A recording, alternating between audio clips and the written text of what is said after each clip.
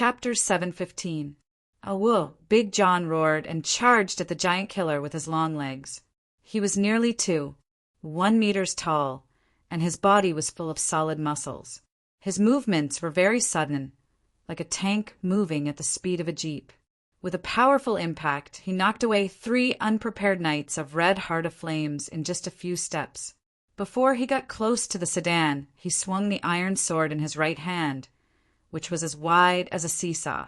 Under the light of the giant weirwood tree burning, everyone felt a gust of wind in the sky. Then, with a smack, the giant killer's head retracted into his chest. Yes, Aegon was so stimulated that he vomited blood, and it happened to spray on Gordy Farland's face. Big John was too fast, and his outburst was too sudden. Gordy was swearing and wiping his face, so he didn't notice the door plank coming at his head. Originally, with Big John's strength and the weight of the greatsword, the giant killer's head should have exploded like a watermelon. But he was wearing an iron helmet, and the quality of the iron helmet was good, at least harder than his shoulder blades and sternum, so he became a coward. Plop! Gordy Farland's limbs twitched unconsciously as he fell to the ground. Only then did everyone recover from the shock. Bah! The great John spat on the corpse of the Red Heart Knight as if nothing had happened. He bent down and helped Aegon up from the ground, his face as pale as a sheet of paper. Aegon, you chi! Big John had just shouted twice when a spear stabbed at him like lightning. It hit the left side of his waist with a ding. The chain mail cushioned the impact of the sharp tip of the spear, and it only pierced 2 inches into his abdomen. Ah, be careful! It was only then that Mei Ji's warning came from behind. Big John felt the coldness at his waist. He threw Aegon King back to the sedan like a rag doll, and swung the greatsword in his hand in the direction of the spear Richard, the knight with a face full of hatred. Richard's martial arts were not bad either. He let go of the spear and drew his sword to meet the attack. The 2 swords clashed. Crack! A scratching sound rang out. Stop! Big John, be careful! Mei Ji shouted again. This time her warning was faster than the Knights of Flames, but the triggers of the 20 crossbows were still pulled. Chi, chi, chi! In an instant, Big John's body was full of arrows. He wailed and rolled on the ground like a bloody gourd. Less than half a minute had passed since Big John had launched his attack and turned him into a hornet's nest. The Knights of Blazing Flame and Red Heart were all seasoned warriors. They had followed Erlu to the north and south for many years. Not to mention how skilled they were in martial arts, they would never stand there and watch their general be cut down. After seeing Big John kill Gordy Farland, they almost subconsciously raised the crossbows hanging from their waists. Roar! Seeing Big John fall to the ground, Mei Ji, Gilbert, and the rest of the Northerners went crazy. They drew their swords and were about to charge over. Aunt May frowned. The ruby at her throat flashed red. She did not seem to make any other movements, but the red flames mixed with a large amount of black smoke separated from the burning weirwood and turned into a black and red smoke python. It charged brazenly into the middle of the rioting Northerners. Mei Ji and the 20 or so Northerners were burned by the smoke and fire. They screamed and ran away like rats. The red-robed woman did not want to kill anyone. She only covered their heads and faces in black smoke and ash before she stopped controlling the fire. In just a short while, hundreds of mercenaries with the blazing flame and red heart emblem on their chests charged into the forest of God's trees. They used spears, shields, and bows to surround the rioting Northerners. Yes, there were 2,000 Northerners in Snakewood City, but they mostly set up camp outside the city. Only people with status, like Mei Ji, could live in the stone castle. As for the people of the valley, King Aegon was not the son-in-law of the valley. Without the disguise of Lei Jiazi, the nobles of the valley would not be loyal to him at all. Erlu glared at the bound Northerners and said angrily, "Are you rebelling?" "You call protecting your own monarch rebellion?" Big John groaned. The chain mail and the inner layer of leather armor were, of course, not immune to the crossbow fire at close range. However, Big John had strong bones and muscles all over his body. The arrows pierced through the armor and got stuck in his flesh. He looked bloody and miserable, but there was no fatal wound. "Is he your monarch?" Erlu was furious. "Didn't I make myself clear? He may have a thin Targaryen bastard bloodline, but he is a standard foreign outsider. He may not be the king of the 7 kingdoms, but he saved me in River, Delta City. I don't care about the others, but I must save him today." John Amber's son was also called John Amber. Both John and Big John had participated in the bloody wedding. Little John was killed, but Big John was thick-skinned and did not die. It was only when Aegon and Sansa took River Delta City that he regained his freedom. Not only that, Aegon even helped him take revenge by hanging dozens of Freys. The great John roared angrily and began to struggle. The chains around his arms, legs, and neck rattled as he was dragged. 7 or 8 mercenaries swarmed over. Some grabbed his hands, some pressed his shoulders, and some even used their butts to sit on his face. Big John was pressed against the ground, unable to struggle at all. He could only let out a loud but powerless howl. "Sigh, you should understand that what you are doing is futile." Erlu's gaze softened as he sighed softly. "Ha! At least I killed that idiot knight who insulted him."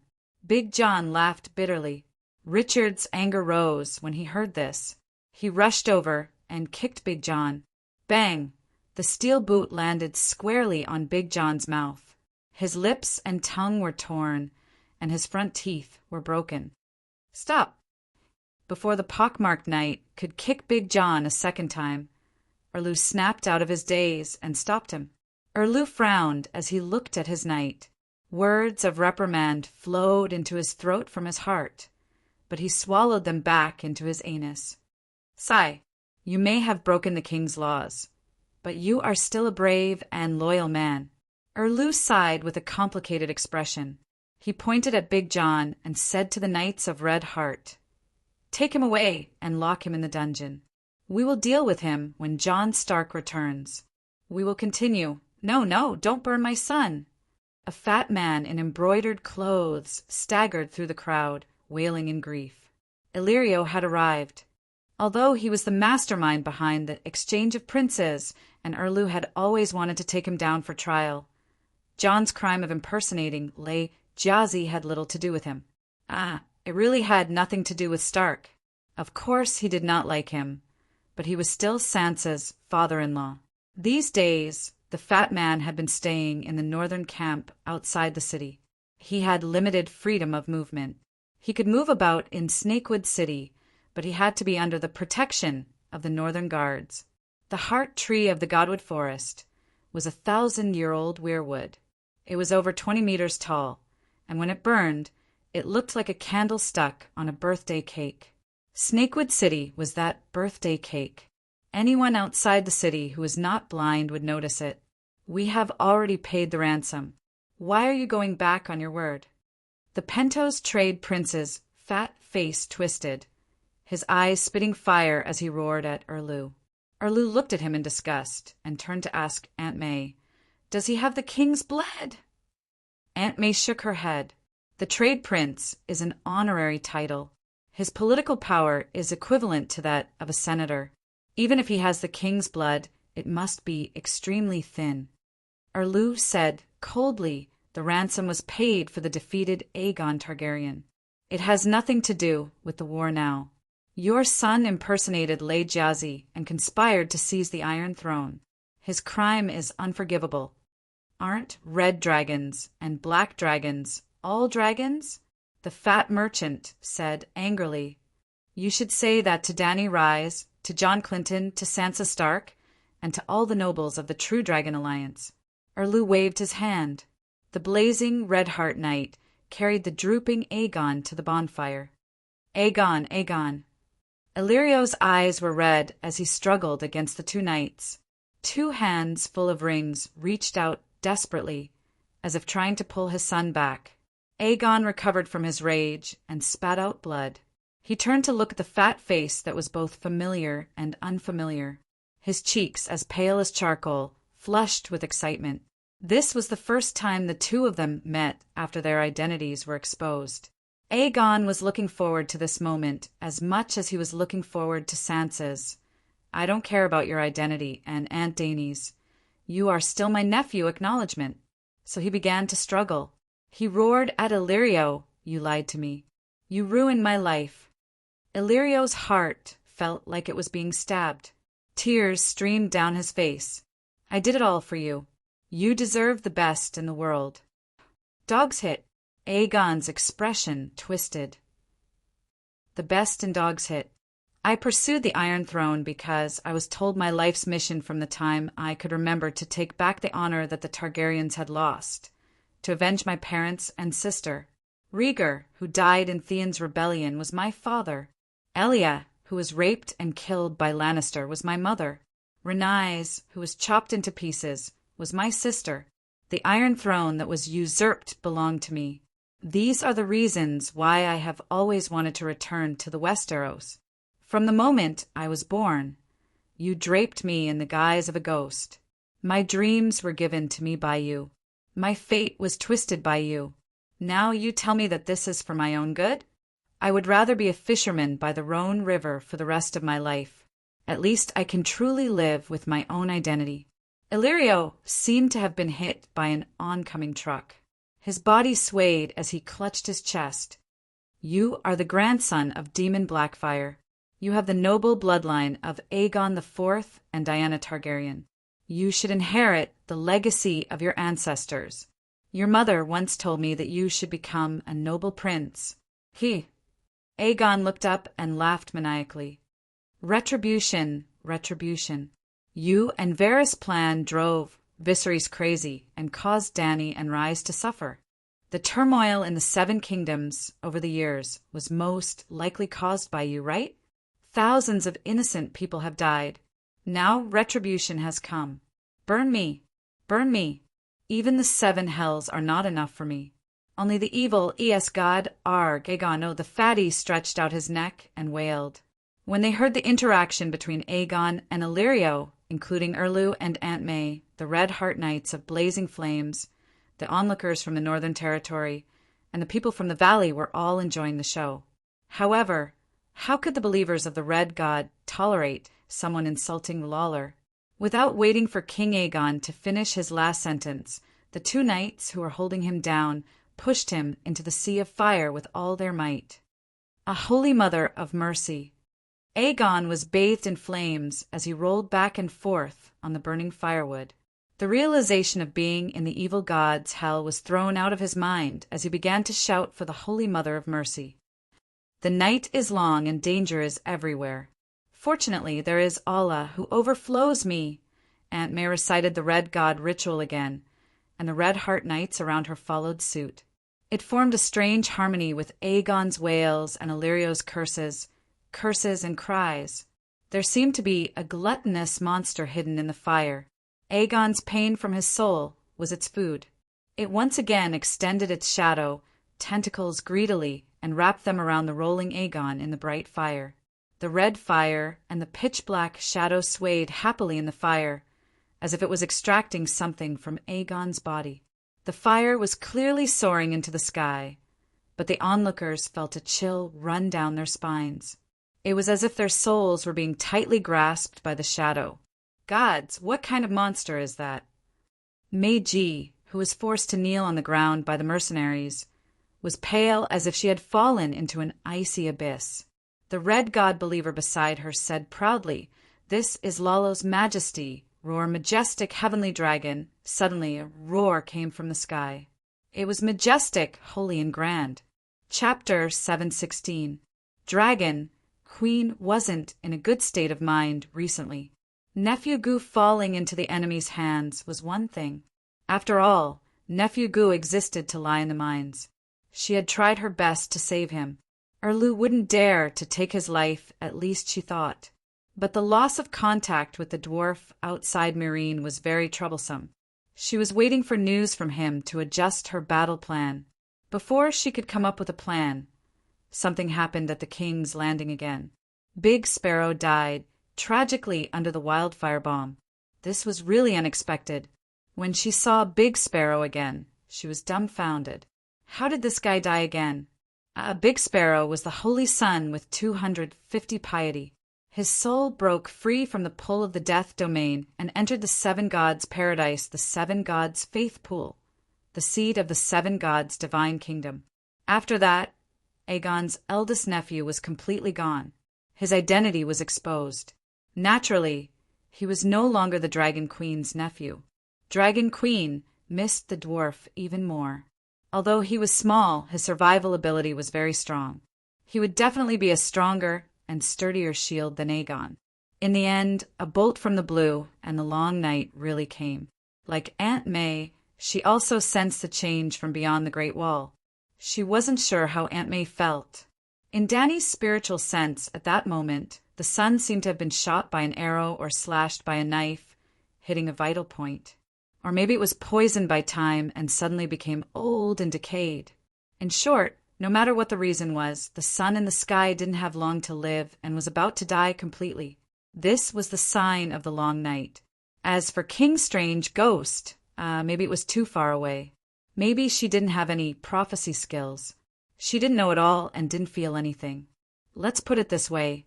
Because of the long night, King Strange Ghost, who was previously hiding somewhere, went out to relax. Instead of King Strange Ghost going out, the long night appeared with it. Even when Bran was being hunted down by King Strange Ghost, Stark and his siblings fused into the Vajra Gord brothers and then fought against the Green Prophet's imprint to grind down Bran's willpower. She didn't know about this series of actions either. After that, King Strange Ghost followed Arya's will and joined the Stark family to counterattack the Green Prophet seal. Dany still didn't notice. Until the very last moment, Dany had already condensed the Song of Wind, and the birth of the first Green Prophet came from the children of the forest, who listened to the Song of Wind of the Door God. It could be said that Wind Song was the origin of the Green Prophet. As such, when the Green Prophet's seal shattered, she felt it far more clearly than Melisandre. At that moment, the sky seemed to have collapsed for Westeros. At that moment, she was both shocked and at a loss. She was also pleasantly surprised, as if a pie had fallen on her head. The Green Prophet's seal had always been monopolized by the three-eyed crows. Others couldn't even see it, at least. Dany had never sensed its existence. She had condensed the Song of Wind, and had even become a wind demigod. But now, not only was it touched by the enemy, it was even shattered. How could she not be shocked and at a loss? However, after the Green Prophet's seal shattered, a few shards traveled thousands of miles and landed in her backyard, on the weirwood tree trunk in her backyard. That tree trunk came from the Green Prophet's shelter. In the stone room where the weirwood seeds grew, Dany chanted a sacrificial song, and the tree trunk automatically fell off from its roots. The roots that bore the weirwood seeds belonged to the former weirwood god, who was also the door god. The fire elemental spirit, Little Mist, revived it, and the tree trunk became a tree. Melisandre Mormont treated it as a tree and prayed devoutly. The tree was connected to Westeros. Every weirwood was like a signal tower listening to information from a certain range from the wind. Countless signal towers were connected to form an information network, which was managed by the Green Prophet who had received the inheritance. The weirwood tree trunk in Meereen's pyramid garden was connected to the Green Prophet's information network, but Dany didn't gain much benefit.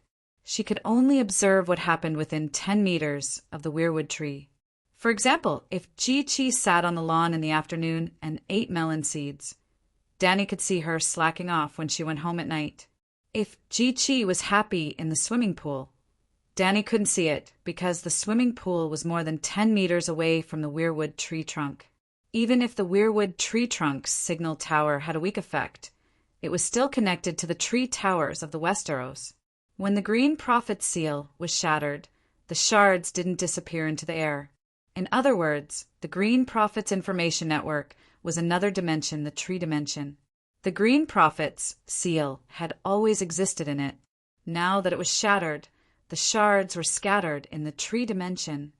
The weirwood tree trunk that sprouted in Danny's backyard was also part of the Westeros tree dimension. Also, because it came from the root of the door god, Danny's weirwood cane inherited a rich inheritance, which was close to 1% of the total number of seal shards. At that moment, the persimmon trees, apple trees, mango trees, as well as the flowers and grass in the garden swayed together and sang a cheerful song in the wind. The song was sung by the fire spirit Little Fog. If other people came into contact with the seals of the Green Prophets' will, no matter how strong their will was, they would have a 99% chance of being assimilated. But Dany was different. She was an expert in dealing with the will of the evil god. After losing the control of the three-eyed crow and coming to Meereen, which was thousands of miles away from the Westeros, how could the steel seal-like will in the shards resist? They were crushed, burned, bestowed with a spirit. They were all turned into resources and entered Dany's wind song subsoul. When Dany became a wind demigod, the Green Prophet's second soul turned into a wind belt. The wind song's divinity didn't increase by much, and Dany had to comprehend it herself. It was like eating a pig's brain to nourish the brain, but it definitely wouldn't increase the pig's experience and knowledge. Well, Dany and Bran used different methods to use the Green Prophet seal. Dany ate it and absorbed its nutrients, while Bran connected the pig's brain to his own, which was equivalent to adding another pig's brain. Generally speaking, Bran used the seal more efficiently, while Dany wasted a natural treasure recklessly. But there weren't any side effects, and her will wouldn't be affected. But the pig's brain was too nutritious, and Dany's wind song subsoul's body increased by 100 times, and she ate until she became fat. Currently, her sea of consciousness was filled with all kinds of wind, such as breezes, strong gales, hurricanes, tornadoes, and so on. Her wind song subsoul was somewhat similar to Dor God's divine domain, filled with storms back then, forming the prototype of the divine domain of wind. The increase in her divine power was one thing, but the other benefit was even greater. The Westeros loved her even more. Don't think that the Westeros were a cesspool, but they were the door of the world and had a special meaning. Otherwise, why would the long night start from the Westeros? Why would the old gods gather there? The love of the Westeros, more accurately, was the blessing of the Westeros world consciousness. To be more direct, the seal of the Green Prophet was equivalent to the creation jade disk of the Westeros. Yep, it was a simplified version of the heavenly axiom controller. The love of the Westeros gave Dany two benefits. First, when she was in the Westeros, her cultivation speed would become faster. Second, she had a general sense of the Westeros. She couldn't be omniscient about the Westeros like the three-eyed crow, because the shares she received were too little. Also, she didn't fuse with the fragment of the Green Prophet seal, but absorbed it through spiritual bestowment. A hatchet could chop firewood, but when the hatchet was melted into iron and then forged into steel, the steel would lose the hatchet's ability to chop firewood. The fragment that Dany absorbed wasn't the Green Prophet seal, so she couldn't be omniscient. But Dany was the mother of the 7 gods. If she and Blackie entered the dragon spirit state, they could faintly sense the prayers of the 7 gods, devout believers. Just like in the 7 kingdoms, there were already more than 100 monks who received blessings from the Holy Mother through their prayers. In the past, the 7 gods could only listen to the prayers of believers with more than 200 piety points at any time and place.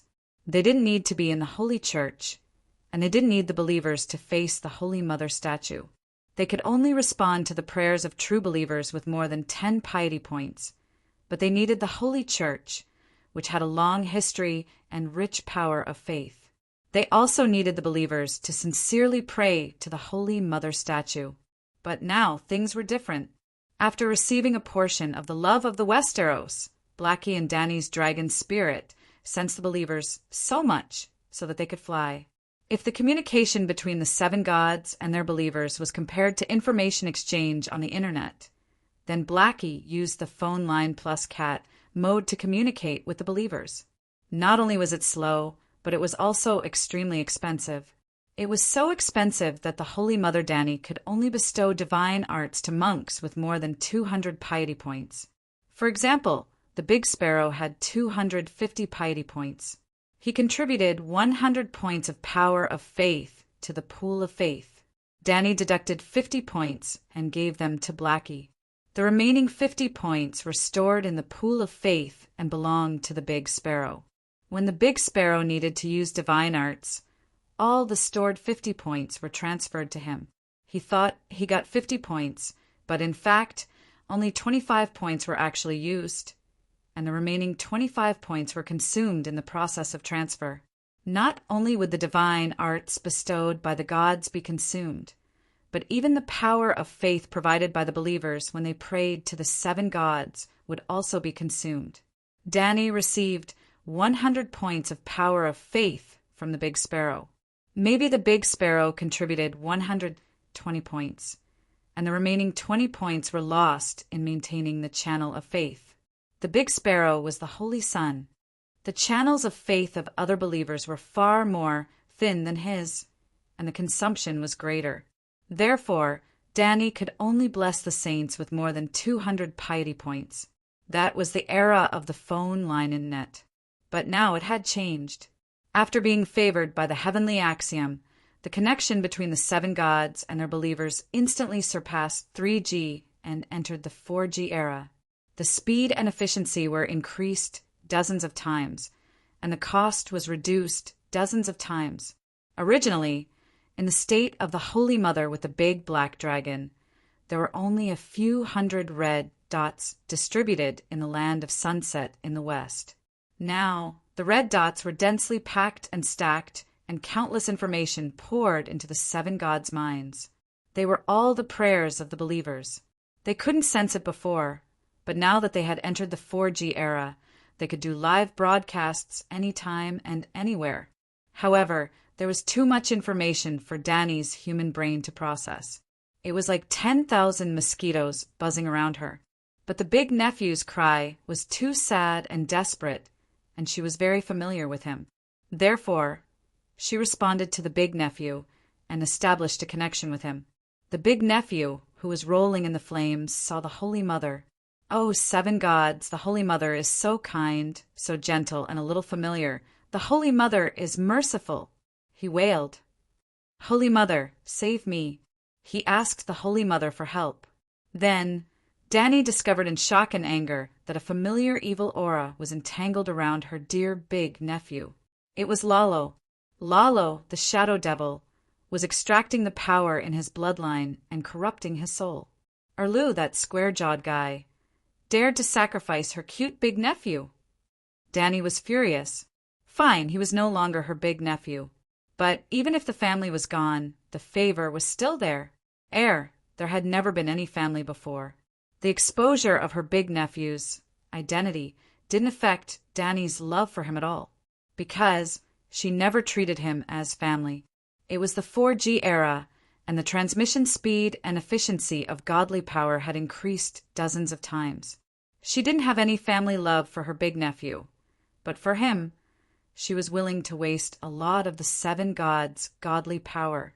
Chapter 717. Great mighty heavenly dragon. The burning weirwood was like a candlelight on the earth. Flames that were 20 to 30 meters high rose.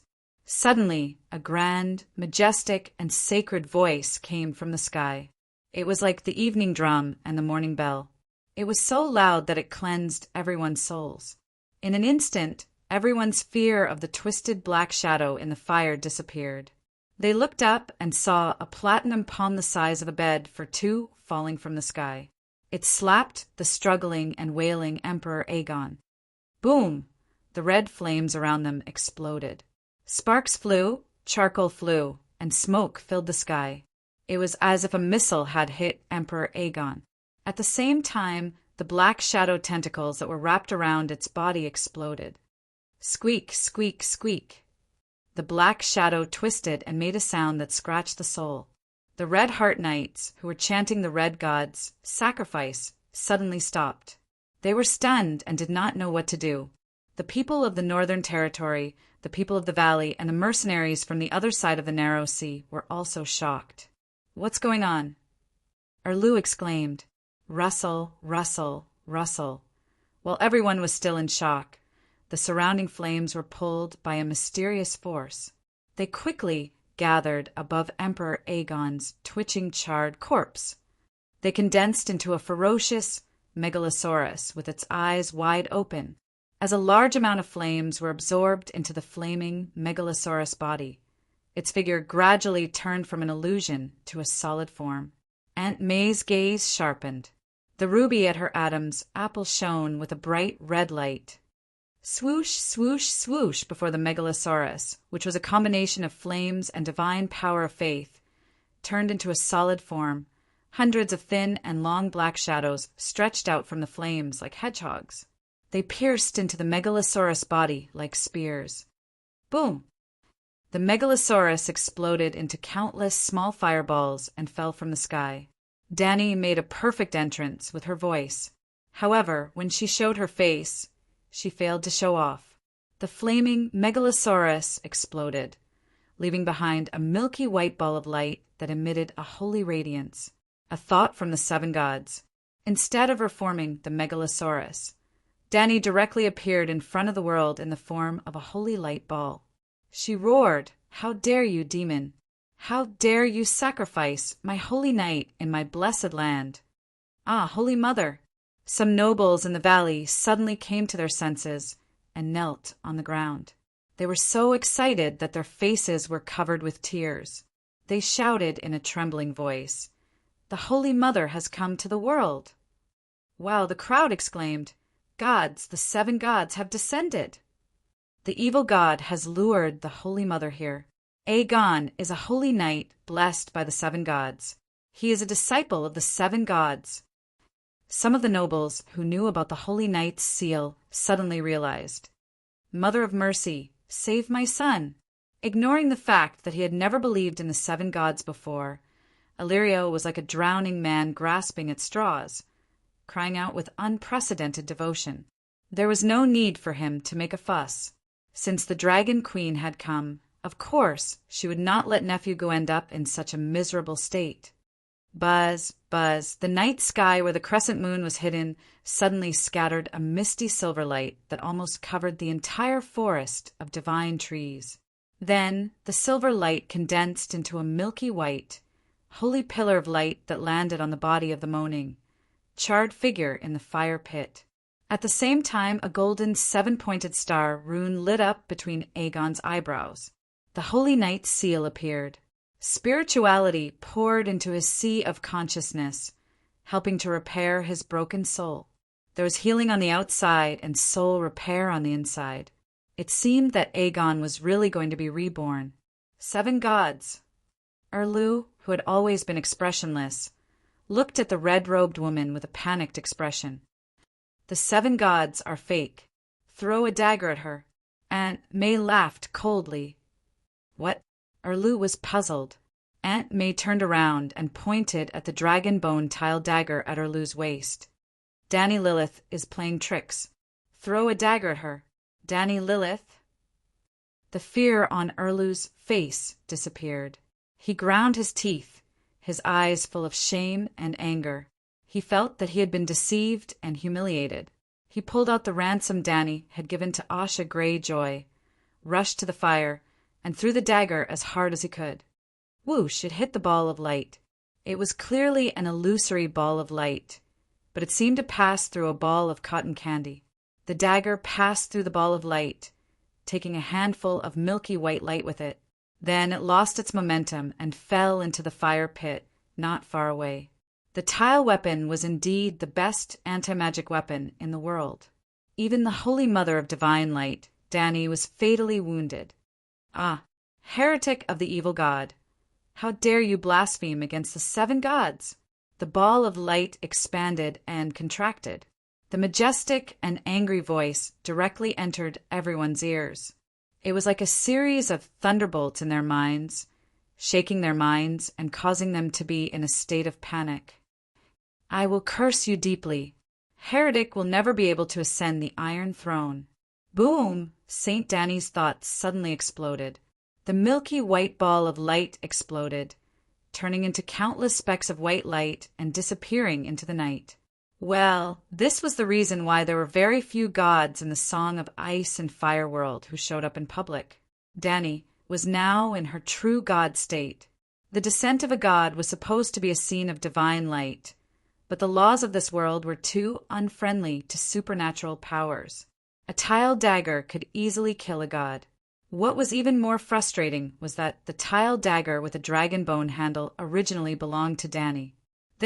No wonder the people of Valeglia would rather use tile to forge sphinx statues than let tile weapons out on a large scale. The ball of light exploded, and the pillar of light enveloping King Aegon disappeared. The flames and shadows were like living monsters, once again spreading toward Aegon, igniting him and entangling him. The terrifying demonic shadow once again enveloped everyone's minds. Suddenly, a knight of the valley seemed to wake up from a dream. His face twisted as he shouted in horror, "Stannis is attacking the Holy Mother!" Blasphemy, blasphemy. The priest of Snakewood City's small sanctuary was heartbroken as he cried and cursed. Heretics will never be able to ascend the Iron Throne. When Erlu burned the godwood, the people of the valley were indifferent. When Aegon was burned, they were also indifferent. But the 7 gods were their mainstream religion. How big of a miracle was the descent of the Holy Mother? But it was blasphemed by the heretics and the shadow evil god. Heretics, blasphemy. Heretics, blasphemy. Westeros don't need a blasphemous king. Almost all the knights and nobles of the valley shouted along. Erlu's fingers cracked as he chewed through his gums. "Your Majesty, why don't we sacrifice them all?" Aunt May moved close to his ear and suggested. Erlu's expression was uncertain.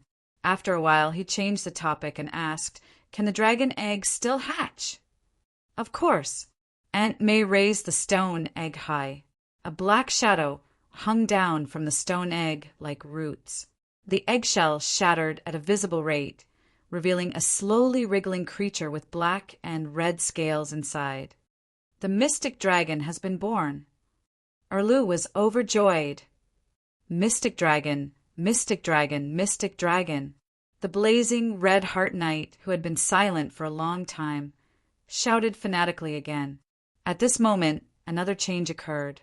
An inexplicable pressure suddenly enveloped the godwood. It was as if there was an invisible but substantial mountain floating above their heads. Above Aegon King Jiaosu's corpse, 30 meters from the ground, a golden light outlined dotted lines as if it was a 3D projection. Then it filled in the details along the dotted lines and finally constructed a lifelike, huge stone gate. The gate was in the style of a Chinese archway.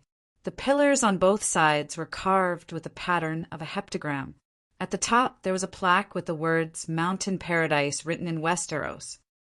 An ethereal and tender female voice came from behind the gate. A faint sadness instantly filled everyone's heart. Little Fog had spiritualized and was pulled into the space of the 7 gods by Dragon Queen to act as a singer to set the atmosphere. The Children of the Forest's original name was People Who Sing the Earth. They had no other skills, but their singing was definitely top-notch. Even Dragon Queen couldn't help but be intoxicated by it, let alone ordinary people. A clean and pure city in the sky made the whole world quiet down. Erlu and Aunt May were also intoxicated. They were temporarily immersed in the song and subconsciously didn't want to wake up. Creak, the milky white gate opened, and endless soft golden light poured out. The golden light fell on King Aegon's corpse. All the shadows that touched it screamed and fled back into the flames. Finally, Aunt May woke up, and Erlu also came back to his senses. At this time, the golden light had already formed a staircase between the gate of heaven and King Aegon's corpse. "Aha!" A valley knight suddenly shouted in disbelief. Someone walked out of the gate, No, it wasn't the Holy Mother. A tall and skinny old man with gray hair walked out. The old man's face had deep wrinkles that seemed to have been carved by a knife. His thin cheeks looked somewhat cold and serious, but his eyes were very gentle, like a spring breeze, like the silent gaze of a grandmother. His attire was extremely simple. Apart from a white robe, he didn't wear anything else. A pair of dark and rough feet were exposed. The old man's entire body was covered in a layer of holy white light. It sparkled, but wasn't dazzling. Holy Father! The old snake-wood city cultivator knelt on the ground and shouted excitedly, Holy Father! Everyone was about to follow suit, but the valley knight from before interrupted them loudly. He's not the Holy Father, he's the Great Sparrow. So the Great Sparrow ascended to heaven. Gah! The old cultivator's shout stopped abruptly. Isn't the Great Sparrow dead? He said blankly, That's not a living person, but a Holy Spirit. It's because he's dead that we can see him at the gate of Mountain Paradise. Is he guarding the gate of Mountain Paradise? Some northerners were puzzled. What's wrong with guarding the gate? It's also an honor to be guarding the gate of Mountain Paradise. The knight who believed in the 7 gods said indignantly, No, he's not guarding the gate. The old cultivator shook his head and shouted excitedly, The Great Sparrow is heaven's guide, just like the 7 stars Bible described. The Holy Mother looks at us with a smile. The sound of heaven rings, the gate of heaven opens, and the Holy Spirit guides the souls of the dead into heaven. Speaking of this, he seemed to have realized something. Aegon is going to ascend to heaven too. 7 gods above, he can ascend to heaven too? Isn't the requirement of ascending to heaven too low? The old cultivator was conflicted. Before he finished, the Great Sparrow had walked to the bottom of the stairs and reached out his strong hand that was like a withered branch. Like fishing for the moon in the water, he fished up a tall and strong, silver-haired young man from the air on King Aegon's burnt face. Ah, it's exactly like the Bible. The Great Sparrow is going to guide Aegon to heaven. However, Aegon was not in a good state at this moment. His spiritual body was riddled with holes and entangled by dense shadows that looked like blood-sucking leeches.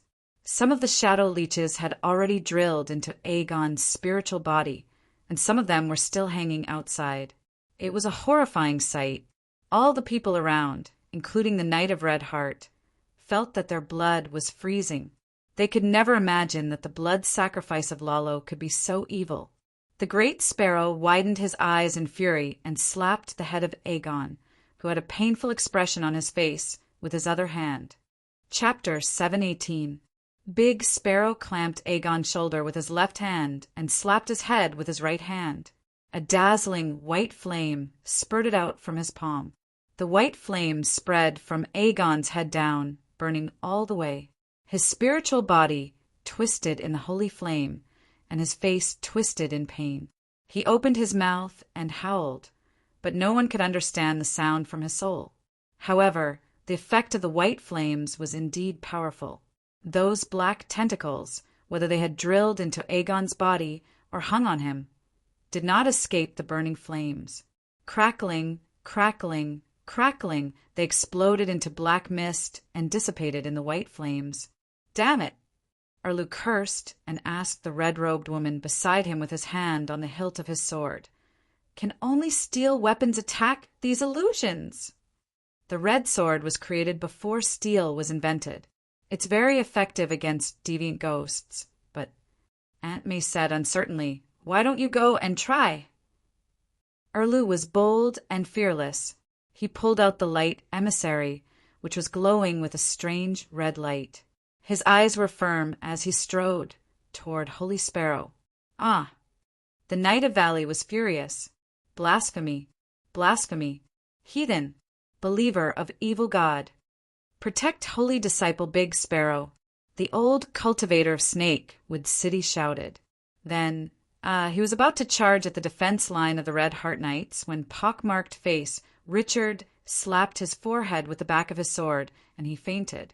Actually, there was no need for the believer's protection. After receiving King Aegon's soul, the stairs made of golden light went up automatically, almost as if they were running away. Illusion. It must be an illusion. How could the stairs of heaven run away? However, when Erlu came to the fire with anger, Holy Sparrow had already brought the confused King Aegon into the gate of Mountain Paradise. He couldn't reach them. Moreover, Holy Sparrow and Aegon didn't stay for long. After they disappeared, the milky white gate of Mountain Paradise slowly closed. The gate that looked like it was made of stone gradually faded and was about to disappear. "Danny Alice, I know you're behind this. Come out, come out." Erlu waved his flaming sword, looked around, and roared. "Will I come out and let you chop me?" Danny had already seen the consequences of not running away immediately after acting tough. She didn't want to use her spirit body to resist his demonic sword again. Is he crazy? Why is she called Dragon Queen when she's one of the 7 gods? He's trying to twist the truth and shirk responsibility. Blasphemy. Erlu's brave and fearless behavior deeply angered the people of the valley. "Don't go, Holy Mother, Big Sparrow. Come down and fight with the Red God King." Well, only the people of the valley believed in the 7 gods, while the people of the northern region were just watching from the sidelines, complaining that the melons weren't ripe yet. They were quite dissatisfied with Mountain Paradise's retreat. Great, mighty, heavenly dragon plus Buddha's palm was so eye-catching and unexpected, and Mountain Paradise's light and shadow were so splendid with the background music. Everybody was expecting the 7 gods to teach the blasphemous king of fire and red heart a lesson. But you're retreating in silence?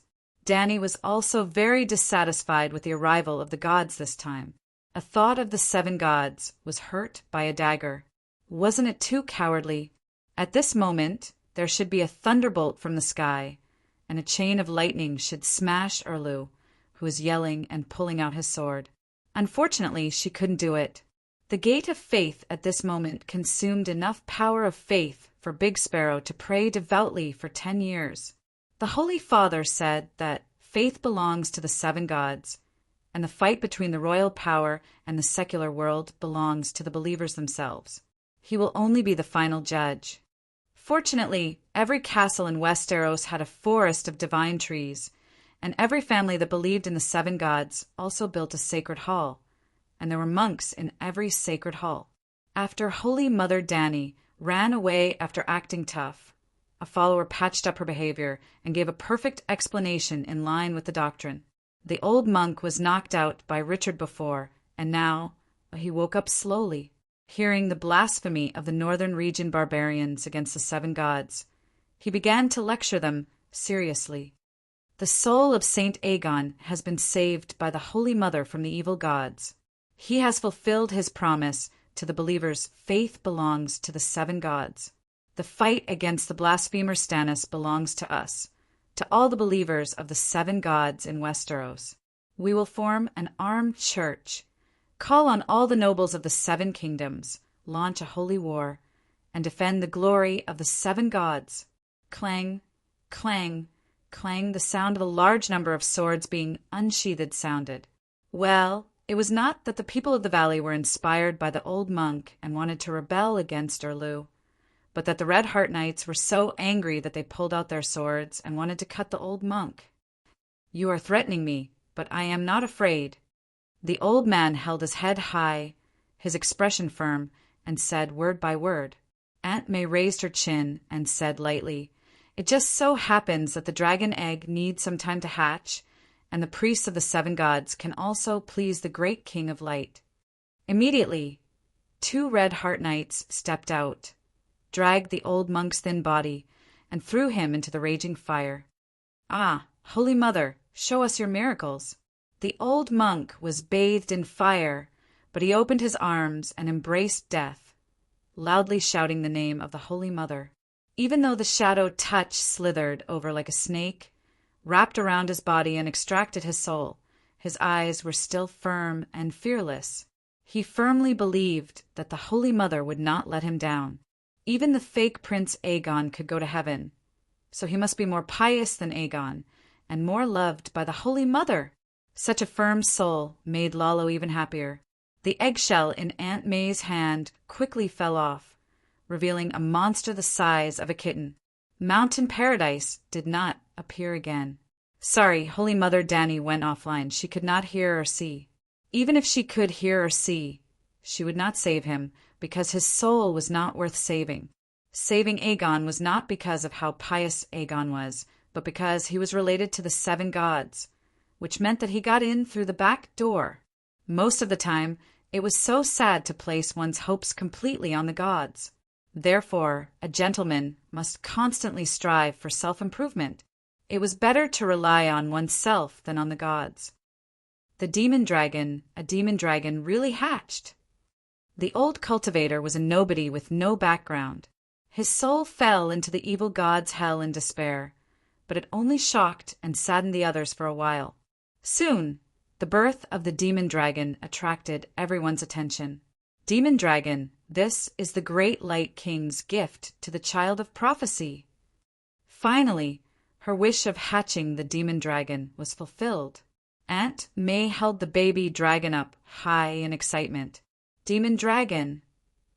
Erlu's eyes were filled with passion. He took a few steps forward, reached out his hand, and gently stroked the black dragon's head that did not even open its eyes. Feeling the scalding temperature of the dragon's head, Erlu excitedly announced, "It's the resurrected Black Death God. Black Death God Balerion." In Westeros, Balerion was deeply rooted in people's hearts like this.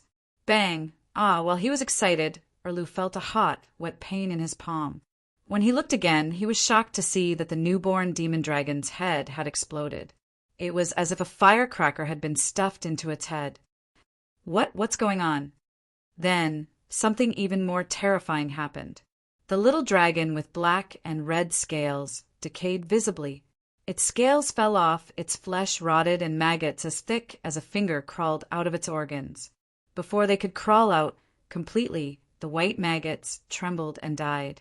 Under everyone's dumbfounded gaze, the newborn dragon turned into a puddle of stinky black blood. Aunt May held the sticky and cold corpse water. Her expression was blank, and she did not know what to do. Erlu's face was pale. Despair and pain flashed across his eyes. No, it shouldn't be like this. The red-robed woman muttered to herself. Then she brought the stinky black, red, and yellow corpse water to her mouth and drank it in one gulp. Oh, not in one gulp. She held it in her mouth and used her pink tongue to lick and taste it. Gulp in the end. She swallowed the liquid and smiled bitterly. It died long ago. It died hundreds of years ago. This was a dead egg. It had lost its vitality more than 100 years ago, so it was forgotten by Targaryen in the Dragon Cave. Lalo answered the prayers of the believers and hatched the stone egg. He did it. He brought a corpse that had been dead for 100 years to the human world. It was also because it had been dead for more than 100 years that it rotted so quickly in Melisandre's hands. But Erlu was unwilling to accept this result. You said that a demon dragon can be hatched from a stone, not a rotten dragon corpse that has been dead for 100 years. Aunt May could not give an answer. She could only look for Lalo in the flames for inspiration. Lalo really responded to her. By the fireplace, Aunt May said dejectedly, "Other than Dany and Rise, no one can bring a dead megalosaurus back to the human world." Why? Is the great king of light inferior to a mere mortal? Erlu's eyes were bloodshot. Dany and Rise are not mortals. She usurped the position of the 7 gods, and is a demigod herself. She also has a special talent. It was not an accident that she could hatch a dragon. It was the mission given to her by God to bring a megalosaurus back to the human world. If that is the case, then choose her as the savior. Erlu's voice was full of resentment. You have always said that only with the help of the demon dragon can we end the long night. Now that I am destined to not have a megalosaurus, what kind of child of prophecy am I? 2 days had passed since the day of the sacrifice. Sansa and Jon in the Moongate Castle received the news and rushed back. After learning that Aegon had died tragically, Sansa fainted on the spot. When she woke up, she looked at Erlu's eyes. Erlu, who had always been strong-willed, could not help but feel his heart tremble a few times. He avoided that extremely venomous gaze. Jon's reaction was also unexpectedly fierce. If it was not for the fact that he had confirmed repeatedly that Aegon's soul had returned to the Seven Gods' paradise, Jon would have led the Northerners away from Erlu's team. Actually, the two of them were basically in a team now. If it was not for the fact that they had a common enemy in Cersei, they would have gone their separate ways long ago. If he could hatch the demon dragon, the price he paid would have been worth it. However, he had offended Jon and Sansa, and he had come out empty-handed. He only received endless hatred and curses. This made Erlu very frustrated. Aunt May looked hesitant. Actually, there is another way to obtain an adult demigod-level demon dragon. An adult demigod-level demon dragon? Erlu opened his mouth wide and said in disbelief, "Is there such a demon dragon in this world?" "Yes, and it is in your hands," Aunt May said softly. "Speak more clearly," Erlu said with a frown. Aunt May's eyes flashed with an excited red light. Her red lips said softly, "Dragon binder." "Dragon binder?" Erlu frowned. "Isn't that the horn? There is a dragon soul in the horn, Vargol." Aunt May emphasized excitedly, not Vargol of the Targaryen family, but one of the three oldest megalosaurus in this era, Vargol. "What's the use of just one dragon soul? A soul and a corpse. Your Majesty, what have you thought of?" Aunt May said with a strange smile, "Resurrection. Jon was resurrected in this way." Erlu's eyes were deep. He remembered the Dragon Queen's mocking words to him that day in the Wolf's Wood. Jon, who was resurrected by Lalo, is the real child of prophecy. You are just cannon fodder in the king's vanguard. Maybe all your efforts will be taken advantage of by him. Is Jon Stark the child of prophecy? Chapter 719. Tell me the truth. Is Jon Stark the child of prophecy? What? Erlu's question came too suddenly, and Aunt May was at a loss for a moment. Dany Rhys once told me that Jon Stark, who was resurrected from the dead, is the child of prophecy, and I am just like how Illyrio treated Dany Rhys and Viserys. They're just the pawns of the fake Aegon, paving the way for the true king. Erlu's gaze was not sharp, and his tone was not strict. However, his pupils were almost imprinted into Melisandre's red eyes, and his words were as direct as a sword, not beating around the bush at all. I once thought that he was, and May could not hide it. After all, the talkative Dragon Queen had told Erlu everything. I was wrong.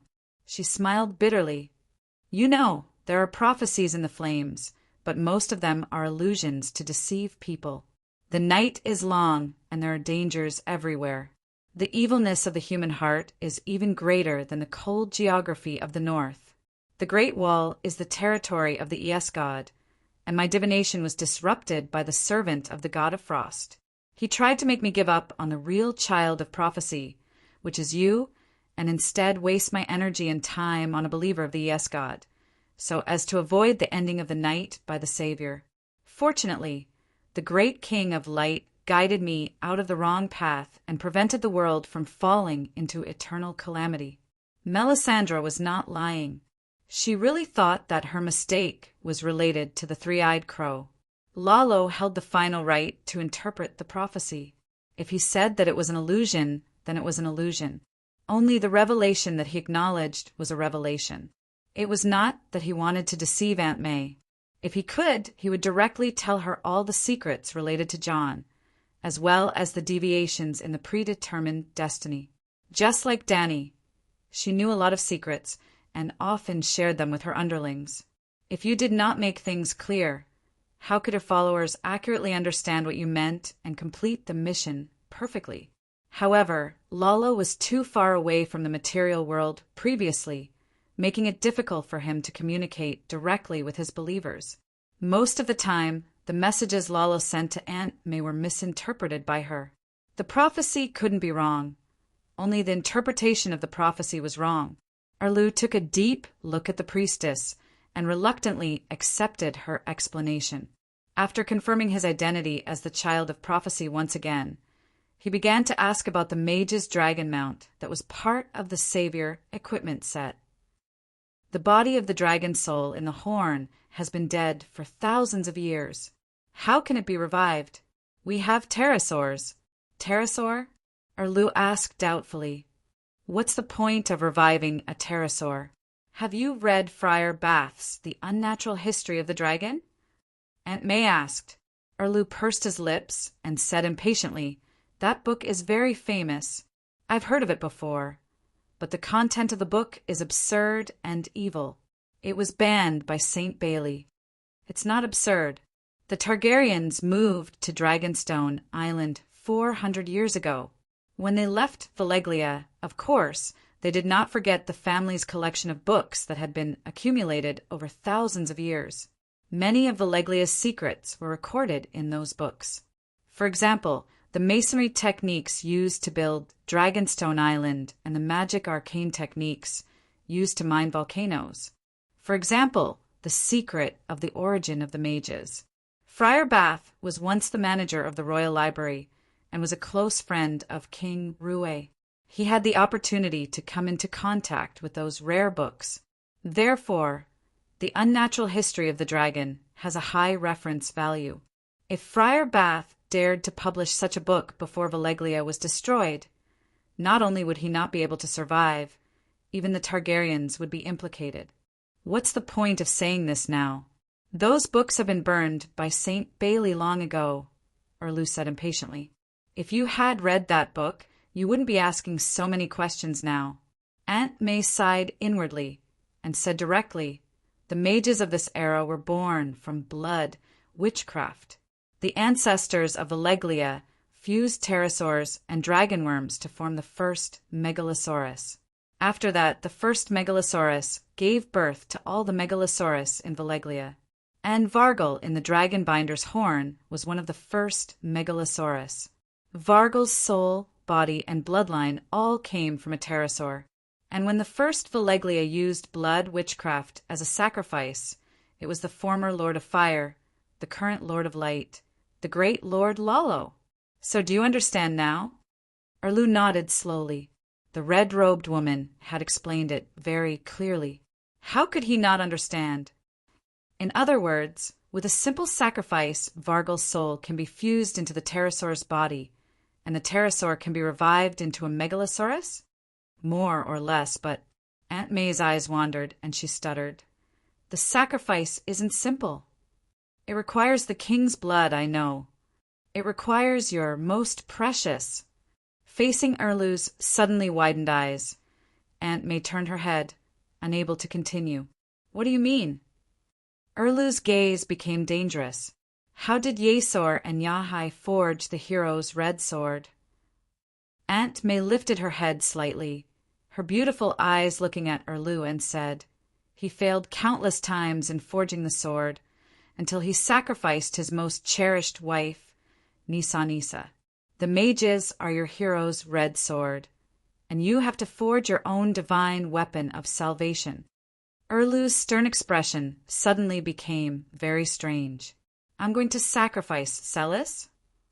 If he could obtain an adult megalosaurus, sacrificing that big-eared, long-bearded, bad-tempered wife of his who was as tall and burly as him was not unacceptable.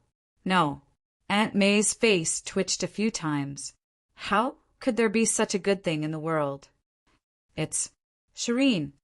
Smack. The slap came suddenly and fiercely. Aunt May's head was knocked askew, and she was also dazed.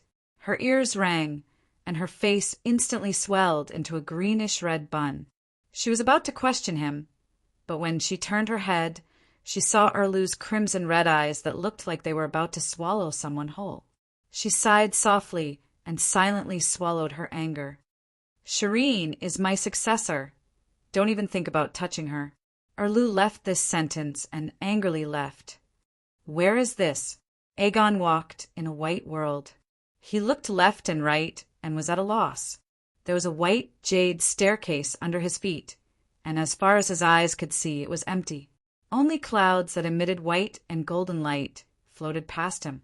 The big sparrow who was leading the way in front did not even turn her head, and said calmly, "This is Mountain Paradise, the place where the true souls of the saints of the 7 gods reside." "Ah, I'm in heaven!" Aegon shouted, and suddenly his expression changed a few times as he recalled what happened before his death. "Stannis wanted to sacrifice me to Lalo, but I ended up being a saint, and my soul came to heaven." At this point, Aegon's lips curled into a bitter smile. "Well, the human world has become hell for me. It's good that I'm dead. At least I can go to heaven." The big sparrow finally turned her head and frowned. "You're not a saint. You just said that heaven is where the saints reside." Aegon was confused. "Yes, this is the holy heaven, the final resting place of the saints, but you're not a saint." The big sparrow's cold face was full of disgust, and she looked at Aegon as if she was looking at a stinky poop that tainted a pot of delicious chicken soup. "If I'm not a saint, why can I come to heaven?" Aegon was very dissatisfied with the old man's reaction. "Master Guide, I grew up in a foreign land, but I've always believed in the 7 gods, and I've never done anything wrong in my life. It's not too much to go to heaven, right? You believe in the 7 gods, but you're not devout. You should have entered the world of strangers and never come here." The big sparrow shook her head. "Now I'm here," Aegon said with his head held high. "That's because of Dany Rise." "And Dany?" Aegon's expression became absent-minded. That was a familiar yet distant name, but he did not expect to hear it in heaven. "What did she do?"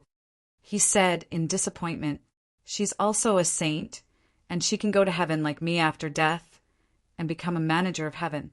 When you were about to be pulled into hell by the evil god, she sensed what happened to you through the seal of the Holy Night. Then she begged the Holy Mother for help and finally used her qualifications as a saint in exchange for your place in heaven." This answer was too unexpected, and Aegon was stunned. But is this true? Can I lie in heaven?" The big sparrow shouted angrily, "But I'm not Lejazi, I'm not her nephew." Aegon covered his face, squatted on the ground, and started crying. "Sigh," she said, "that even if you're not related by blood, you're still friends, and she couldn't bear to see you being devoured by the dark devil god." Thinking back to the scene where Dany Rise knelt before the Holy Mother and loudly explained the heart of compassion, the big sparrow could not help but sigh. "In terms of kindness and selflessness, I'm not as good as her. No wonder I didn't pass the final test and return to heaven before completing the mission of ending the long night." "Woo-woo." Aegon heard this and cried even harder. The big sparrow was surprised. Just now, in front of him, Aegon's gray linen clothes turned into a white holy monk's robe, and a faint golden light seeped out from between his eyebrows, outlining the 3 corners of the heptagram. Then the 3 corners overflowed with golden light, and another 2 corners lit up. What happened? Aegon, who was crying, also noticed the changes in himself. "Not bad, you have some wisdom." The big sparrow's expression softened a little. "You have a new understanding of the 7 gods doctrine, and you've been promoted to a 5-star believer, and you're only 1 level away from becoming a saint in heaven." 5-star believer? The big sparrow pulled Aegon up from the ground and explained while walking up, according to the believer's understanding of the 7 gods doctrine, there are a total of 7 levels. In fact, according to the power of faith provided, the level of piety was divided. Ordinary people were about 1. 0, shallow believers were 1 star, 1. 0 to 10, 0 true believers were 2 star. 10 to 50 devout believers were 3 star.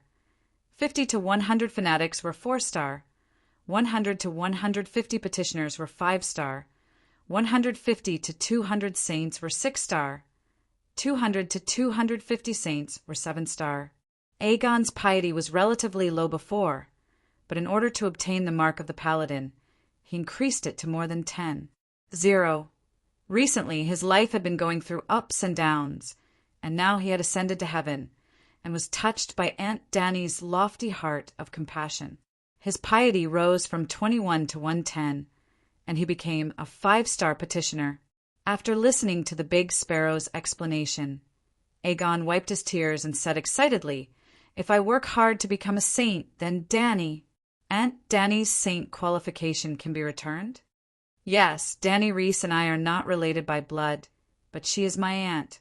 His eyes were shining with a determined light, as if he was explaining to the people around him, and as if he was accepting his identity calmly. Chapter 720. Danny Alice is not dead yet.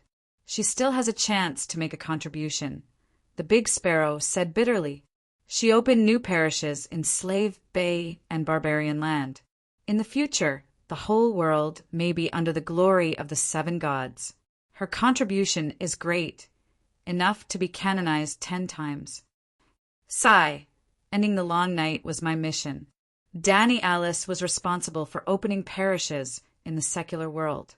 I was responsible for saving the world, spiritually and physically, but I was trapped in the messy circle of power in King's Landing. I couldn't extricate myself and lost myself. I kept playing games of power and forgot the mission of saving the world from the Holy Mother. I failed to live up to the Holy Mother's expectations. The Big Sparrow burst into tears, crying more fiercely than Aegon. Aegon was surprised. "Excuse me, who are you? You don't know me?" The Big Sparrow just asked and suddenly realized that he and the fake crown prince had been friends for many days, but they had never met.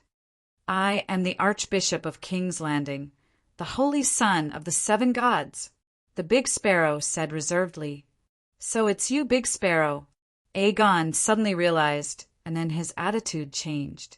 The fear he had when facing the Manager of Heaven was gone, and he became casual and peaceful. "I thought you were a first-generation, holy son from thousands of years ago. Turns out we are old acquaintances, old friends." He smiled and put his hand on the Big Sparrow's shoulder. The Big Sparrow frowned and raised his hand to knock Aegon's arm away. He said seriously, "I don't know you well, and this is not the human world. It's useless to pretend to be friends.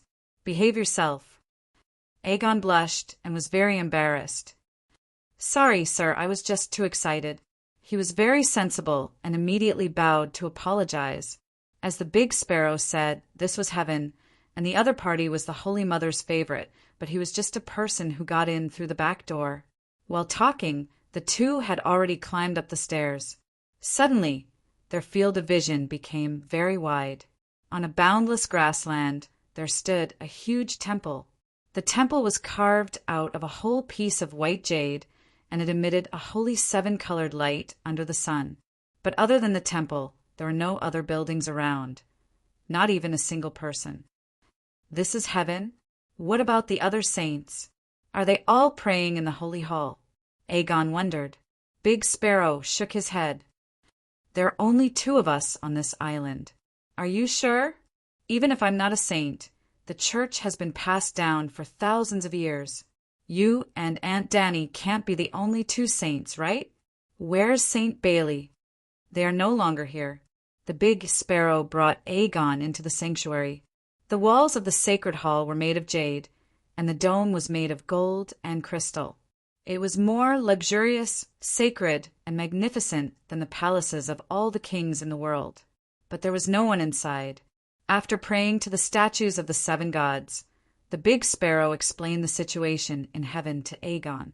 They stood on a cliff at the edge of the island. In front of them was a boundless blue sea. Above the sea, they could vaguely see several islands floating in midair. They were surrounded by clouds and mist, like celestial mountains in the sea. The saints are scattered and live on different islands. When I first entered Mountain Paradise, it was Saint Bailey who came to receive me. At first, I lived on Saint Bailey's Island. That's the one. Big Sparrow pointed at the island closest to them. "Why are you here?" "Saint Bailey is too weak." "Oh, the Holy Mother is merciful." "I shouldn't have said that." Big Sparrow started praying to the Holy Mother right after he said something bad about Saint Bailey. Aegon's heart itched. He wanted to know how cowardly St. Bailey was, but he could only follow Big Sparrow and recite the prayers. Since he had become a monk, there was no harm in reciting more scriptures. Sigh. St. Bailey's understanding of the teachings is different from mine. He criticized my actions of reactivating the Church's armed forces. He also scolded me for not following the rules, going against the teachings of the Holy Father, and provoking a conflict between the Church and the royal authority. Big Sparrow said bitterly. Thinking back to St. Bailey's deeds, Aegon instantly understood. St. Bailey and Big Sparrow were indeed not on the same side. The Holy Mother didn't mediate the conflict between you two? Aegon asked curiously. The Holy Mother said, the way that can be said is not the way, and the name that can be named is not the way. What? Aegon's eyes widened. Big Sparrow thought for a while and said, what the Holy Mother meant was that the 7 Stars Holy Scripture is not a restriction to the believers, but a ladder to help the believers reach the final state of saint. The teachings themselves have no meaning. The Holy Mother only wanted to use the teachings to elevate the flawed humans into the noble sages. There are thousands of ways to become a sage, and every sage has their own unique characteristics. Therefore, every sage has a different understanding of the 7 Stars Holy Scripture. This is the way that can be said is not the way. So profound, but also reasonable. As expected of the Holy Mother, Aegon said respectfully, although I still don't understand. Since I've become a monk, there's nothing wrong with praising Buddha. Can I also have an island to myself? He asked again. You're not even a saint. What right do you have to be an angel? Big Sparrow said angrily. Angel. Above the saint is the son of saint, and the son of saint is one step further to become the messenger of heaven. I'm an angel. Big Sparrow pointed around proudly. Look, open your eyes and look. The kingdom of heaven is so big, but there are only a few islands. Aegon counted seriously. In this direction, there are 5 islands, and there must be more further. That's not a small number, he muttered. What do you know? Big Sparrow said disdainfully, do you think Mountain Paradise only manages our world? Humph, the multiverse, trillions of planes and countless believers of the 7 gods will return here. Multiverse? Planes? What's that? Aegon was confused. The great Sparrow immediately applied what he had learned from Saint Denis to Aegon's face. Hearing this, the fake crown prince was dumbfounded and his brain was about to explode. Really? Aegon's worldview was suddenly shattered. Of course it's true. I've even been to a realm called Earth. The people there are so simple and honest. They're so much more noble than the people of Westeros who are trapped in the mire of lust. The Big Sparrow sighed. Tell me about it, Aegon said excitedly. There were only 2 people on the island, Aegon, and Big Sparrow was willing to talk to him. The people on Earth have a kind of magic called technology. They don't need a horse to drive the iron box on the ground. There's also a kind of information transmission chip called mobile phone. The people on Earth don't like to hunt on horseback.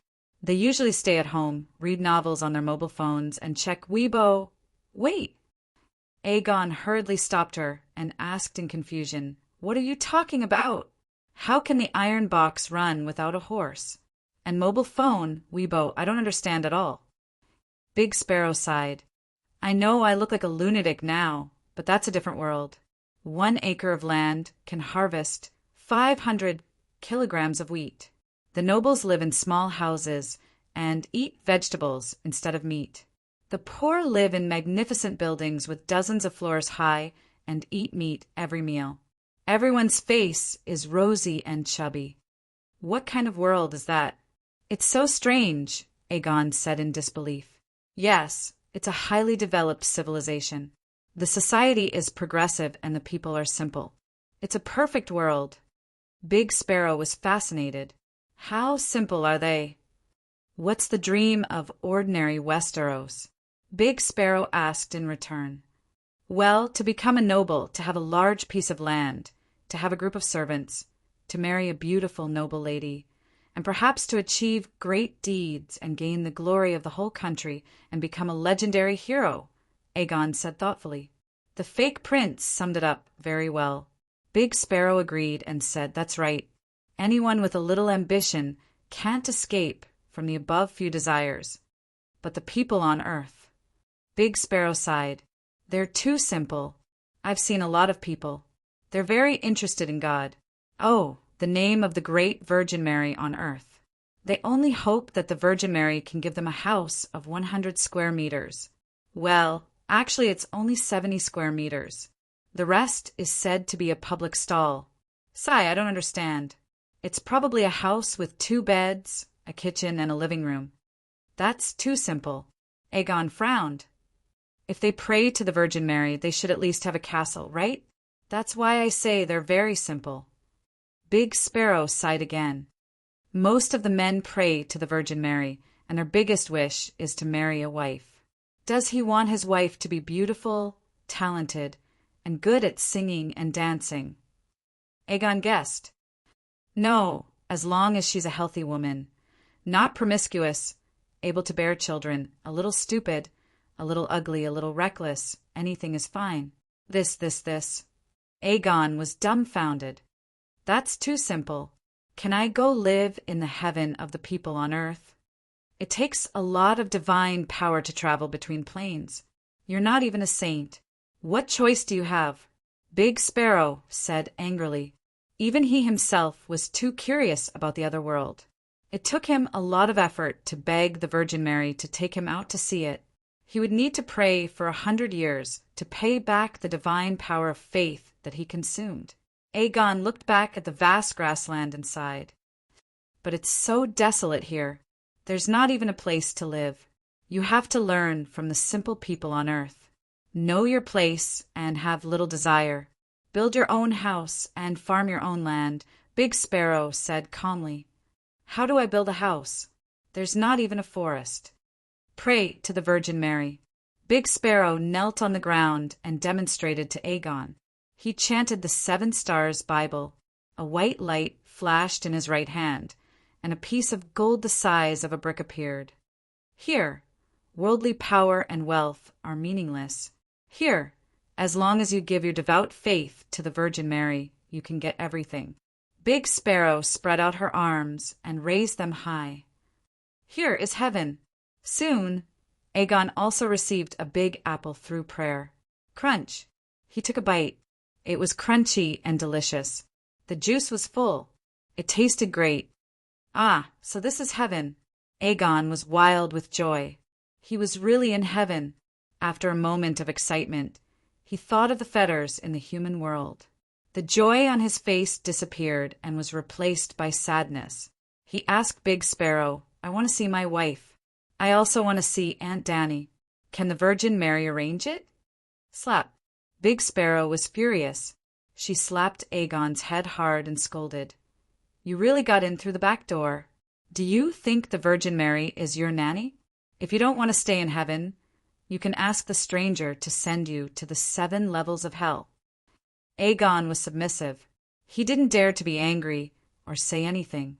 Dragon Queen looked at the sandbox-like scene in front of her and said with a smile, "Maybe you can start a dream-telling service and let the saints communicate with the human world to a limited extent."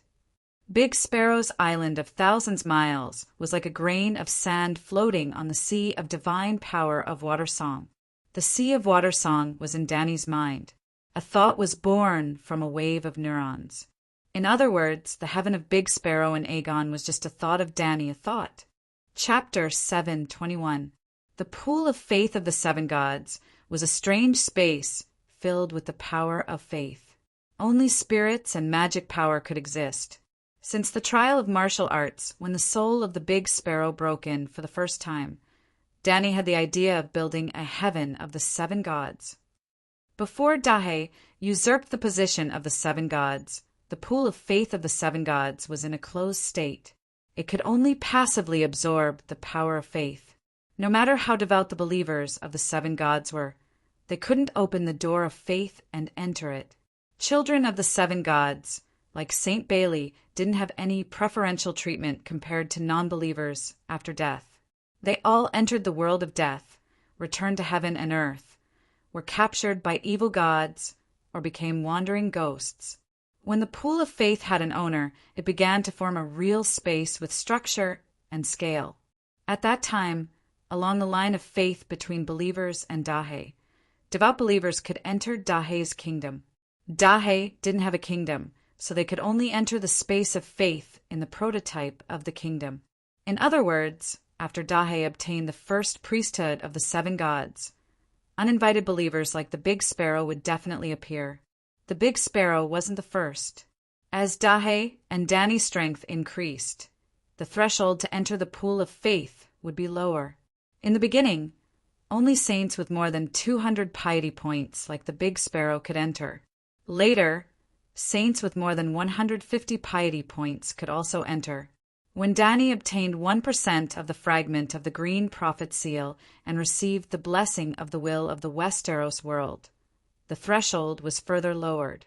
Fanatics with more than 100 piety points could also enter after death. If Dani was willing to consume extra power, believers with more than 10 piety points could also take the initiative to enter, such as Aegon. If Dani's strength continued to increase, one day she would condense the complete Song of Law. One day she would become a true god. One day she would become a god king. The threshold to enter the kingdom of heaven was getting lower and lower. In the end, as long as people believed in the 7 gods, 1, 0, and above, could take the initiative to enter the kingdom of heaven. At that time, Dani would take the initiative to restrict and differentiate believers. Well, the God King was too far away, but there would be more and more believers who would open the door of faith and enter the pool of faith after death.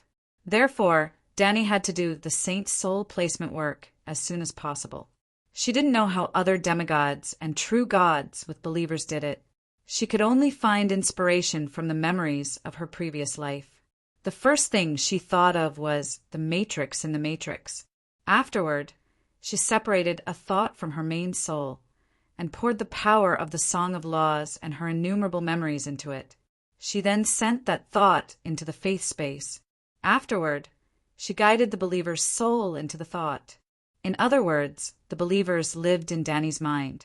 The matrix of the matrix would also make the people inside feel uncoordinated, thus doubting the authenticity of the world, which was the birth of the awakened. However, Dani's mind could interact with the minds of her believers.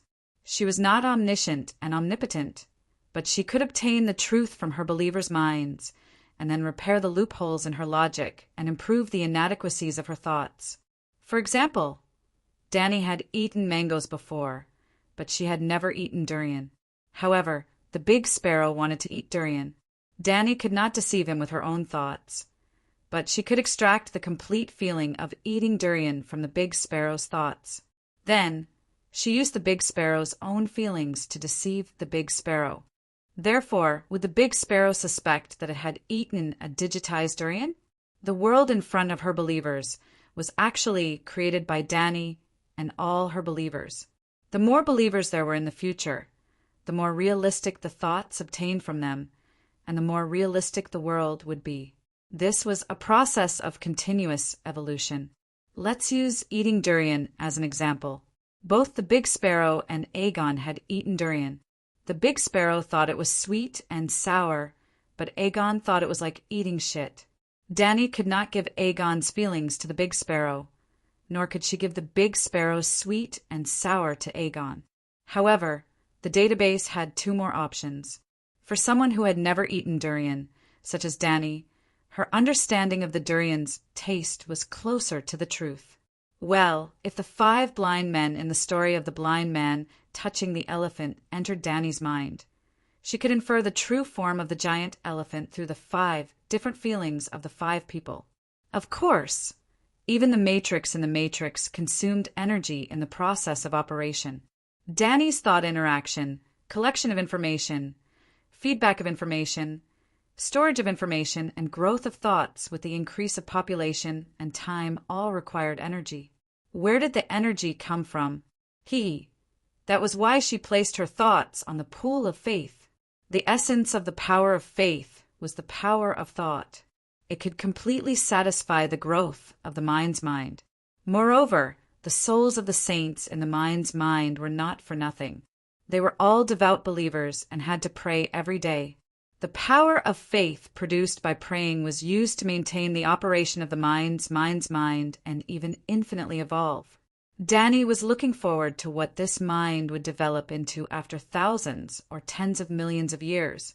Maybe it could really become omniscient and omnipotent. Or maybe the mind would grow into an independent god and truly believe in the 7 gods of Yangling. And Leo, Jenny's blonde hair was swaying wildly. Her fair cheeks were dyed red from lust. Her cherry lips were moaning in a soul-stirring voice. Moving his gaze down, he saw her flushed neck, her fair shoulders dripping with sweat, and further down was a scene that would dispel any man's fantasies.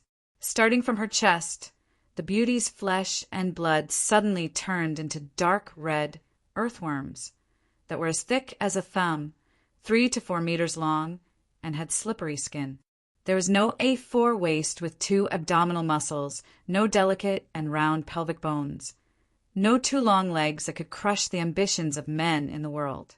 There was only a pool of squirming dragon worms. It was as if a peerless beauty was cut in half at the waist and then sewed on 1,000 long giant earthworms from her broken waist. As for the dwarf, he was buried under the red and sticky dragon worms.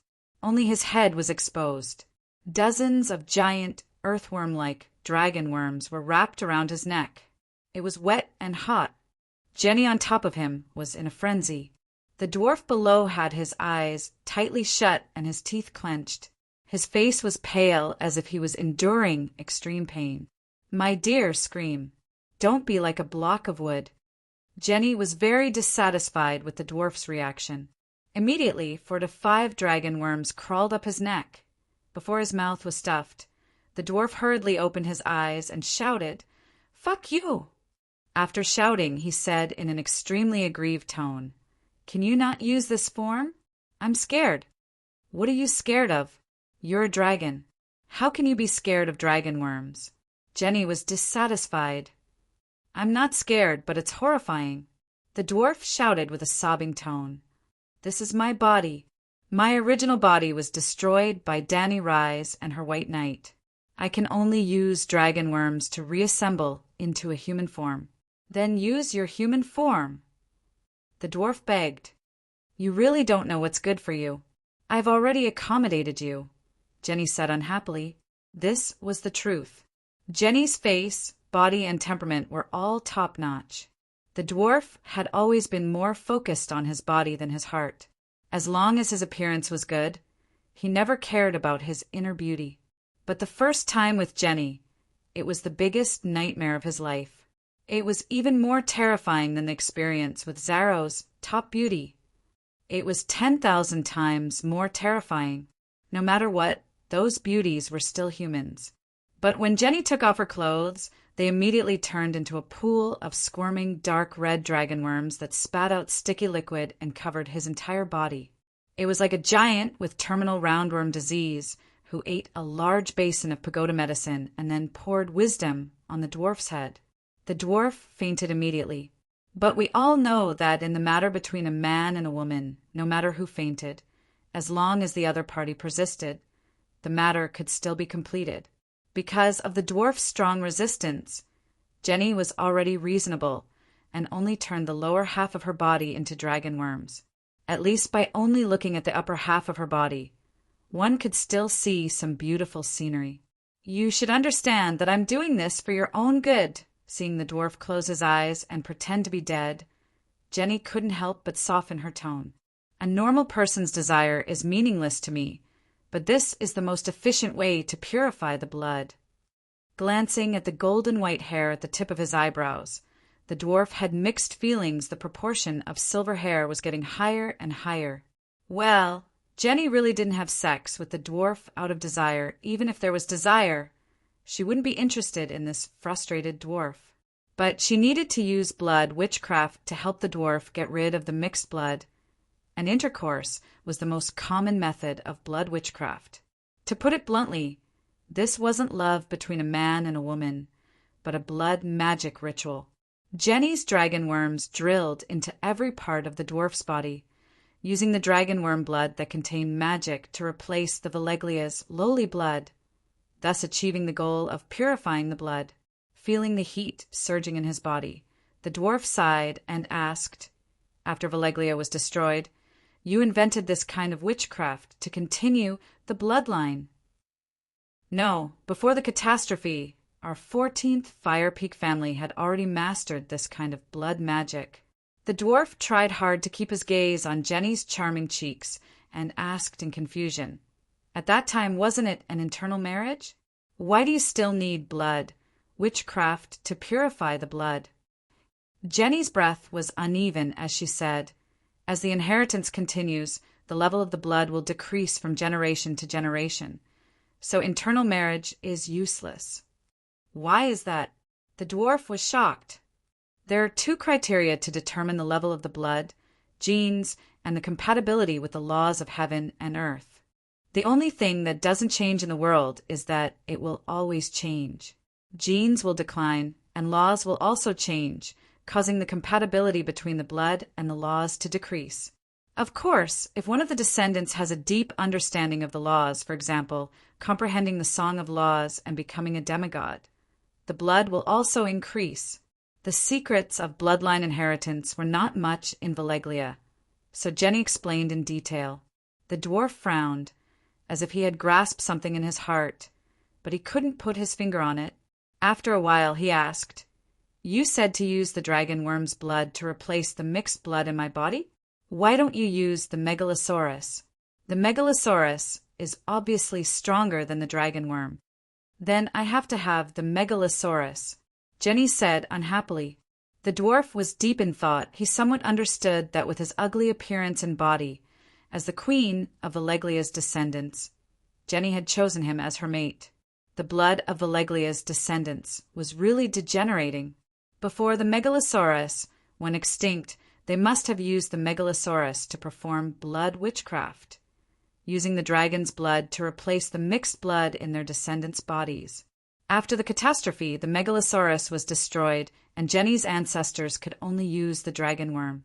When Jenny's parents gave birth to Jenny, they must have used this kind of blood purification witchcraft. So Jenny's body was filled with the genes of the dragon worm, and she could directly fuse with the dragon worm. Chapter 722. I heard that Veleglia's ancestors were just shepherds under the 14 fire peaks. Their bloodline wasn't that great arg. Before the dwarf could finish a sentence, his words had already touched Jenny's sensitive nerves. She immediately used a move called earthworm burrowing, and the densely packed giant earthworm-like dragon worms entered the hole they saw, covering the dwarf's entire body. The dwarf's body twitched as if he had been electrocuted. After a while, Jenny let him go, or she only let him go halfway and let his head out.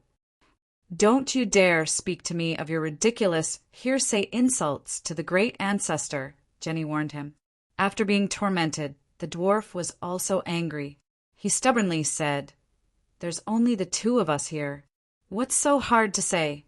Whose ancestors didn't rise from humble beginnings?" Jenny shook her head and said, "Veleglia's ancestors are divided into the ancestors of the 14 fire peaks and the ancestors of the rest of the Veleglia family. The ancestors of the 14 fire peaks were 3 noble princes. They ruled over all the nomadic tribes on the plains around the 14 fire peaks. The 3 princes were born with noble bloodlines, far more noble than anyone else in the world. They comprehended the laws on their own and engraved the bloodlines that fit the laws into the genes of the 14 fire peaks. The remaining first-generation Veleglia were the prince's subjects. They were the shepherds. Their bloodlines were fused with the blood of the megalosaurus through blood witchcraft. For example, the Targaryens. Their ancestors didn't even have a name. They were just one of the first princes, many servants. But the Targaryens' bloodline isn't low. The dwarf was skeptical. That depends on who you're comparing it to. Compared to the uncivilized savages of the Westeros, the Targaryens are of course as noble as gods, Jenny said proudly. I mean, Dragon Queen's bloodline seems to be more. The dwarf carefully looked at Jenny's expression. Jenny was not angry this time. In fact, everyone had seen the Dragon Queen's achievements. There was no way to hide it with words. After the great cataclysm, Valeglia lost her right to rule the world, and the Targaryens became royalty instead. She sighed helplessly. As I said before, royalty can be recognized by the laws of the universe, and this gave her the foundation for the positive mutation of her bloodline. Just like you are also a member of the royal family. Although the Valeglia bloodline is thin, because of the royal blood, there is a slight possibility of atavism. If that's the case, why didn't you fuse with the Targaryen bloodline after the Great Calamity? They are royalty, and there is also a megalosaurus. The dwarf was puzzled. Jenny's expression changed a few times. It's not that there aren't any. After a while, she said with a complicated tone, I've never heard of a marriage alliance between Targaryen and Valeglia. It was impossible for the dwarf to not know about such a big matter. What are you thinking? How can a Targaryen be worthy of a marriage alliance with a 14th Fire Peak family? Didn't you say you wanted to fuse with their bloodline? The dwarf asked doubtfully. Is marriage the only way to fuse bloodlines? Aren't you fusing with the dragonworm bloodline now? The dwarf's expression changed, and he said in shock, You plan to use blood witchcraft to seize the Targaryen bloodline. Different colors flashed across Jenny's blue eyes, and her pupils overlapped with each other. After a while, she shook her head regretfully and said, What a pity! Such a rare dragon spirit talent! The dwarf's heart skipped a beat, and he asked again, What is the dragon spirit talent? Dragon spirit. He had heard the dragon queen vaguely mention it a few times, as if she had the dragon spirit talent, but he did not understand the specific effects of the dragon spirit. A true dragon taming talent. Jenny had already treated the dwarf as one of her own. Humans were still humans, and she did not intend to hide many secrets that did not involve Balerion. I see. While the dwarf was amazed, he could not help but feel a chill in his heart. The Dragon Queen and Big Black must be related to the dragon spirit. Other than her, no one else could become Big Black's dragon tamer. But Aegon had been trying to subdue Big Black before this. It was completely useless. Then her care for Aegon, even Aegon's identity. The Westeros suspected that Aegon was a fake crown prince, and he had already guessed it when he was on the Rhone River. But the Dragon Queen was such a shrewd person. But the dwarf shuddered, and he did not dare to think further. You are trembling. Jenny noticed the person below her shuddering, and she stared at him meaningfully. What are you afraid of? Jenny, don't seize my bloodline. The dwarf did not explain and only begged bitterly. If you don't explain, you are not hiding, and if you don't hide, it means that you are not guilty. The dwarf's expression changed quickly and naturally, and he was a little impressed by himself. After this undercover mission is completed, I may be able to become an actor in a troupe. Yes, the current 4th Prince Leo of Ko-Chang Island was not even comparable to Targaryen back then. Jenny felt that Targaryen was not worthy of marrying the noble descendants of the 14th Fire Peak, and naturally, Leo was even more unworthy. Don't worry. After the incident with Arya Targaryen, we will not kill the goose that lays the golden eggs.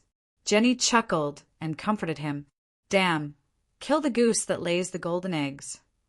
I was not afraid at first, but after hearing what you said, the dwarf started to tremble in fear, and Jenny cried, Oh, who is that Arya Targaryen? He forced a smile.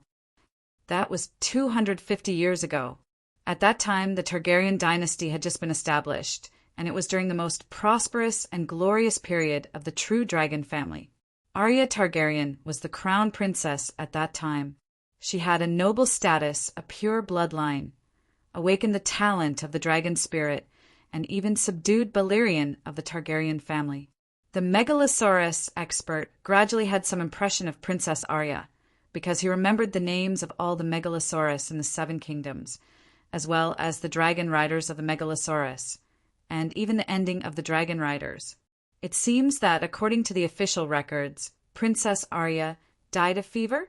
That's not right. Princess Arya had once left the Westeros with Balerion for almost a year, and passed away in a bizarre manner within 2 days of her return.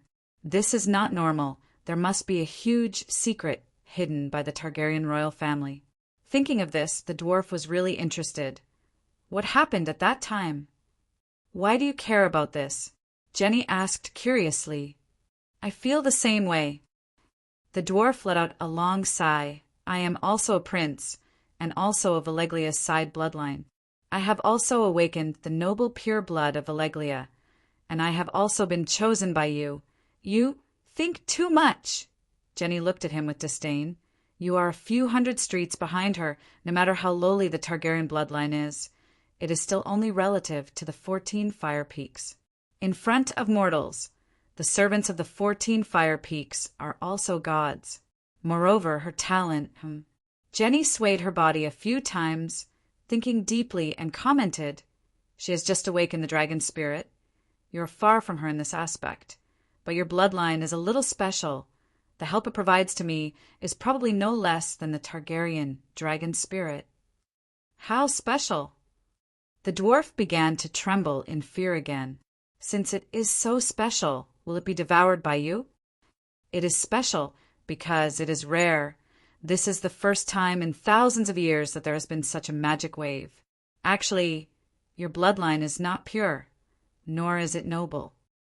Then Jenny noticed his expression and said unhappily, Only our child will merge with the great Balerion. Don't think too much. That's good. That's good. Thank you for the arrogance of the 14 Fire Peaks of Valeglia. Thank you for looking down on me, High Priestess. The dwarf heaved a sigh of relief and asked again, What happened to that Arya later? Any Megalosaurus born in Valeglia has a strange spiritual connection with His Majesty Balerion.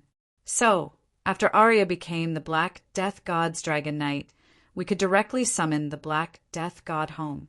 Although the former Valeglia is now in ruins, the Black Death God will not get lost, nor will he be blocked by the Wall of Storm.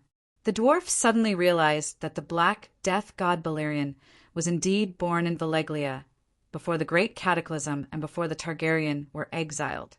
Returning to the smoke, she was like returning home to the Black Death God. Since we already brought Arya to the ruins of Valeglia, how could it still fail? You're a sheep in a tiger's den, yet you can still run away. Aren't you too weak?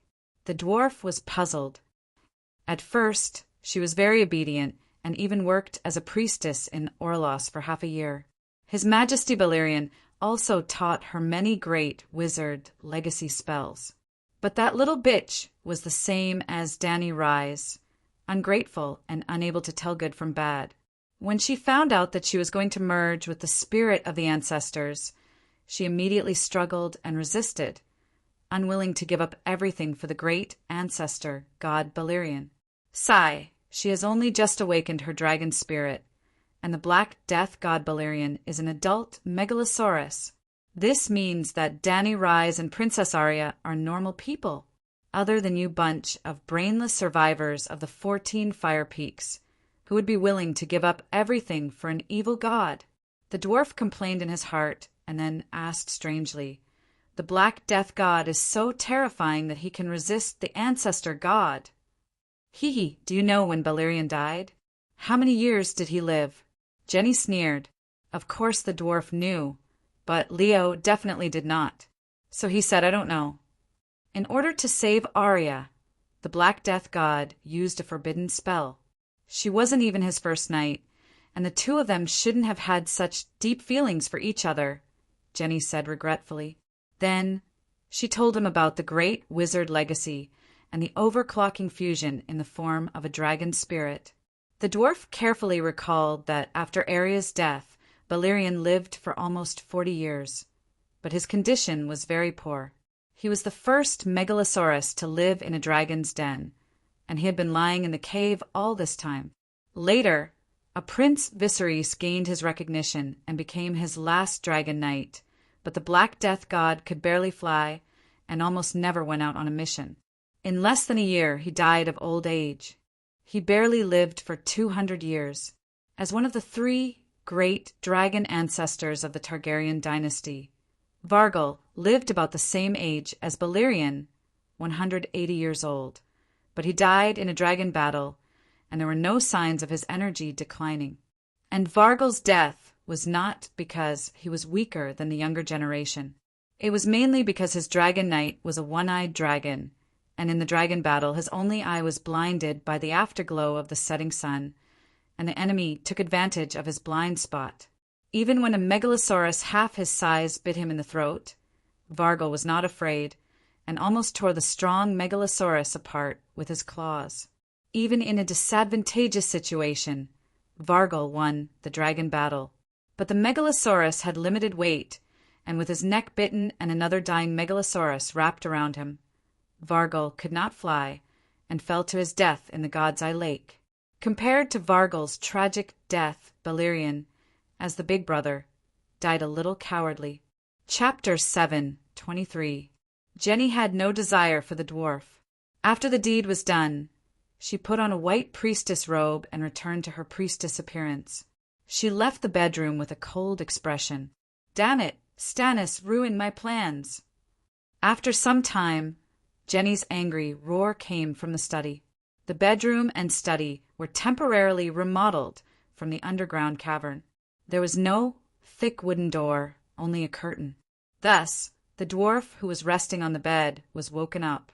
In the past, because of Leo's ignorant and incompetent persona, the dwarf tried his best not to interfere with Jenny's work. But the name Stannis was too irritating, and he could not help it. Leaning against the wall, he staggered out of the study. The dwarf asked carefully, "What is it? I've never seen you so angry before." "Something big has indeed happened." Stannis went back on his word and harmed the Ragged Prince, and then, originally, he thought that Jenny would chase him away, but he didn't expect that she would really answer. Then he also took advantage of the situation and opened the curtain to enter. "Sigh, so Aegon is Illyrio's son." She smiled bitterly. "What?" This sentence was like a bolt from the blue, stunning the dwarf. The dwarf exclaimed, but it did not arouse Jenny's suspicion. She was just as shocked when she first heard this news. Illyrio took the initiative to reveal Aegon's identity to the public. Jenny did not pass the letter to the dwarf, but because she was too upset, she roughly explained the situation. "This is really—" The dwarf's mouth twitched, not knowing what to say. It was too ironic. Only Varys and Illyrio knew the truth, as long as they did not say anything. Even if others suspected, they would not have any evidence. But Illyrio revealed the secret himself. After a while, he asked hesitantly, "That Aegon, how is he now?" Jenny, who was behind the desk, face-palmed and said irritably, "I don't care if he dies. After losing his identity as Dany Rise's nephew, he is worthless."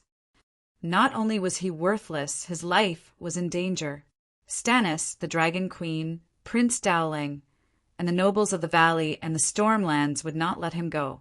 And the Northern Territory, I wonder how his little wife Sansa will react. With her pride, I'm afraid, a hint of worry flashed across the dwarf's single eye. However, he did not inquire further about Aegon.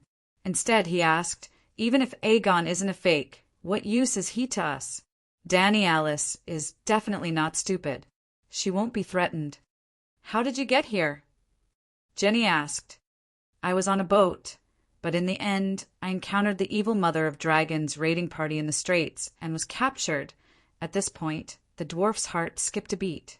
Suddenly, he understood Jenny's evil intentions. But in the blink of an eye, he naturally showed a confused expression and asked in confusion, "After I was captured, it was my uncle who redeemed me. What's wrong?" Jenny's eyes were fixed on the documents on the table, and she didn't notice the dwarf's momentary flaw.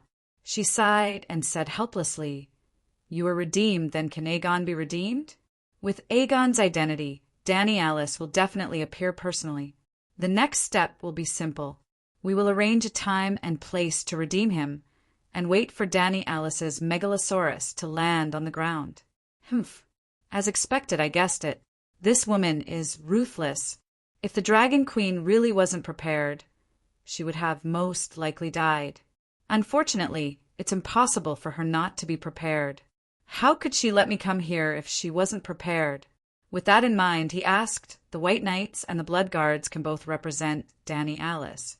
She doesn't have to appear personally for a small matter like redeeming a hostage. You think that's all I have? Jenny laughed coldly. What were we doing before? If Aegon is really her blood relative, and he was once a king, using him as a medium to cast blood witchcraft, even if he can't hurt Danny Alice, he can still make her muddle-headed and make mistakes in her decisions. When she shows a flaw, humph. Don't forget, Arvaleglia started with blood witchcraft. Really? Muddle-headed? The dwarf's mouth twitched a few times. Isn't that too unreal? Humans are formed by the combination of the physical body and the soul. Since there are curses that target the physical body, why aren't there curses that target the soul and the mind? In fact, curses that target the soul are the mainstream, Jenny said calmly. That makes sense. The dwarf's heart skipped a beat. He asked, I heard that there are Ashaya shadow binding knights who can use leeches that absorb the king's blood to curse another king. However, although the other king died, he died in the hands of the enemy. Is it the effect of the curse or an accident? Do you believe in fate? Jenny asked instead of answering. I don't. The dwarf shook his head. Jenny sighed sadly. But fate really exists. Without fate, how can there be prophecies? The so-called prophecies are peaking at a corner of the river of fate.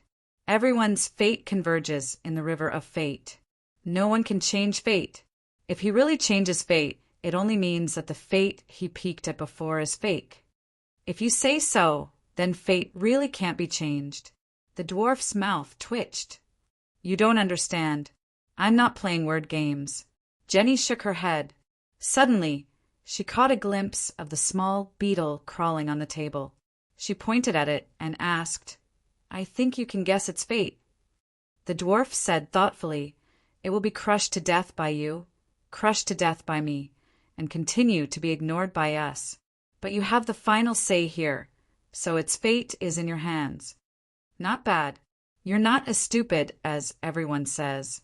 Jenny looked at him appreciatively. It has at least 3 fates, as you said. But when I noticed it and decided to make a choice, its fate was determined. There's only one.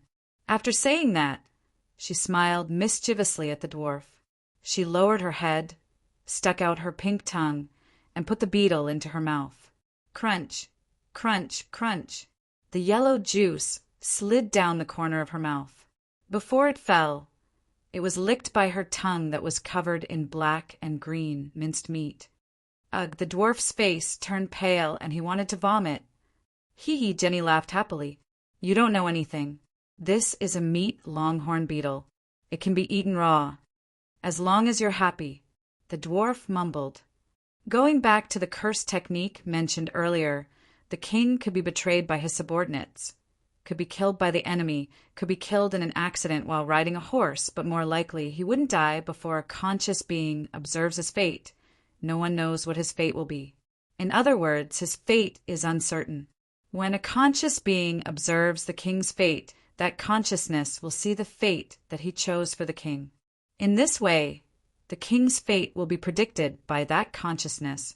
If that consciousness has ill intentions towards the king, he might subconsciously choose a fate that is not good for the king. Of course, his prediction might not be accurate.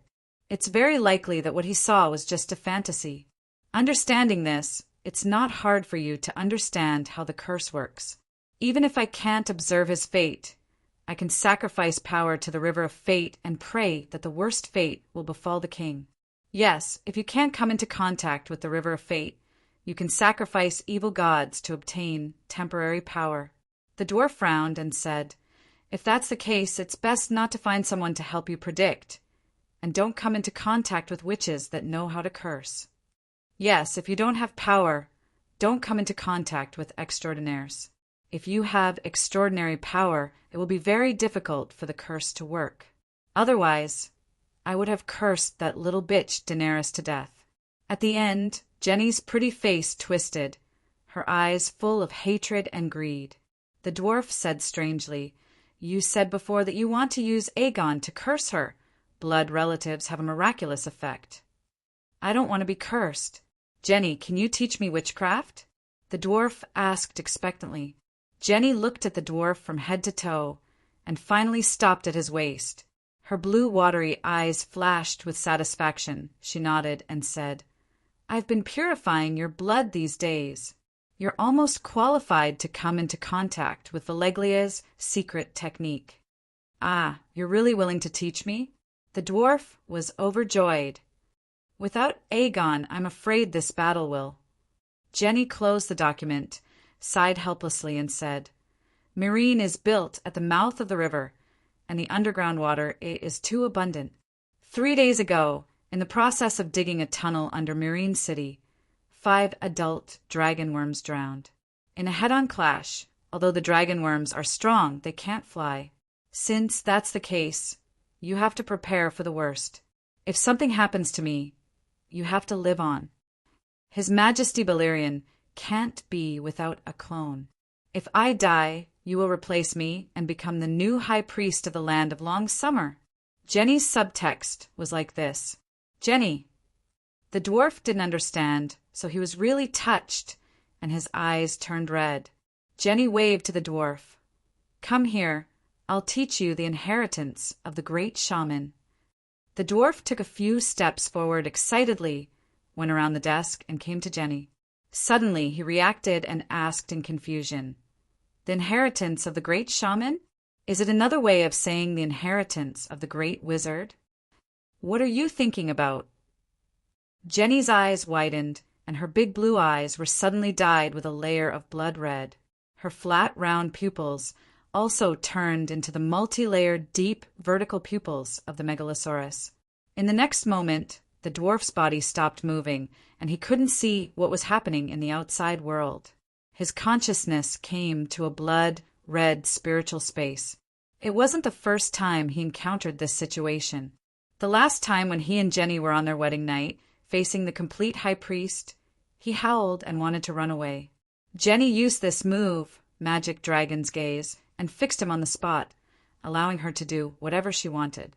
In the real world, Jenny pinched open the dwarf's mouth, lowered her head, Jenny was taller than the dwarf, and opened her mouth. Ugh! Jenny hugged the dwarf's head, like a drunk woman hugging the toilet bowl in the bathroom. She spat out a pile of sticky, round worms. "Oh no, that was a baby dragon worm." "What are you doing?" In the dark, red space of consciousness, the dwarf howled in confusion. He couldn't see what was happening in the real world, but his soul could feel the piercing pain coming from his body. It was full of holes. "Helping you understand the inheritance of the great shaman, not the great wizard." The dwarf finally realized that something was wrong. "You don't have the qualifications to become a great wizard.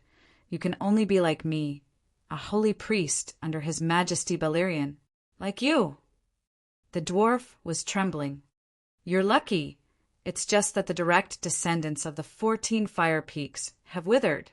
Sigh, when we first met, I didn't even like Dany Rise." "Oh no." The dwarf howled. At the same time, a large amount of information turned into a silver stream and rushed into the dwarf's forehead. After understanding the true meaning of the great shaman, he howled even more miserably.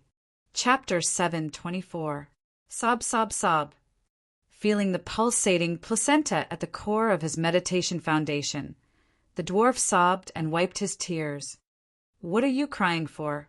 You're lucky to have condensed a 6-colored vortex. You should be happy," Jenny scolded with a frown. The 9-colored vortex was a perfect inheritance, and the 6-colored vortex was also a top-grade mid-grade. It was indeed something to be happy about. However, Balerion's consciousness was being nurtured in the center of the vortex. The process of nurturing was the process of the dwarf's soul being assimilated by the consciousness. Once the assimilation was complete, Balerion would be able to understand the dwarf's thoughts at any time. He could also descend on the dwarf's body without being invited. Even if the dwarf died, his soul would return to the ancestral family and merge into Balerian's body without any rejection. I don't want to be a priest. I want to be a wizard, the dwarf cried. What a wizard can do, a priest can do. What a wizard can't do, a priest can do.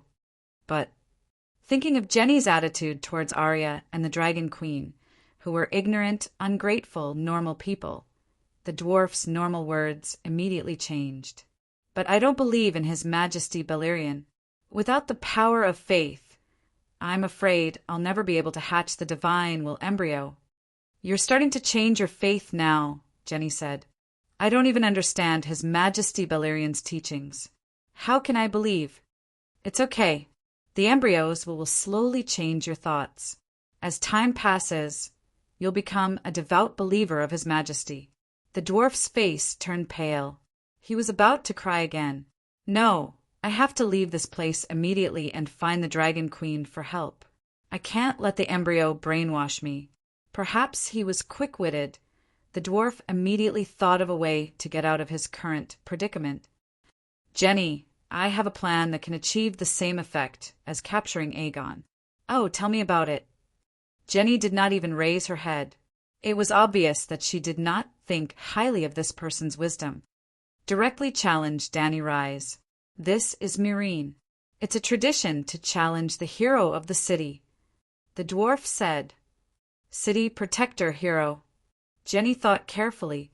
She might not follow the traditions of the Gith people, and she has countless generals under her command, so it's not her turn to fight. City guardian hero was a tradition of the Gith people. Choose the most capable hero from the Great Lord and his children to represent the city and challenge the enemies of the city. To put it bluntly, the Gaia's people loved gladiatorial matches. They even turned the duel in the romance of the Three Kingdoms into a duel. However, the Gith people did abide by the rules, in a formal, one-on-one battle. Even if their own people were at a disadvantage and even had the possibility of being killed, they would not bring out their own generals to help. In the original plot, Dany Rise came to the city of Meereen and met the city guardian hero, P.S., who was Lord Daway's nephew. She didn't come out to fight, so they used the most vicious words to humiliate her. And I'm the best at scolding people. Give this mission to me, and I'll go down to the city to challenge you. I guarantee that I'll give you a big surprise. The dwarf said very honestly, Well, you can try. Jenny nodded. There was no loss even if she failed. What if she succeeded? Just as the dwarf's face showed joy, she shook her head and said, But you can't go out. It's too dangerous. I'll arrange for someone else to choose her. I'm not afraid of death. The dwarf said righteously, I'm afraid that you'll die. If something happens to me, His Majesty Balerions will descend on you, and you'll be the next high priest. You mustn't die, Dash. The dwarf knelt on the ground with a plop, hugging Jenny's legs and wailing. I can't bear to part with you. Let me die in your place. Jenny looked at the dwarf with a strange expression. His feelings were sincere, and he cried bitterly. It didn't seem like he was faking it, but he was quite afraid of her before, and even more afraid of paying the public grain. Could it be that his mouth said no, but his heart yearned for it and his body enjoyed it? Alas, she had already given everything to His Majesty Balerion and could not respond to his feelings.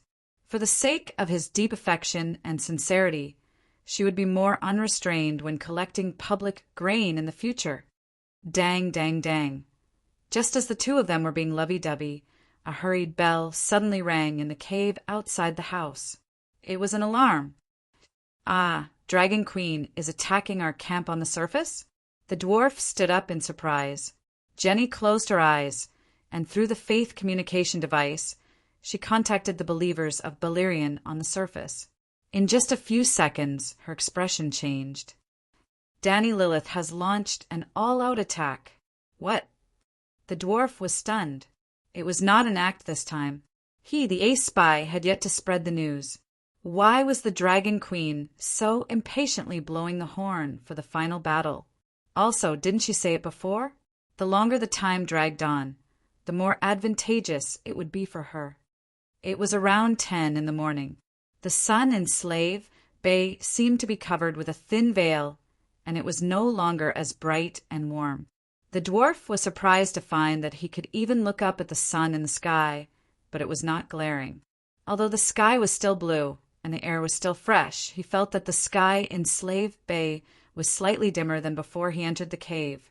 One of the entrances to the cave was located in a dangerous cliff 1 kilometer northwest of the Allied Army's camp. The dwarf begged 100 times before he could go up to the surface with Jenny. Standing on the cliff that was more than 30 meters high and looking down at the camp, the dwarf felt indescribably shocked. This was an unprecedented final battle. The sky, the sea, and the ground were all fighting at the same time. Dragon roars, battle cries, drumming, center bells, scimitar and metal swords clashing. The battle of the dragons in the sky was especially shocking. 40 pterosaurs of the Allied Army vs. 1 dragon queen and 4 megalosaurus. Oh gods! Is that even human? The dwarf's hands holding the binoculars were trembling. A silver iron helmet, a pale golden visor, a blue-white plate armor that fit her body, silver lobster gloves, a silver iron skirt armor with blue silk sewn on it, and long iron boots. Dragon Queen's entire body was wrapped in steel armor, and outside the armor there was a layer of dark red fire mist. It was as if there was a fireball bubble wrapped around her as she flew in the sky. That's right, she did not ride a dragon, but she flew in the sky. Her speed and agility were like a wind fairy. Whether it was the megalosaurus in the sky or the pterosaurs, they were all larger in size. Even the smallest little gold was now more than 15 meters tall. Hence, megalosaurus and pterosaurs had a lot of inertia. The faster they were, the worse their ability to turn. Dragon Queen, who was less than 2 meters tall, was like a jumping marble in the huge group of dragons that were dozens of meters long. She moved left and right, up and down, forward and backward, stopping and moving. She moved with a thought from all directions. Roar! Suddenly, a mournful howl resounded through the sky, and the surrounding battlefield of more than 10 kilometers was also shaken. The dwarf looked over and saw Dragon Queen crouching down and piercing the shadow dragon's skull with her sword. The demon sword's flames exploded, and flames burned through the pterosaur's brain, coming out of its mouth and nostrils. The dying black-scaled pterosaur let out a mournful cry that shook the soul. And Dragon Queen was like an emotionless Grim Reaper. She immediately pulled out her sword and soared into the sky. As if there were eyes on the back of her head, she avoided the sudden attack of a 30-meter-long dung-green swamp dragon. The pterosaur opened its mouth that was as big as a car door. It could have swallowed Dragon Queen from behind by surprise, but she seemed to have been prepared. Her body glided in an arc in the air, just avoiding the mouth, and floated in front of the swamp dragon's eyes. Her expression could not be seen, but the dwarf swore that she must have been very pleased with herself and had a smile on her face. Because her movements were so flashy and elegant, he was full of envy. Chee! She played it down and casually pierced the pterosaur's eyeball that was as big as the steering wheel of a car. No wonder her sword was so big. Compared to her tall and slender body, it was also very uncoordinated. The black sword in her right hand made the dwarf think of a door plank. The sword was wrapped in raging flames. With a slash of the sword, the blue, silky sky seemed to be cut open by a red line. The sword pierced the pterosaur's eyeball. Raging flames surged, and immediately there was another mournful cry that could shatter the dome of the sky that was like an upside-down bowl. Then the third pterosaur rushed towards her. It was a shadow dragon with sharp claws and teeth. It was faster than her and also sneaked an attack from her blind spot. Just as she stabbed the sword into the pterosaur's eyeball, its blade-like, sharp claws clawed at her body. Without pulling out her sword, she drifted 2 meters to the left and dodged the claw attack. Then her body spun like a top. Sticking close to the shadow dragon scales, she slid along its hind legs, past its lower abdomen, and all the way to the base of its wings. As her body spun like a top, the white sword in her left hand that was as bright as ice and snow also blossomed into a dazzling white sword flower. It left bloody scars on the pterosaur's thigh and lower abdomen. Then, the pterosaur's left wing was like a banquet tent that had been crushed by a typhoon. It was tattered and dragon blood splashed out. The pterosaur could no longer control its flying movements. Like a plane that had lost its momentum, it fell to the ground with a sorrowful cry. Chi!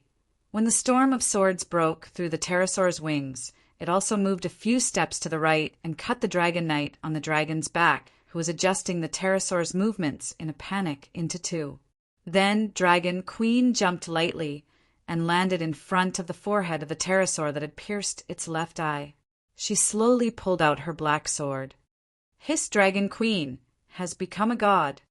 The dwarf watched in a cold sweat and felt dizzy. Dragon Queen's fighting style crushed his worldview. How could a single person be so strong? Yes, she has become a demigod. Jenny's face was gloomy. A powerful elemental demigod, wind god. Demigod, wind god? The dwarf was at a loss at first, and then he said in horror, Dragon Queen is a demigod. She's using her divine power right now. In my eyes, she's like a small sun. Her divine splendor is dazzling and eye-catching. Speaking of this, Jenny's voice became more resentful. She cursed. Damn it! How did she master Windsong? Hasn't Windsong always been in the hands of the Westeros monster? The dwarf glanced at the flustered and exasperated Jenny and asked carefully, Is Windsong very strong? Can't you see? She is flying. She is fighting a group of pterosaurs alone. Jenny roared at him.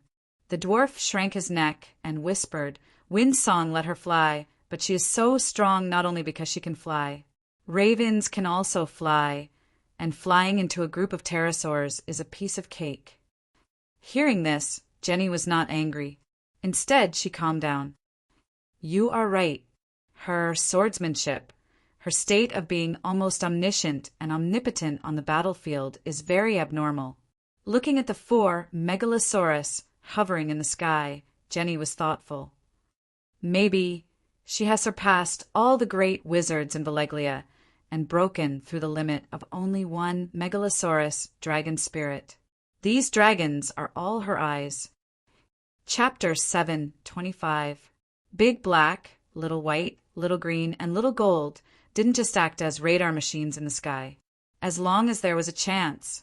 For example, if the opponent's pterosaur was alone, or if the pterosaur flew above 400 meters, they would dive down at high speed and spray out dragon flames. It was mainly for safety. Dong, see, Danny was hit by an arrow. The Megalosaurus radar was very cool to see the full map. In addition, with the magical perception of the surrounding environment in the state of Windsong, Danny would almost never be surrounded and wouldn't be ambushed. However, the current situation was that she was killing the pterosaurs of the Alliance Army.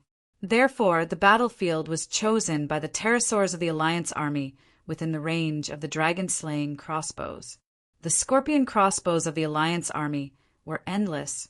There were many arrows and they were fast, but the size of the arrows was relatively small. Even if there were no obstructions in the vision range, the dynamic vision of the Megalosaurus couldn't capture all the arrows. When the vision of the ground was blocked by the pterosaurs in the middle space, the Megalosaurus radar in the higher space would miss many arrows. Thus, there was a possibility that Danny would be hit by an arrow. One, 5 meters long, as thick as a thumb. The tip of the arrow was twisted into a spiral shape and was as thin as a willow leaf. When it flew, it had its own spiral force. A series of sparks and horrifying sounds were made as it drilled into the lower abdomen of the Dragon Queen. It actually scratched the painted coating of the Queen's armor. It was too hateful. All right, there was almost no penetrating force, but the powerful impact still made the Dragon Queen fly out uncontrollably. Then, a pterosaur flew over and successfully picked up the corpse. Wow! It swallowed the Dragon Queen in one bite. That's right, the Dragon Queen was bitten by a 25-meter-long swamp dragon. Only her 2 legs were hanging by the pterosaur's mouth and swaying nonstop. Ah, the dwarf exclaimed. Ha ha ha. Jenny was wild with joy. Victory, victory, victory of the Alliance army. The dragon-slaying crossbows were thunderous with cheers. The centaur cavalry outside the camp of the Alliance army also had a momentary commotion. Malin City, at the top of the Great Pyramid, old Yamant, who was observing Long Jean through telescopic glasses, almost fainted. He clutched his chest and groaned in grief. But the pterosaur was already chewing with its cheeks puffed up, and the Dragon Queen's exposed legs were still swinging. There was no blood splattering, no broken limbs falling off. Suddenly, there was an almost inaudible cracking sound in the sky, as if something had broken. Awoo! The pterosaur wailed in a muffled voice. 2 broken teeth that were as thick as the soles of feet fell from the sky, reflecting bits of light under the sunlight. Gods! The dwarf held his forehead and exclaimed, Dragon Queen is wearing tile steel armor. It's so sturdy. The pterosaur's teeth are all broken, but it can't bite through it at all. Tile steel armor. Jenny's face twisted. I shouldn't have forged those 2 statues. Valeglia's control over tile steel weapons was extremely strict. They had only forged 2,000 tile steel weapons in 6,000 years. As for tile steel armor was even rarer. Only the direct descendants of the 14 Fire Peaks were qualified to wear it.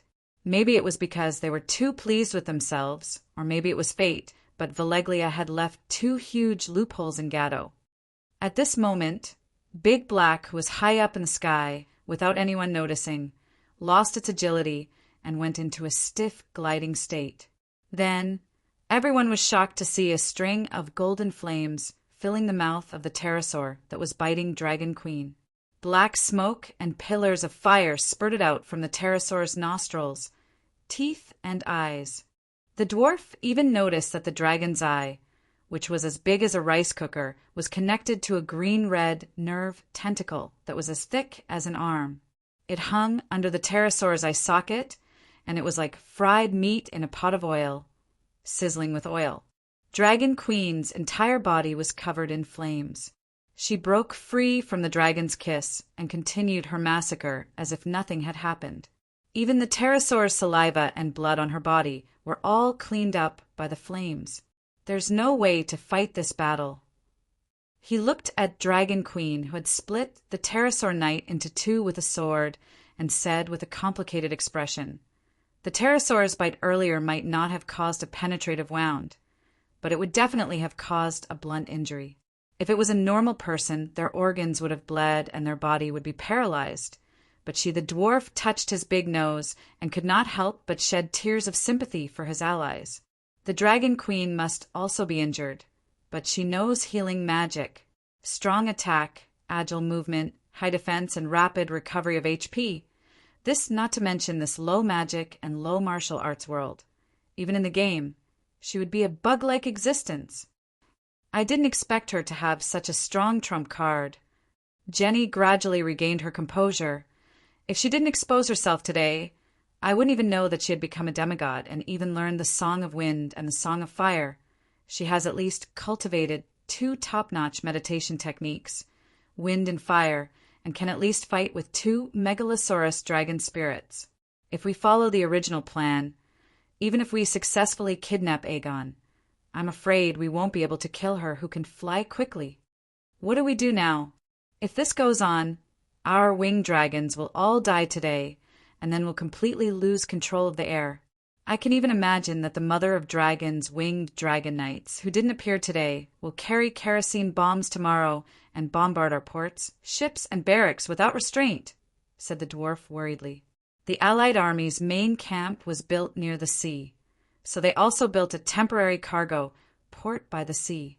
Every day, ships from Tolos would transport food and military supplies. Yes, Tolos did not have any food. It was only a transit station.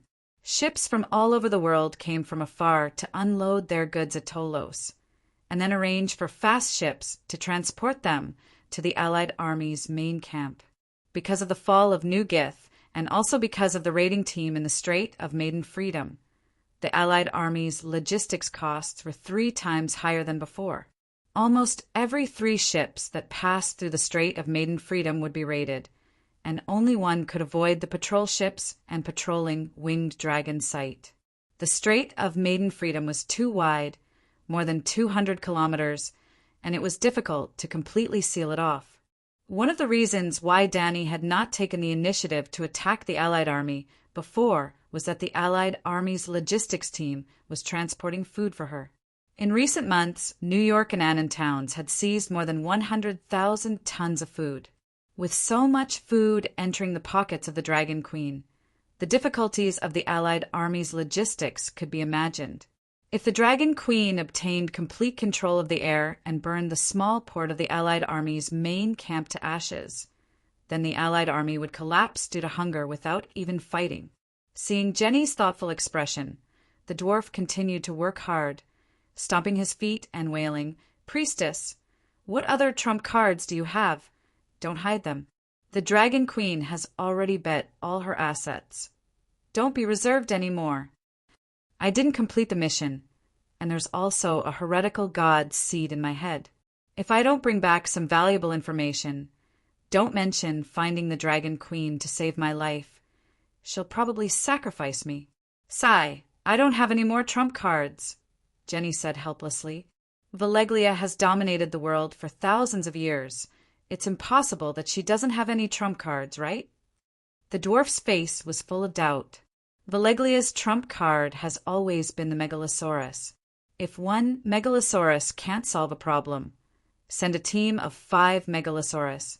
If one team of Megalosaurus can't solve a problem, then send 10. If 10 teams can't solve a problem, then send 100 Megalosaurus to form an army.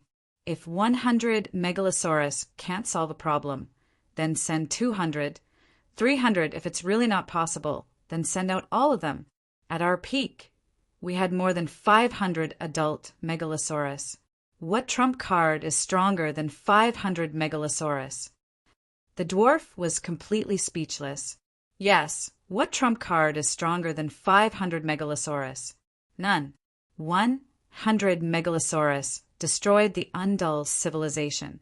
300 Megalosaurus destroyed the Loiner civilization, which had a powerful, true god. After that, Valeglia rode Megalosaurus and sang, "Invincible is so lonely." Lady Jenny, Lady Jenny.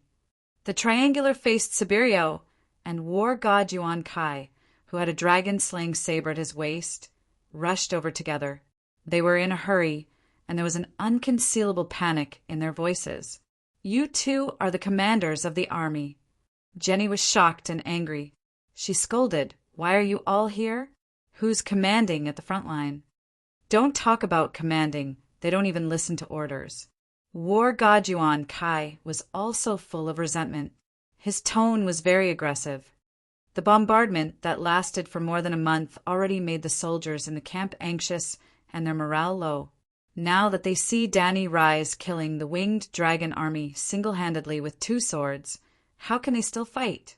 Not to mention, at this point, the war god looked around.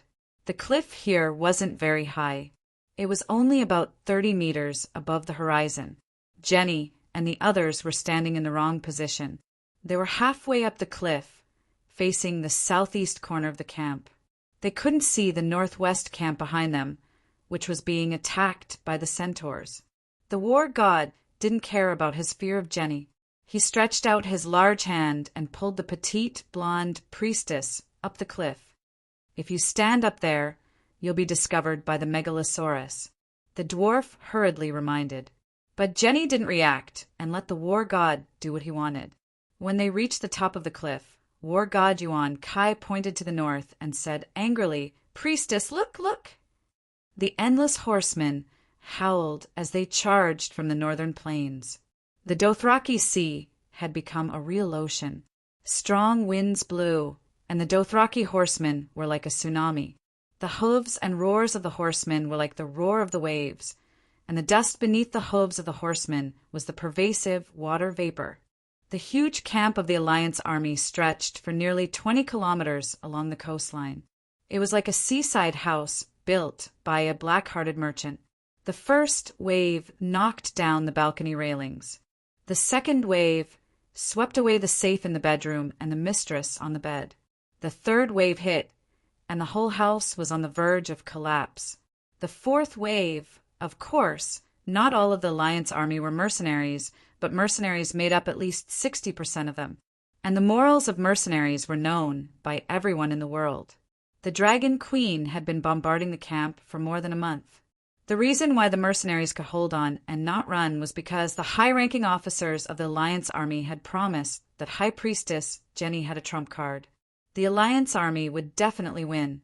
As long as they held on, they would be able to obtain the countless treasures, boys, girls, and the real Dragon Queen. But when the mercenaries asked what the trump card was, even war god Yuan Kai Graz, Dan didn't know. Now, in the sky, there was the Dragon Queen on a killing spree. On the sea, hundreds of warships of the Mother of Dragons surrounded the Alliance army's small cargo port. On the ground, tens of thousands of roaring warriors trampled on the Alliance army's camp. High Priestess, our army is collapsing. War god Yuan Kai Graz pointed at the camp that was in a mess and cried, "Our camp is 20 kilometers long, and the collapse of the front camp is spreading to the back camp. I can imagine that when all the winged dragons in the sky die, the entire camp, hundreds of thousands of people will lose their courage. The mercenaries will run like wolves, and the loyal warriors will be at a loss and follow them. Everything will be over. What plan do you have?" Jenny asked with a gloomy face. "I don't even know your trump card, so what plan do I have?" "My lord, listen to my advice. If you have a trump card, use it directly. In front of Danny Rise, don't come up with any complicated plans or schemes," War God Yuan Kai Graz said earnestly. Chapter 726. Lady Jenny, the morale of the army is in chaos, and the main camp has already collapsed. If you have a trump card, use it immediately. Otherwise, the Alliance will cease to exist after today, the Kai Yuan battle god advised. Jenny looked at the collapsing camp in the distance and frowned, hesitating. "If we don't use a plan and fight head-on, I'm afraid we won't be able to kill Danny Rise," she said softly. "Lady Jenny!" Grazadin lamented, stomping his feet. "I've said it many times, and I've experienced it many times. When it comes to the Dragon Queen, schemes will only backfire because we are not as smart as her. How can a fool fool a smart person?" Jenny's face instantly darkened. "You're a fool, but that doesn't mean I'm as stupid as you." "Pah!" The Kai Yuan battle god clapped and pointed at Jenny. "Yes, that's the way to think. Many people and I have similar thoughts, but only those who aren't that smart can think like that. Smart people should learn from the mistakes of their predecessors and face reality bravely." Jenny clenched her fists, and her blue eyes flashed with multiple pupils. Demonic energy surged within her body, and the next moment, seeing this, the triangular-faced Sibirio hurriedly interjected. "High Priestess, the situation is critical. The Alliance is finished. Even if you have thousands of plans and methods, you don't have the foundation to use them."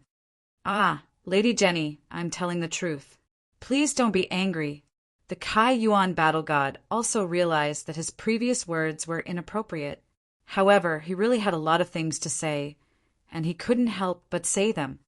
"You've been hiding your trump card all this time, not even telling a high-ranking officer like me. But the problem is, can you hide it?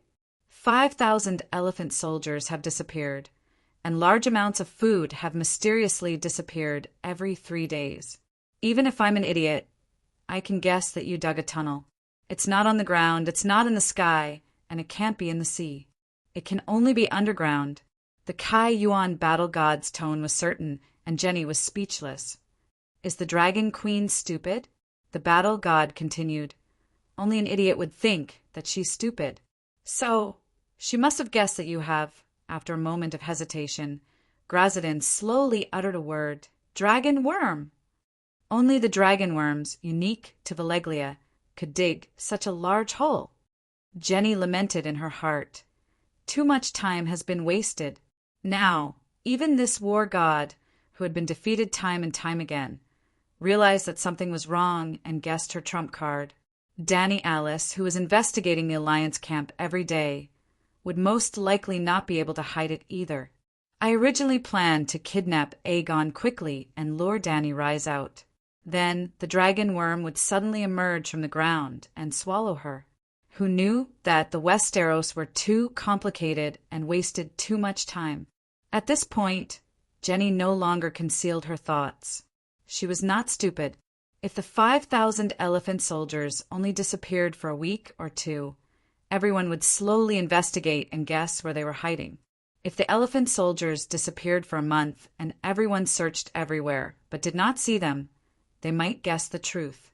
Just like a missing person, the family would only be alerted after 24 hours and call the police. Jenny's original plan was to kidnap King Aegon during that 24 hours when no one would be suspicious.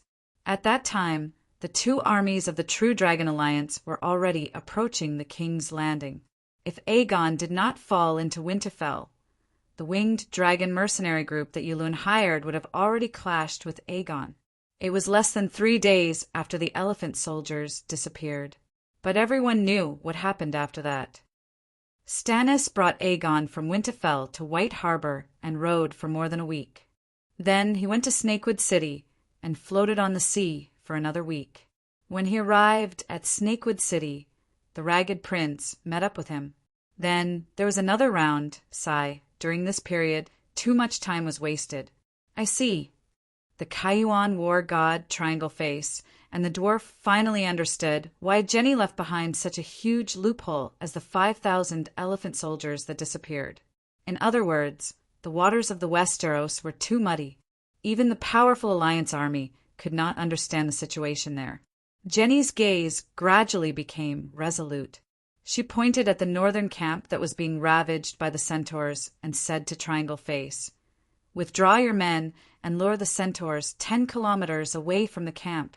Today, I will close the door and beat the dogs. They will not be able to return."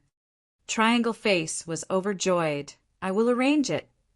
Jenny stared at the Dragon Queen, who was slaughtering the winged dragons in midair, and said coldly, "Be careful. Don't leave any traces behind. Try your best to lure the centaurs in.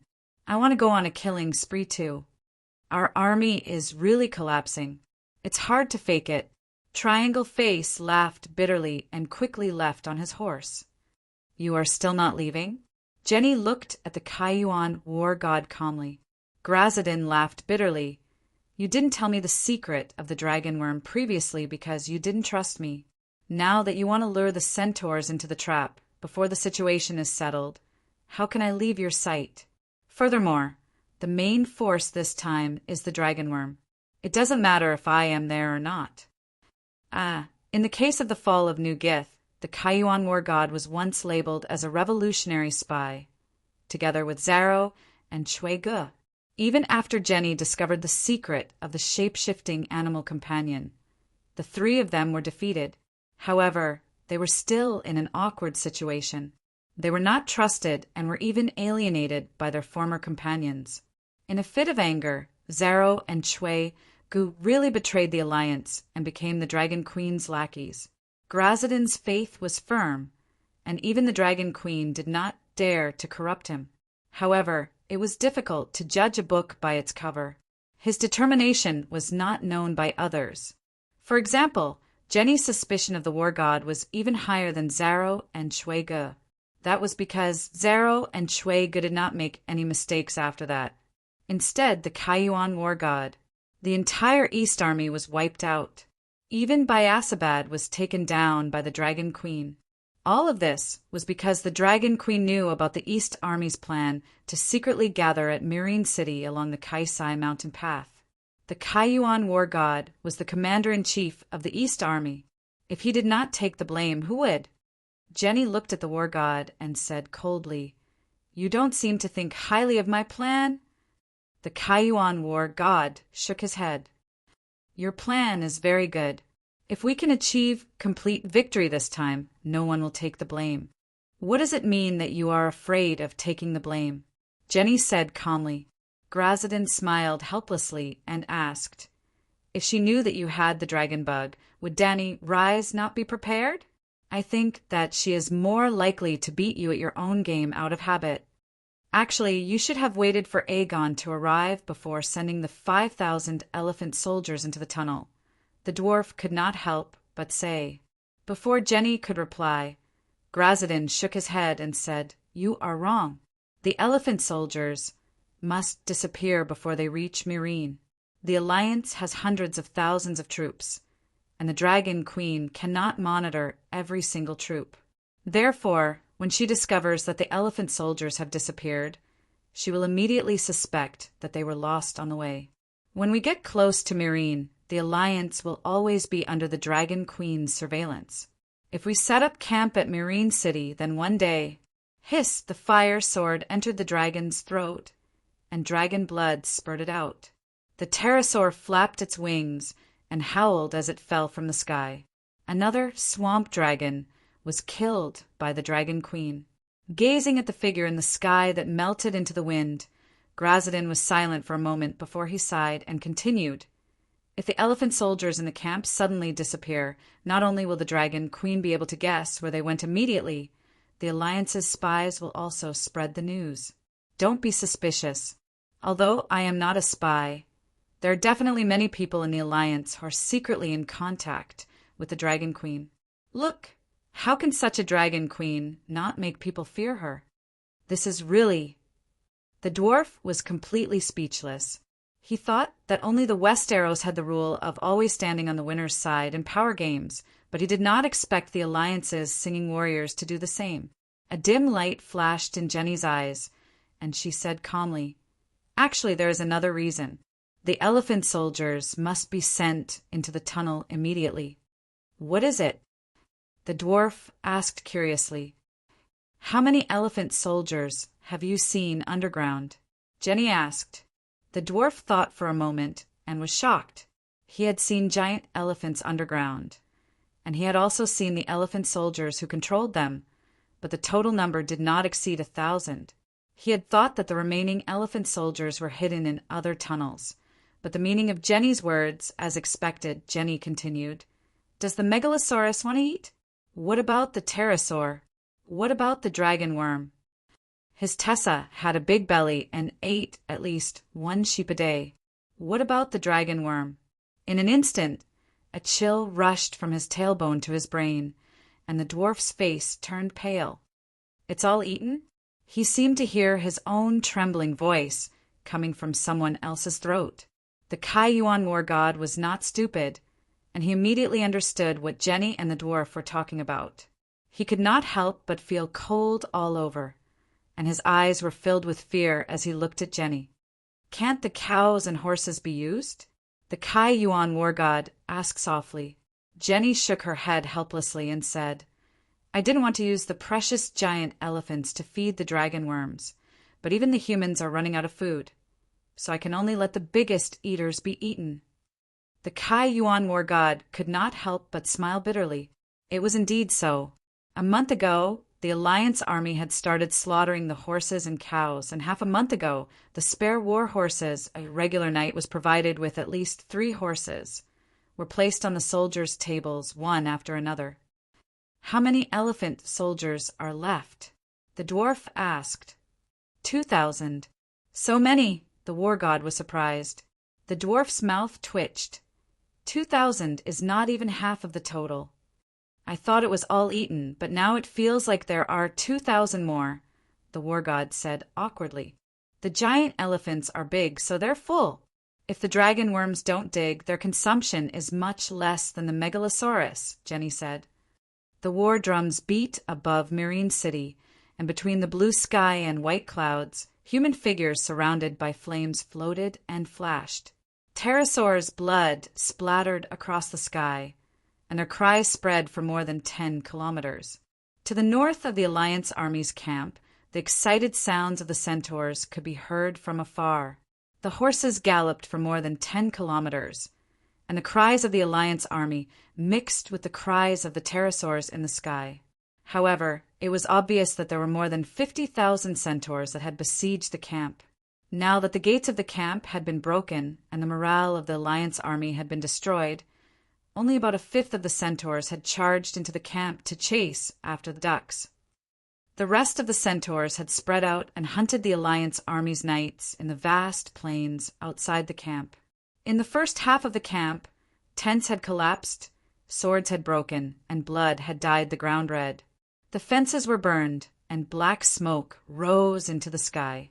It was like the withered fingers of the grim reaper reaching for the sky, wanting to take away the lives of all living things on this land. Only 10,000 men. Jenny's expression was gloomy. The Alliance army has completely collapsed, and the soldiers have no fighting spirit. 10,000 men full of energy is enough to wipe out 100,000 deserters, Glasden lamented. If that's the case, then let the blood and bones of the centaurs reforge the soul of our army. Chapter 7:27. Danny turned into a ball of fire and blended into the natural wind between heaven and earth. The 4 megalosaurus in the sky transmitted visual and auditory information to her from all directions. She was like a little loach, swimming nimbly in the sky, taking away the lives of the dragon knights and pterosaurs. In the beginning, she was still using her swordsmanship and flying. Every move, she was purposefully slashing the dragon knights and attacking the pterosaurs' vital points. But as she killed and killed, she gradually entered a state of enlightenment. Just like Wang Shiji writing preface to the Orchid Pavilion collection in Kwaiji Mountain, just like Li by singing, bringing in the wine. While drunk, just like the last night of Damo's 9 years of meditation, Danny's divinity of fire, divinity of wind, and divinity of sword were sublimated together. Swinging the sword, slashing, flashing, and flying were no longer skills in her subjective consciousness, but turned into Tao and integrated into her instincts. Others may only feel that her movements were becoming more concise and her sword was becoming sharper. But a master swordsman like Barristan could clearly feel the changes in the Dragon Queen. Because their own realm was not enough, they only felt that the Dragon Queen had changed and become much more powerful. But they did not understand the reason or where her changes were. Suddenly, Danny stopped and summoned Dahe, because the remaining 8 pterosaurs in the sky were scared out of their wits and began to flee in all directions. The fire ladder technique allowed her to levitate, and the song of wind allowed her to fly in the wind, but she was only at the speed of a car on the street, 30 to 40 kilometers per hour, far slower than the pterosaurs. When she landed on Dahe's back, exhaustion surged like a tide. Danny groaned, feeling that her muscles and bones were sore and numb, and her whole body was weak. Her organs seemed to be pierced by thousands of needles, slightly tingling. Her head was as numb as a chopping board, and she almost lost the ability to think. For the first time, she was in a state of magic exhaustion. Flying felt good for a moment, but boom! Danny was sighing with emotion as she commanded Dahe to burn a pterosaur. Suddenly, there was an explosion below her. Roar, a soul-tearing beast's roar resounded in all directions, and a scorching airflow rushed straight into the sky. Dahe's body that spread out its wings tilted. Boom! Along with the airwave, a towering pillar of fire appeared. It was as if Big Black was flying over the ground, and suddenly an underground volcano erupted, spewing out a pillar of magma from the Earth's core. Raging flames raged, and black smoke billowed. The burnt smell of sulfur and the scorching heat of the flames attacked Big Black at the same time. Well, the awkward thing was that only the burnt smell and the heat wave hit Dahe. Although he was only 200 meters tall, he was still far beyond the attack range. Danny didn't need to lower her head. The other 3 megalosaurus, as radar machines, transmitted information from the ground from multiple angles. It was a giant earthworm with red and black scales. It was 50 meters long and as thick as a bus. It had no wings or legs. In fact, it had legs, but they had degenerated to the point where they were almost invisible. It also had no nose, eyes, ears, or other organs on its head. It only had a big mouth with sharp teeth. When he opened his mouth, one could see that his mouth was filled with densely packed rows of teeth that resembled a forest of swords. The dragon worm was finally revealed to the world. Well, when Danny and old Bart went to explore Orlos, they met Jenny and had a fight with her. At that time, the other party vomited out countless baby dragon worms. It was not the first time that Danny had seen it. It was just that the dragon worm they encountered today was particularly huge. Its size looked like an earthworm, but it was not much smaller than the Megalosaurus. Its body surface was not greasy but very dry. It exuded a scorching aura that evaporated the soil on the ground.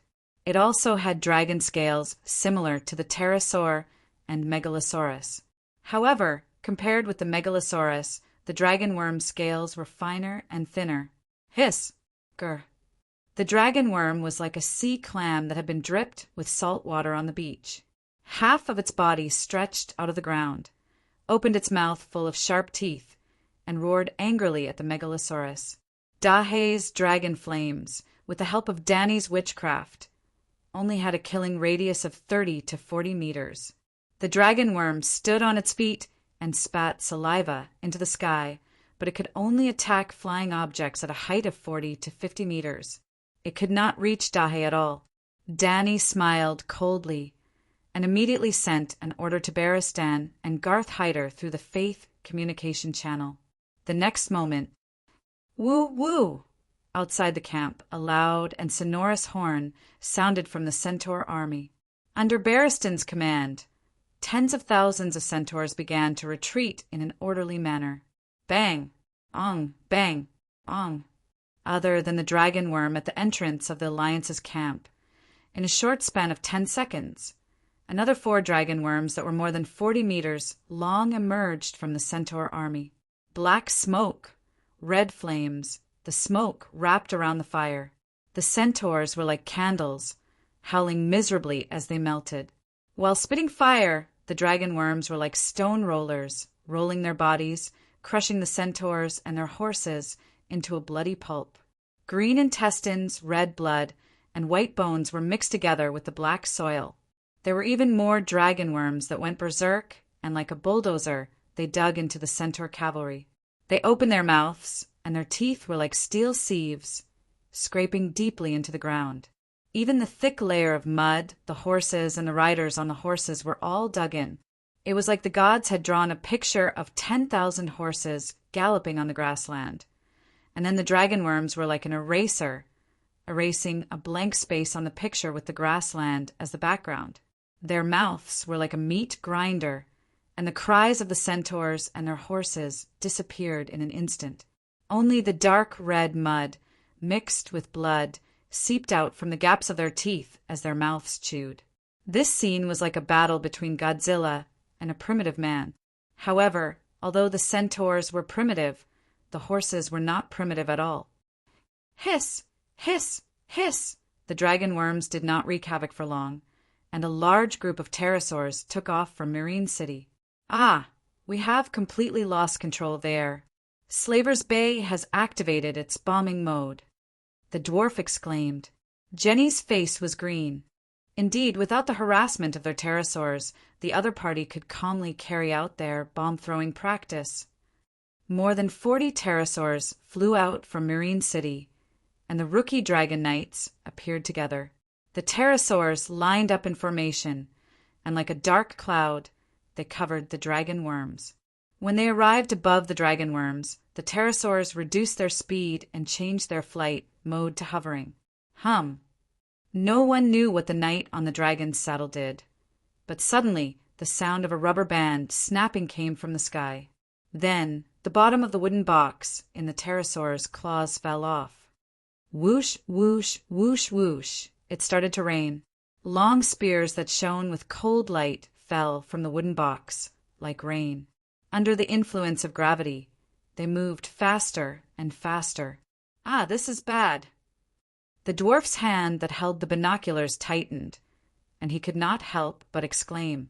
Scorpion Crossbow, made entirely of steel, weighed only 5 pounds, had an effective attack height of 300 meters and a maximum height of 400 meters. The pterosaurs flew at a height of 500 meters, and the spears in the box weighed 10 pounds.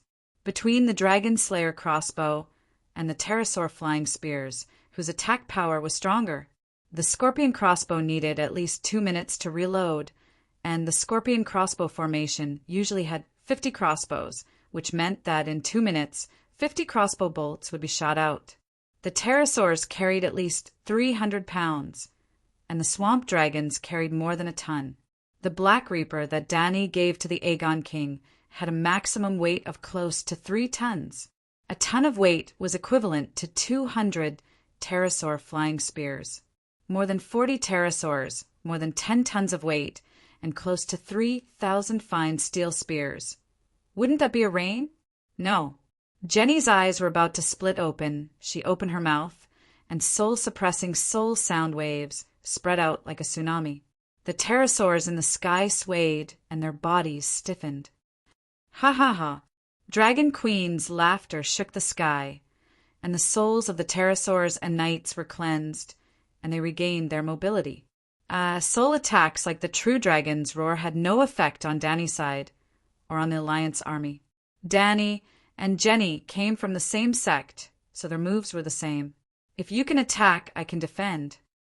Hey, you're crazy, you exposed our position. The dwarf stomped his feet anxiously. In just a short moment, Little White and Little Green changed their direction and flew towards the cliff where Jenny and the other two were standing. Run! The Kai Yuan war god pulled Jenny and crawled towards the crevice below. The dwarf hurriedly followed, and at the last moment before leaving the cliff, he tilted his head and looked towards the west. Whoosh, whoosh, whoosh, whoosh. Hiss, the dwarf sucked in a breath of cold air. The scales of the dragon worm were like beautiful silk cloth. Beautiful, but useless. All the spears that landed on them didn't even reach the top. The 2-meter-long steel spears actually pierced into the dragon worm's body. Roar, roar, roar. The dragon worm's round body was like a tire filled with tomato juice. And then it was stabbed a few times with an icicle, and red juice with thick smoke splattered more than 10 meters high. The blood was like lava, falling on the grass, igniting the withered grass stalks and falling on the centaurs' faces, burning through their bones. Queen of Khal, Queen of Khal, Dany Leezy, Queen of Khal. Suddenly, the cheers of the centaurs resounded through the sky. Tens of thousands of centaurs shouted together, shaking the heavens and the earth. The sound waves dispersed the clouds in the sky and washed away the fear that the dragon worm exerted on their hearts. The centaurs suffered heavy losses, eaten by the dragon worm, burned to death and crushed into teppanyaki. They were also accidentally injured by the steel spears that fell from the sky, just like the cockroaches in Old Ghost Village. Yep, they were even worse than cockroaches. The spears were too powerful, and when they pierced into their backs, they would either break into 2 pieces, and when they pierced into their heads, there would be a boom, worse than having a grenade in their mouths. However, the 5 Inferno fire demons that crawled out from the ground were all dead. The pterosaur javelins were just that powerful, killing 5 dragon worms in one wave. The scorpion crossbow shot the megalosaurus from the bottom to the top, so the kinetic energy was getting lower and lower. The pterosaur javelins fell from the top, and under the acceleration of gravity, their speed was getting faster and faster. In addition, the pterosaur javelins were heavier than the scorpion crossbow's arrows, so the kinetic energy of the pterosaur javelins increased by dozens of times. Not to mention the soft dragon worms. Even the thin-skinned armored vehicles couldn't withstand it. All soldiers of the Alliance army, listen up, the dragon worms have all been killed. You have no hope of turning the tables. Immediately throw down your weapons and surrender.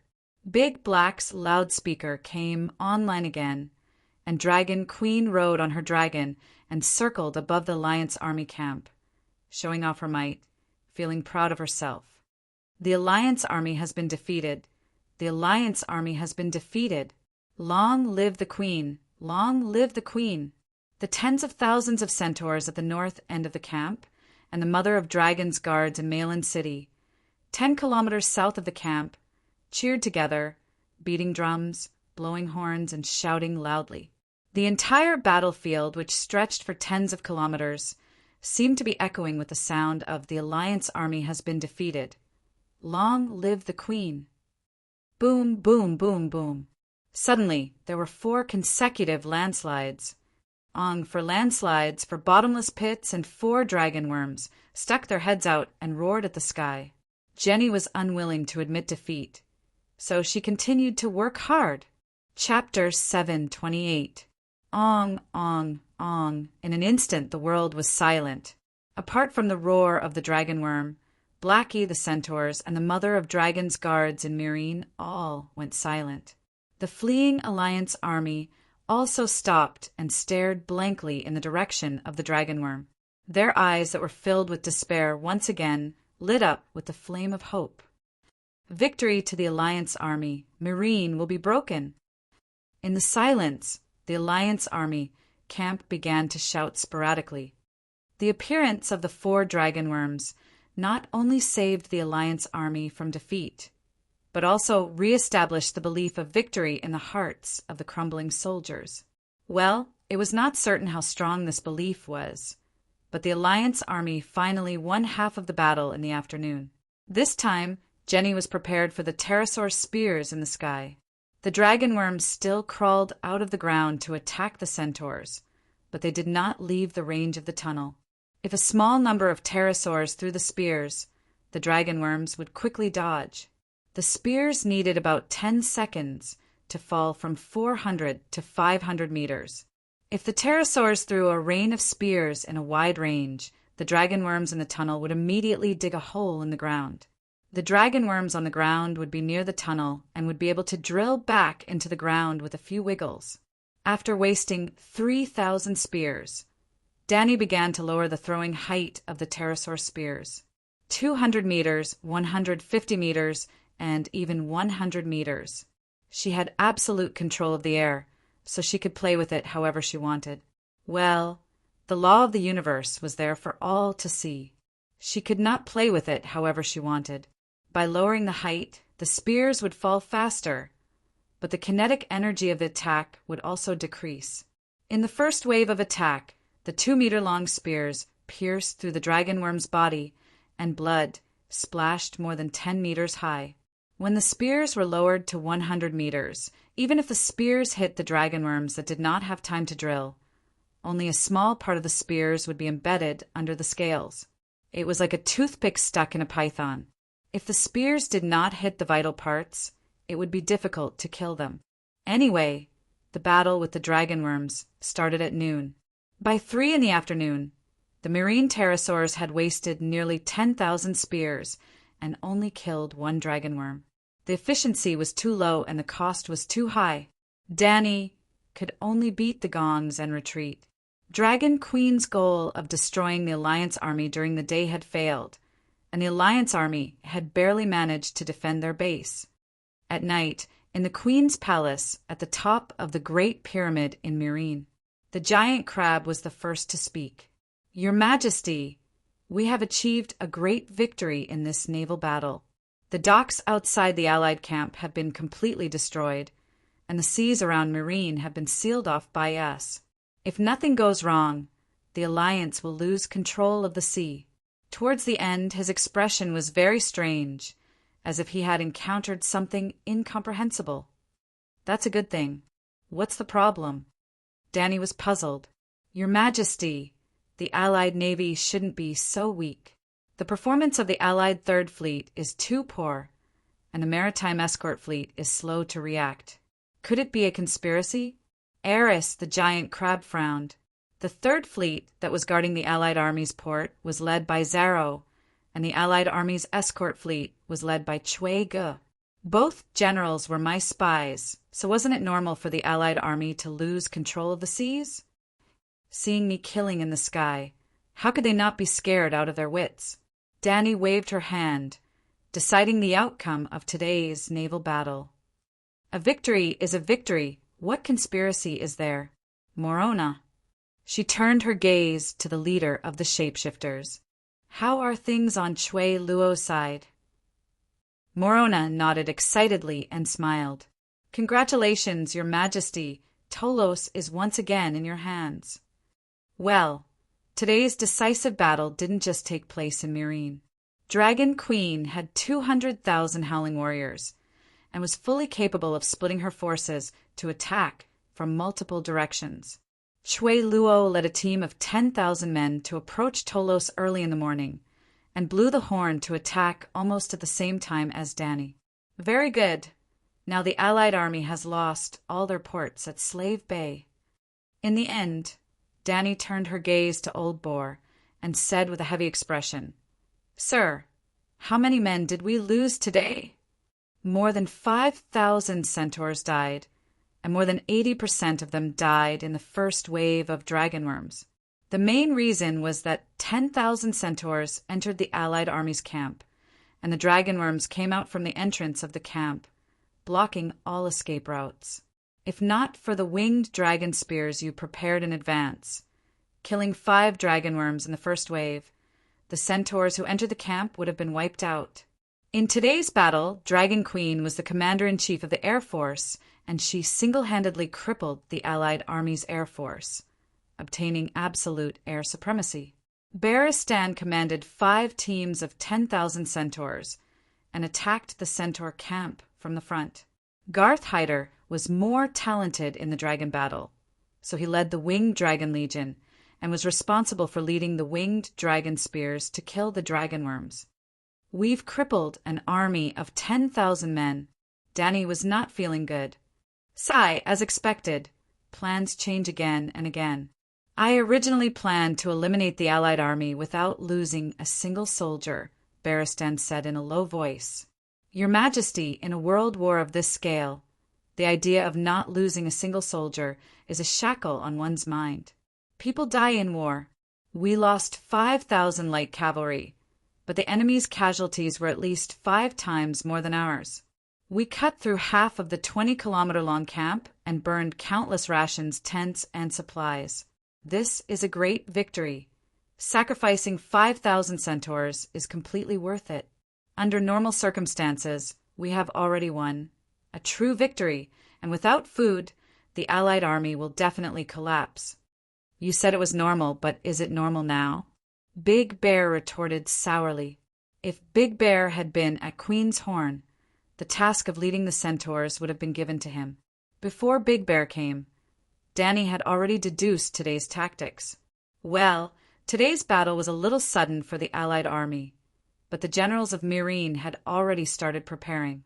During the drill, Big Bear was the centaur commander and Dragon Queen's blood guards were the captains.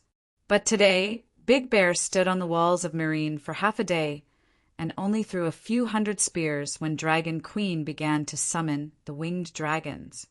No matter how abnormal it is, the Allied army still needs to eat, Big Bear said in a low voice. Just as they were talking, an Unsullied came to inform them that the Allied army outside the city was moving. Dany instantly summoned the dragon spirit, and with the eyes of Big Black in the sky, she saw the changes in the Allied army's camp. The Allied army was moving. The camp was crowded with people. War horses neighed, and the vanguard had already begun to move to Meereen City. Sir Barristan is right. The Allied army also needs to eat. Now that most of the camp has been destroyed and they have lost the docks, it will be difficult for ships to bring in food, and they can't hold on for more than a few days. If we can't take down Meereen City quickly, 100 Megalosaurus won't be able to stop the mutiny of the hungry army." At this point, Dany couldn't help but smile coldly. The setting sun was like blood, making the blood-stained land even more desolate and cruel. The north camp of the Allied army was trampled by the centaurs, and there were countless holes drilled out by the dragonworms, making it impossible for people to live in. They only managed to salvage the tents and resources that were not burned, and tens of thousands of troops slowly moved towards Meereen City. The middle and high-ranking officers brought the soldiers to build new barracks 500 meters away from Meereen City, while the Allied army's leaders were in the tunnel below the camp having a meeting with Priest Jenny. There weren't many people, just Jenny, Grazadin, Sibirio, and the long-nosed king. If it was a meeting of the Allied army's leaders, there should have been a few Navy generals. However, the Allied army had lost the battle this morning. The docks were destroyed and the coastline was sealed. Chui, Gu, and Zero were floating in the open sea with dozens of ships, so they couldn't come even if they wanted to. Oh, and there was also the dwarf. As Jenny's lover, he stood behind her, listening but not speaking. Too tragic. Sibirio's triangular face almost became an oval shape. Including the troops and cooks, we originally had 180,000 people. However, in the battle this morning, we lost nearly 30,000 people and 80,000 deserters. They only slowly returned when Myrine retreated. It was obvious that these deserters couldn't be relied on, so they could only fight battles that went smoothly. Lady Jenny, we can't lose anymore. Not only can we not lose, but we also have to take Myrine as soon as possible. We lack food, and our soldiers have been beaten, so they lack fighting spirit. Myrine City has countless rations for us to eat, and a large amount of treasure to turn the mercenaries into wolves, the Kaiyuan war god said in a low voice. Can we quickly break through the gates of Myrine City? Triangular Face asked expectantly. Jenny nodded. Breaking through the gates isn't difficult. If the 150,000 soldiers are willing to sacrifice their lives, taking Myrine City will be easy. However, Myrine is only one of the 3 cities in Slave Bay, and it's not even Danny Rise's main camp. If we don't kill her, this war will be far from over. Grazadin heaved a sigh of relief.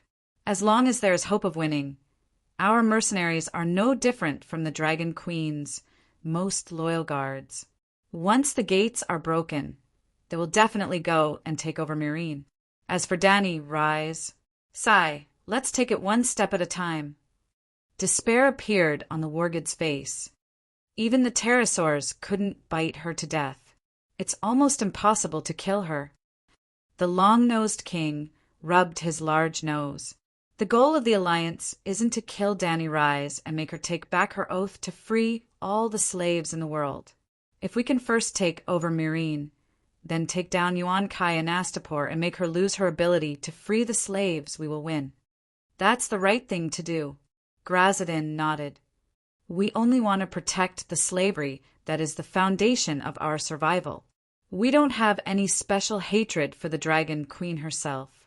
Chasing her away or forcing her to take the oath to free the slaves will be our victory. Jenny frowned and said solemnly, we must kill Danny Rise. That's my goal. She was not interested in freeing the slaves or defending the slavery.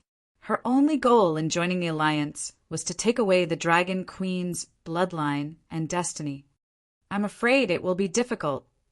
The war god shook his head and looked at Jenny expectantly. If the priestess still has a trump card, then it's a different story. Jenny's gaze was cold as she asked, what trump card do you think can take Danny Rise's life? How would I know? Grazadin complained in his heart, but he guessed that Valeglia's descendants were probably at their wits' end. He frowned and thought for a moment before asking, to capture Aegon, Lady Jenny has been delayed for more than half a month. You must have been digging for a long time, right? Where are you now? If you can reach Myrine, or even hollow out the foundation of the Great Pyramid and let it suddenly sink into the ground at night, you might be able to bury the sleeping Danny Rise. Chapter 729. After a moment of hesitation, Jenny took out a scroll with a map of Myrine on it and spread it out on the table.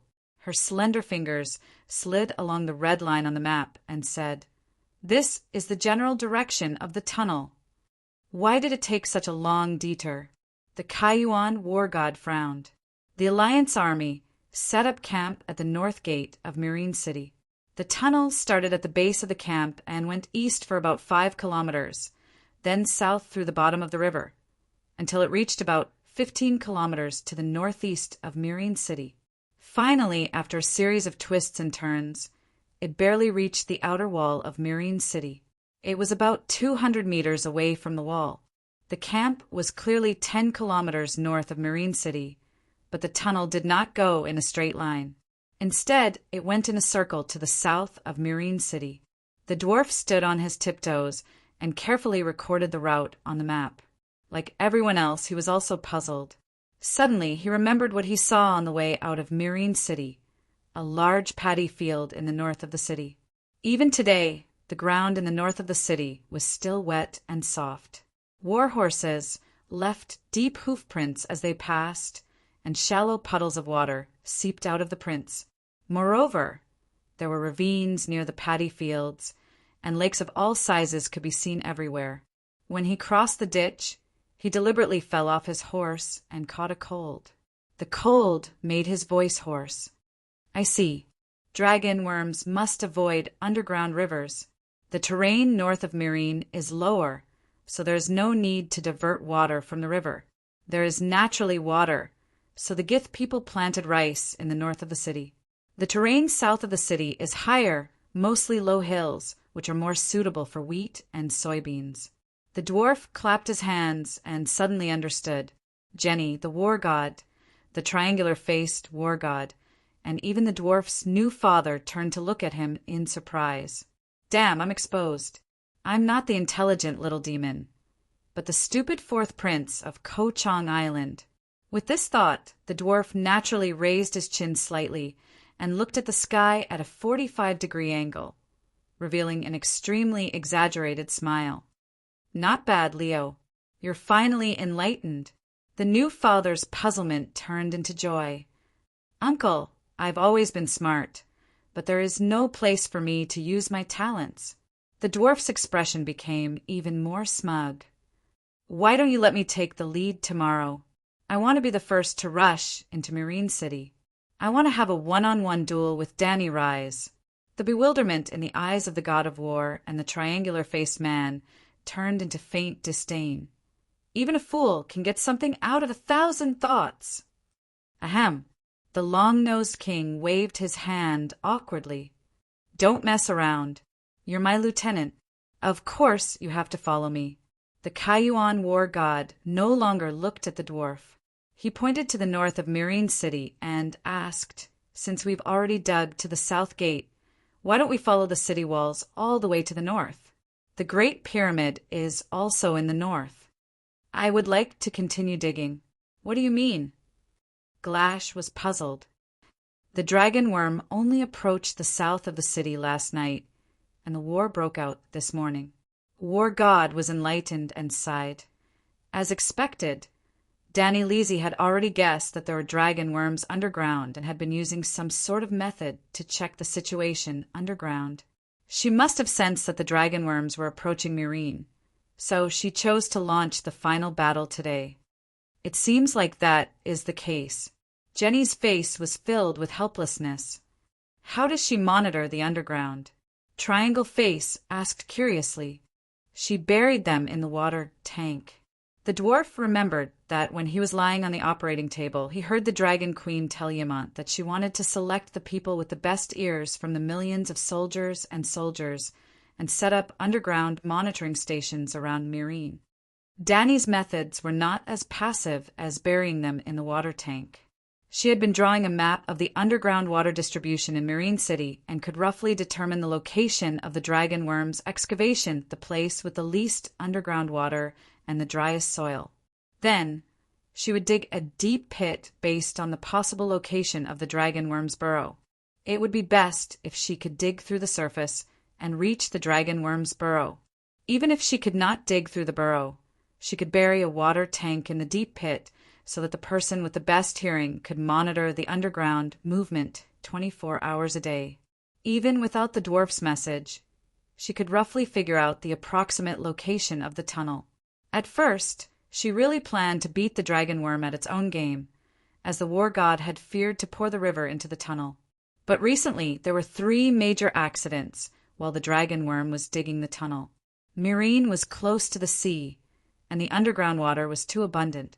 When the dragon worm was digging towards Marine City, it accidentally drilled through the underground river, causing the underground water to flow backwards, freezing and drowning 5 dragon worms. Those were 5 adult dragon worms, and the commotion caused by their near-death struggles was too big, scaring Danny, who had rushed over to listen in after receiving the news. Is it Godzilla or Dragon Worm? At that time, the Dragon Queen's face had turned pale. So, she decided not to take the risk and took the initiative to initiate the final battle before the dragon worm dug to Marine City. To put it bluntly, although the Allied army was besieging her, the initiative of the war had always been in her hands. He really was not the only person the Dragon Queen could rely on. He did not know how much she had prepared for this battle in Marine.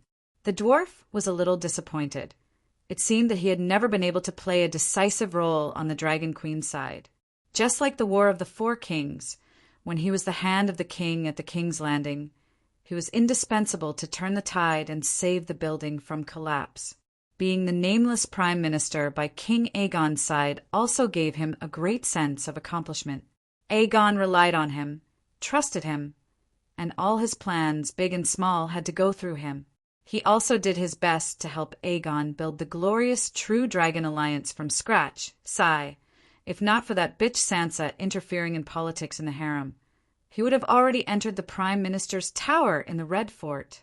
Ugh, the Prime Minister's tower was burned down by his bitch sister with wildfire, and now the Red Fort no longer has a Prime Minister's tower. But in Slaver's Bay, by the Dragon Queen's side, he was always assigned strange tasks by the Dragon Queen, researching wildfire, riding on dragons to throw bombs, being a space pirate to rob the Allied Army's cargo ships, and now he was a faceless person in the Allied Army's camp. This was not the treatment a Prime Minister's aide should receive. Aside from feeling disappointed, the dwarf was also dissatisfied. But touching his big nose, the dissatisfaction and disappointment in his heart all turned into helplessness. He did not complete his undercover mission this time. Although there were undeniable factors with the Dragon Queen's personality, she would most likely punish him. So he had to do something. It must be a spy, the dwarf swore. Danny Rise's spy is in the tunnel, and the spy is constantly reporting the progress of the tunnel to her, which is why today's battle happened. Don't talk nonsense. The long-nosed king angrily interrupted the illegitimate son. Only you, me, and Lady Jenny go in and out of the tunnel. Who is the spy? I have never been out of the tunnel before, the dwarf hurriedly said. Bastard, are you saying that the long-nosed king looked around, and it seemed that everyone was looking at him suspiciously. His big nose was red with anger. This stupid bastard. There is no spy. Jenny's words cleared the strange atmosphere and said calmly, there is no problem with the long-nosed king, and there is also no problem with Leo. The problem does not lie with us. It must be Danny Rise's special method. Yes. The long-nosed king wiped the sweat from his forehead and agreed. After looking at each other awkwardly, the triangular-faced Siberio asked doubtfully, are the dragon worm's requirements for the environment so strict? Jenny said helplessly, dragon worms like to move around in volcanoes and are actually not suitable for fighting on plains. The cold underground water is like poison to them. Then how did they cross the sea? The dwarf asked curiously.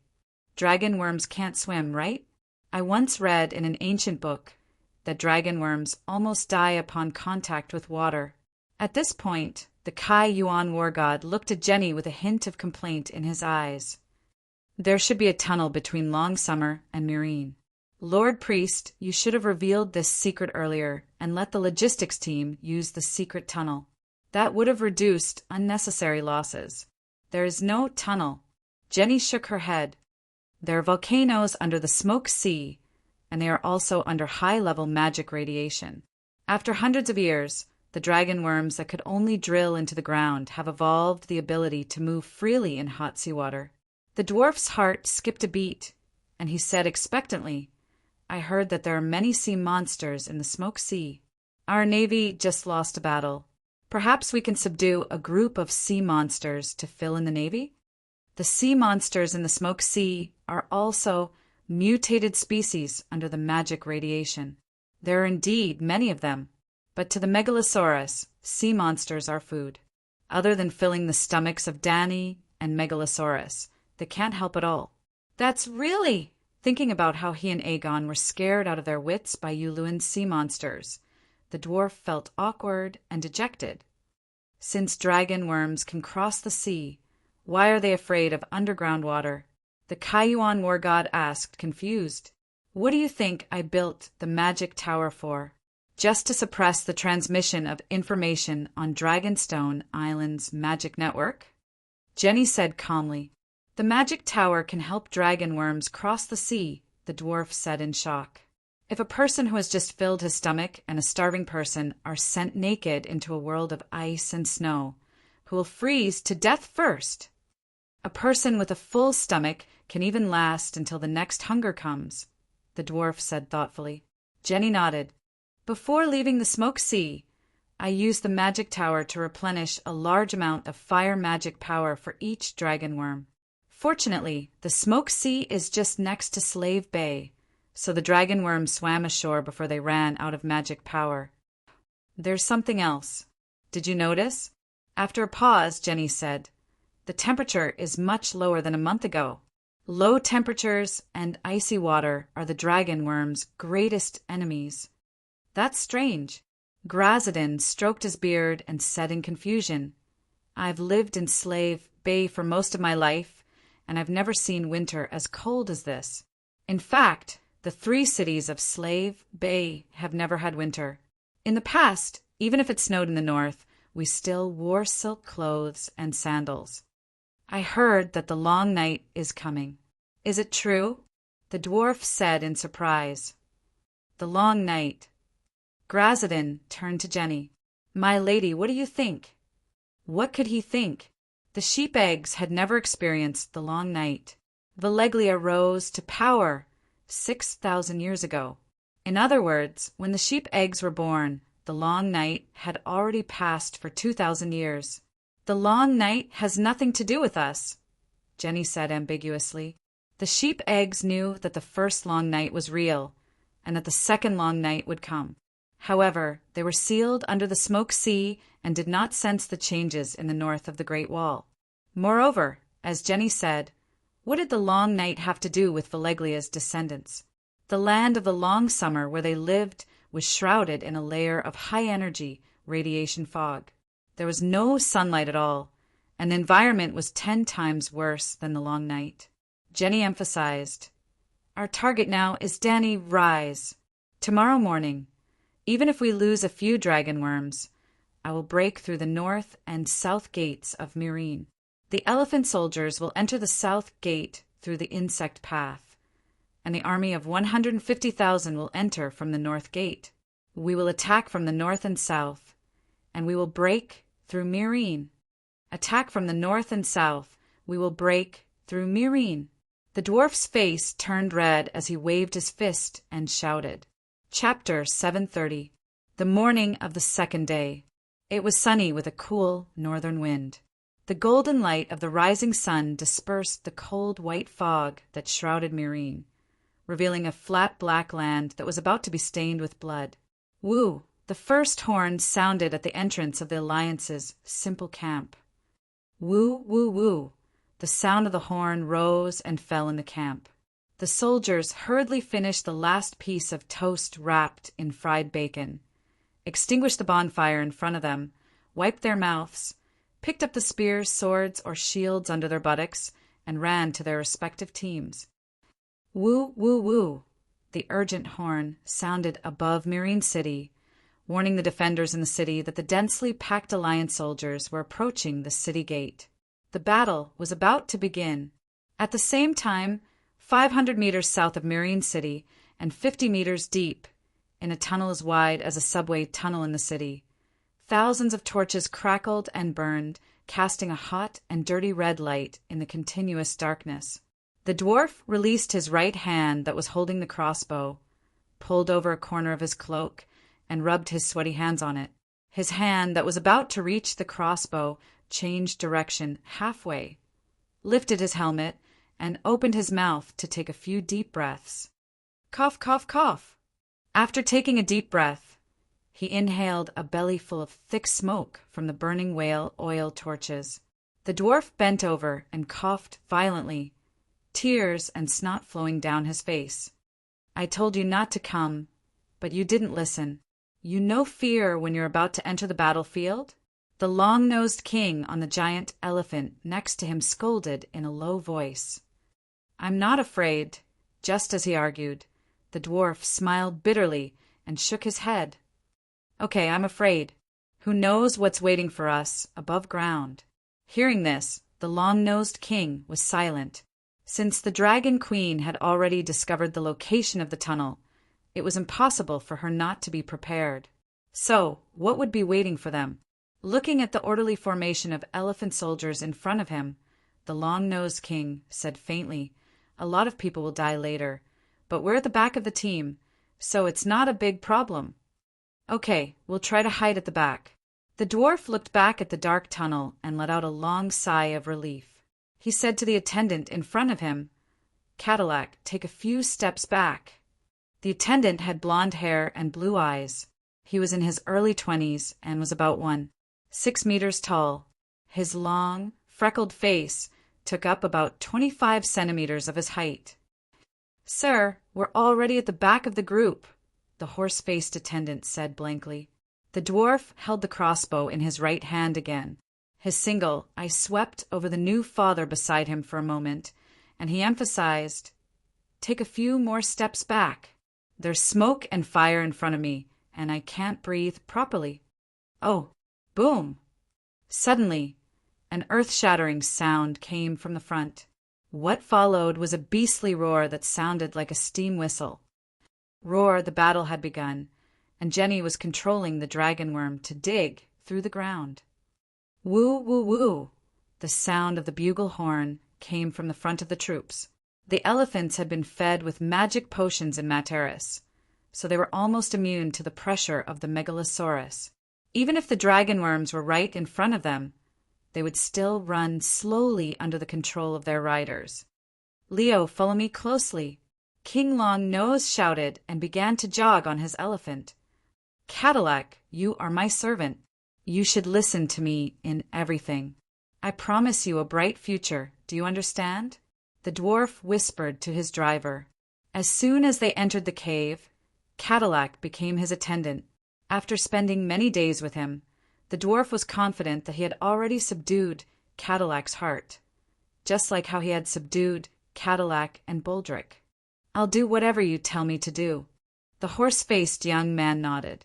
Phew! Heaving a long sigh, the dwarf skillfully picked up the crossbow and aimed it at the heart of his new father's back under Cadillac's horrified gaze. Boom! Buzz! Suddenly, the ground trembled slightly, and a muffled sound seemed to come from the depths of the earth. It was as if someone had plucked the C string of a cello from the center of the earth. It was low, long, and layered. What happened? Could it be an earthquake? The dwarf no longer cared about killing his father. He held onto the saddle and looked around in shock. The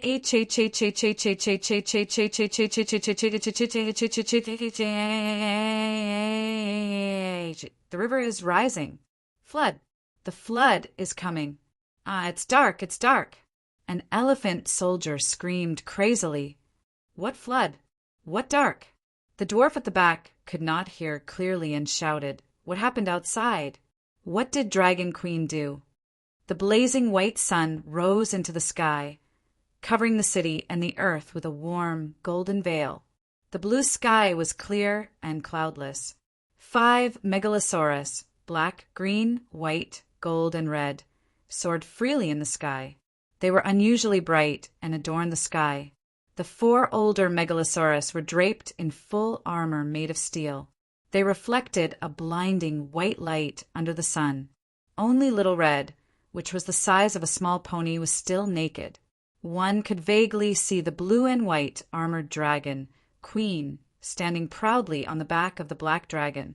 She had a bright white great sword in her left hand and a dark red broadsword in her right. She was ready to go, eager to give it a try. On the vast and barren black earth, soldiers in armor of various colors were like ants. They formed a curtain, slowly but firmly covering the city of Myrine ahead. On the city wall, the unsullied ones in grayish-brown armor raised their white flags. Their short swords were unsheathed and their shields were raised. The wings of freedom with their black-winged cloaks formed a huge crossbow formation under the city wall. The longbowmen were at the front, the ballistas were loaded, and the catapults were loaded with kerosene. There were also dozens of pterosaurs that landed on the huge pyramid like a swarm of bats. The bugle horn sounded, the war drums beat, hundreds of thousands of soldiers shouted. The armor of the armored warriors clashed as they ran, and the cavalry's hooves rumbled. The smell of blood and fire pervaded the city of Myrine. The birds in the distant mountains, the dogs in the city, and the fish in the water were all inexplicably anxious at this moment. Boom! Boom! In the south of Myrine, the huge city wall that was 15 meters tall and 5 meters thick suddenly collapsed, sinking into the endless ground. 3 dragon worms drilled half of their bodies out from behind the city wall and roared ferociously toward the city. Jenny fulfilled her promise. Not only did she break the city gate, she even destroyed a section of the city wall that was 30 meters long. The dragon worms even successfully broke into the city. Rumble! The sound of heavy objects running came from the ground. Ong! It was a giant elephant. The first elephant soldier rushed out of the tunnel and entered the south of Myrine. It raised its trunk and roared on the street. Ong! Ong! One after another, the giant elephants rampaged through the streets. They were invincible. Literally, half of the South City was empty. There were no guards or citizens. The giant elephants were showing off their prowess, so naturally they were invincible. Break into Myrine City and capture the Dragon Queen alive. The elephant soldiers in the south of the city did not feel anything and shouted excitedly, "Victory, victory!" The howls of the giant elephants and dragon worms spread to the north of the city. Tens of thousands of Alliance soldiers roared fanatically. Hiss!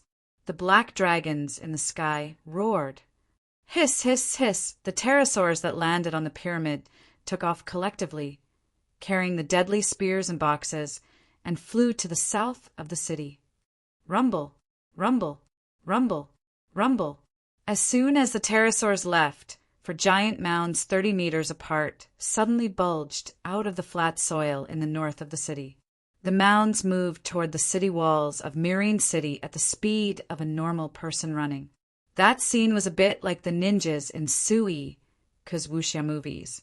The only difference was that the ninjas walked in a straight line, and after they escaped, the mounds would cave in. But the dragon worms were different. They emitted scorching heat all over their bodies. Wherever they burrowed, large patches of scorched water vapor evaporated. The mounds that they raised also kept protruding, forming 4 S-shaped ridges on the flat battlefield. Because the dragon worm mounds appeared suddenly and spread very quickly, many Alliance soldiers could not react in time and were lifted up high. It was fine if they were lifted up. At most, they would lose their balance and fall to the ground. But the reason why the dragon worms did not burrow deep and instead moved stealthily on the surface was because there were many paddy fields in the north of the city. If they burrowed too deep, they would be submerged by the underground water, and the dragon worms' body temperature was very high. They emitted waves of heat all over their bodies. The blazing magic roasted the moist, soft soil and evaporated a large amount of white water vapor mixed with a scorched smell. Yes, the eels, loaches, blackfish, and insects in the paddy fields were all wrapped in mud and roasted into charcoal. The soldiers around the mounds seemed to have been sprayed by a giant pressure cooker at close range. They all covered their scalded faces and wailed on the ground. Coincidentally, the wind-blown regiment, who was holding the blue and white cross-tail flag high, happened to be hit by a dragon worm. The white-haired and white-bearded warrior poet, Danzo Dahan, was leading his brothers in a head-covering charge. Suddenly, his body rose up, his footsteps staggered, and he fell on the bulging mounds. Then, the temperature of the soft mud under his body rose. In an instant, the dry and hard boards turned into lumps and then split open. It was like the valve of a high-pressure boiler that had been blocked before suddenly opened at this moment. A large amount of scorching water vapor spurted out from the cracks of the soil and enveloped Danzo's body. His armor and helmet blocked 99% of the water vapor, but Babura's helmet also had eye slits. A pair of eyes were boiled and steamed in the water vapor. Danzo was still a general and had high defense. The other soldiers who were only wearing leather armor had their skin red and blisters popped by their hands. They were like steamed prawns that had been trampled on. The scene was very miserable, but it was also very morale-boosting. Although some of their teammates were accidentally injured, the momentum of the dragon worms' Earth escape was terrifying. Like 4 giant torpedoes, they quickly crashed into the aircraft carrier of Myrine. The Allied soldiers shouted in unison, "Long live the dragon worms! Break Myrine!" "You are stubborn. You will be punished by the heavens." Big Black roared. The Allied army was silent for a moment, then shouted loudly again, "Long live the Allied army! Break Myrine! Capture Danny! Rise alive!" Boom, boom, boom.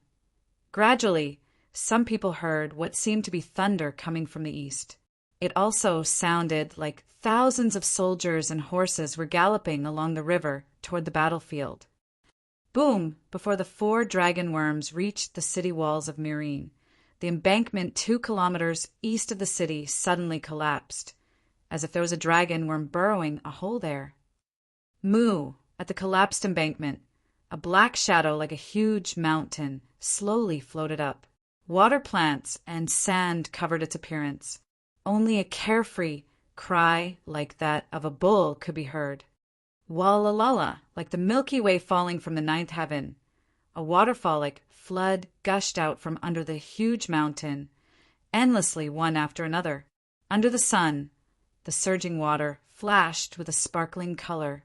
Above the head of the huge mountain, a 7-colored rainbow hung. Boom, boom, boom.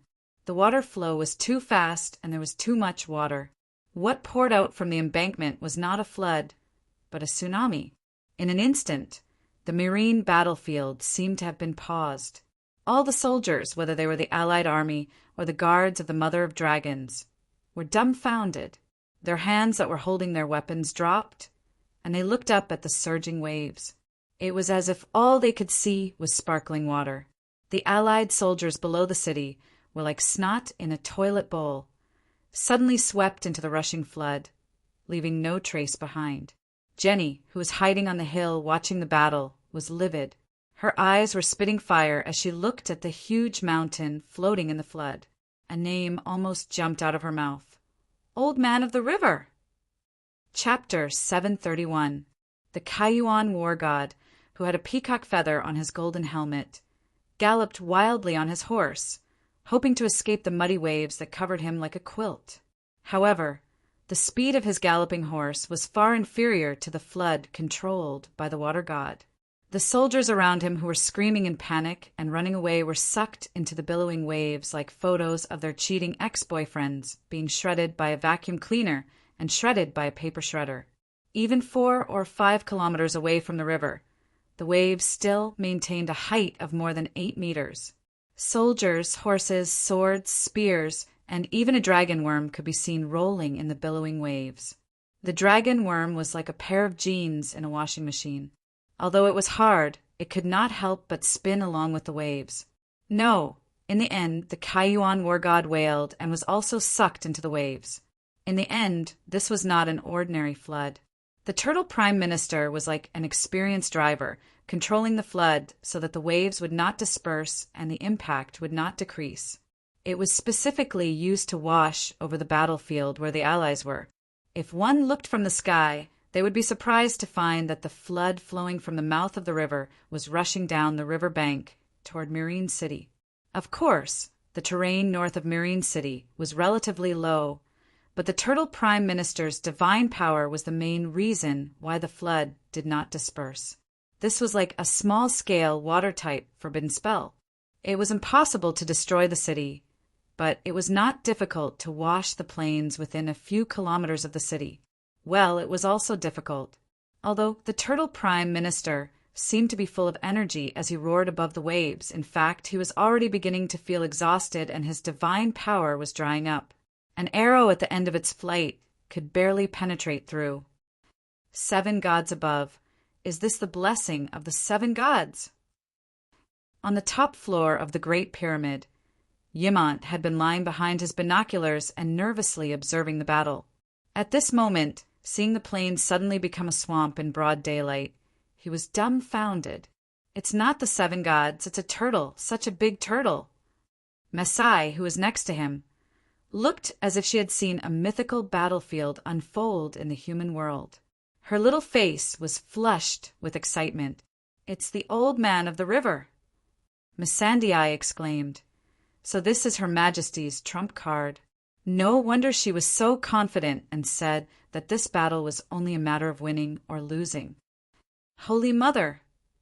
Masai covered her mouth and said in shock, Isn't the old man of the river the god of the Lorne River? The god is real, and he has appeared in the human world? And the gods also listened to Her Majesty's orders? Missandei's golden eyes flashed with the light of wisdom. It must be because of the trip to the Lone River to smelt the tiles. Your Majesty was able to kill the Crab King and subdue the old man in the river.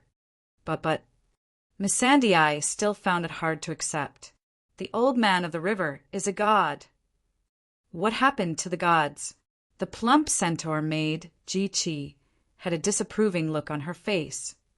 Don't tell me you think that the golden bells on the queen's braids are fake? I understand now. This is a battle between gods. Old Yimant smiled bitterly and sighed. Is Jenny, who drove the dragon worms to attack the city, immortal?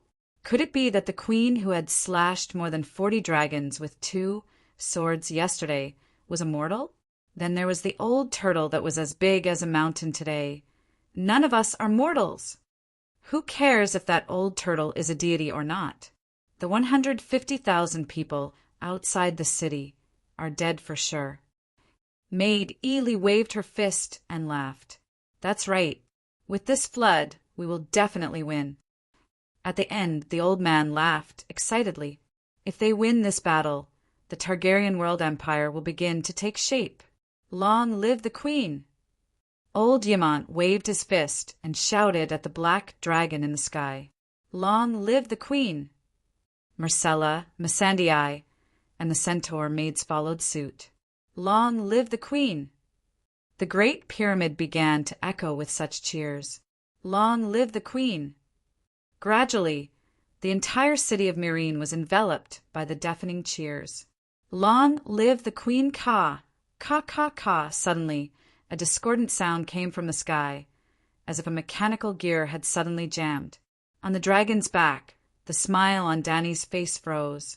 She slowly raised her head and looked in the direction of the sound. In Meereen City, the cheering crowd looked at the sky in surprise. Everyone was shocked to see that a crack had appeared in the sun that was recklessly radiating light and heat in the blue sky. It was as if it was not the sun, but a piece of snow biscuit. Then a child clamped it with both hands and broke it forcefully. Crack! It broke. The blue sky, the faint white clouds, and the dazzling golden sun. This should have been the most normal weather in Slave Bay. But in front of hundreds of thousands of people in Meereen, it was no longer normal because the sun had broken. What the fuck? Dany's pretty face under the helmet was pale, and her charming big eyes flashed with confusion. Looking at the gradually darkening sky, she was a little at a loss. It was dark. It was 9 o'clock in the morning, and it was dark. It was not accurate to say that the sun was broken glass. It was more like a fruit candy in the shape of a round biscuit. As it was sucked in the mouth, the fruit candy became thinner and thinner. And finally, the thin piece of candy broke on the tip of the tongue. No one hit it. It just ran out of energy and broke. The fragments were still radiating white light. It was as if the sun had suddenly expanded from the biscuit to the dome of the Holy Church. But the dome was covered with a thick layer of cotton cloth. There was still a hazy white light in the sky, but the sky was dark. It was probably the brightness of the setting sun. It was not too dark, but compared to the brightness before, everyone felt that the sky was especially dark.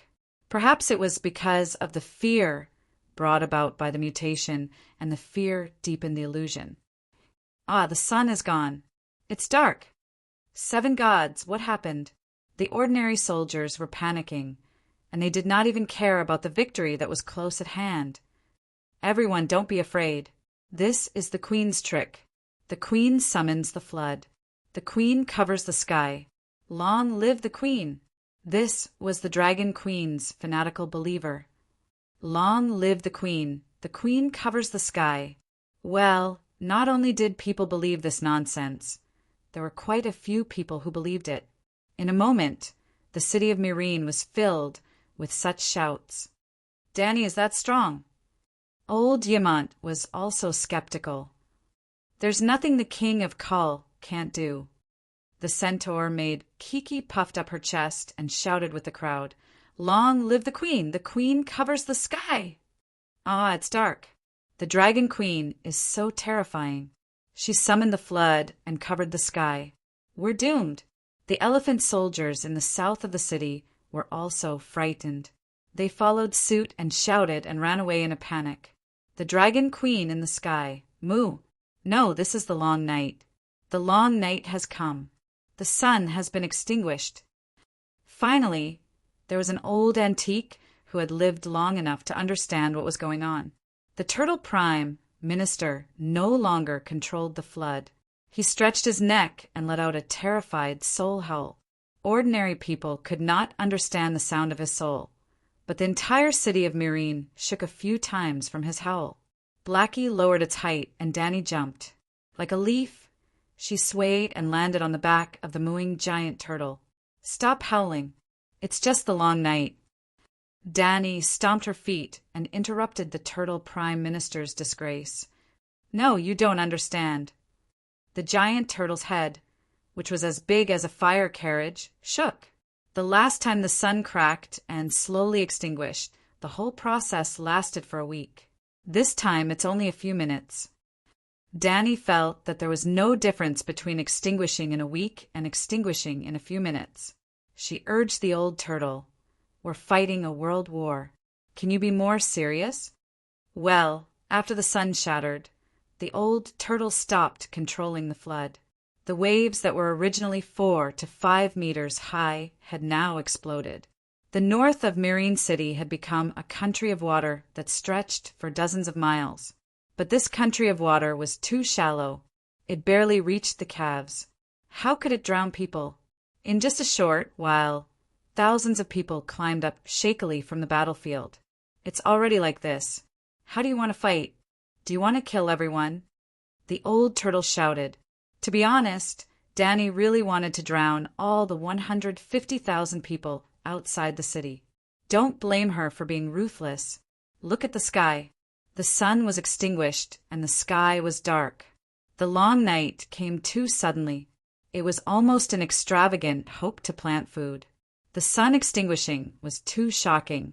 She didn't even have the confidence to feed her own people. 150,000 captives meant 150,000 mouths. It was simply disgusting to let her use the life-saving food of her own people to feed these former enemies. If all of them died, everyone would have less trouble. But this could only be thought in her heart and not said out loud. Well, it would be best if the old turtle could hold on for a while longer. When everyone drowned, the flood would be removed.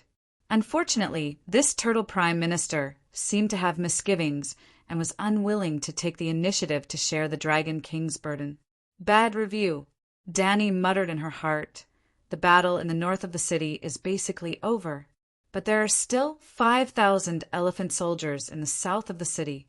According to the original plan, you should transfer to the south of the city and pour the flood into the Dragon Worm Cave. The south of the city was more or less built into a special barbican.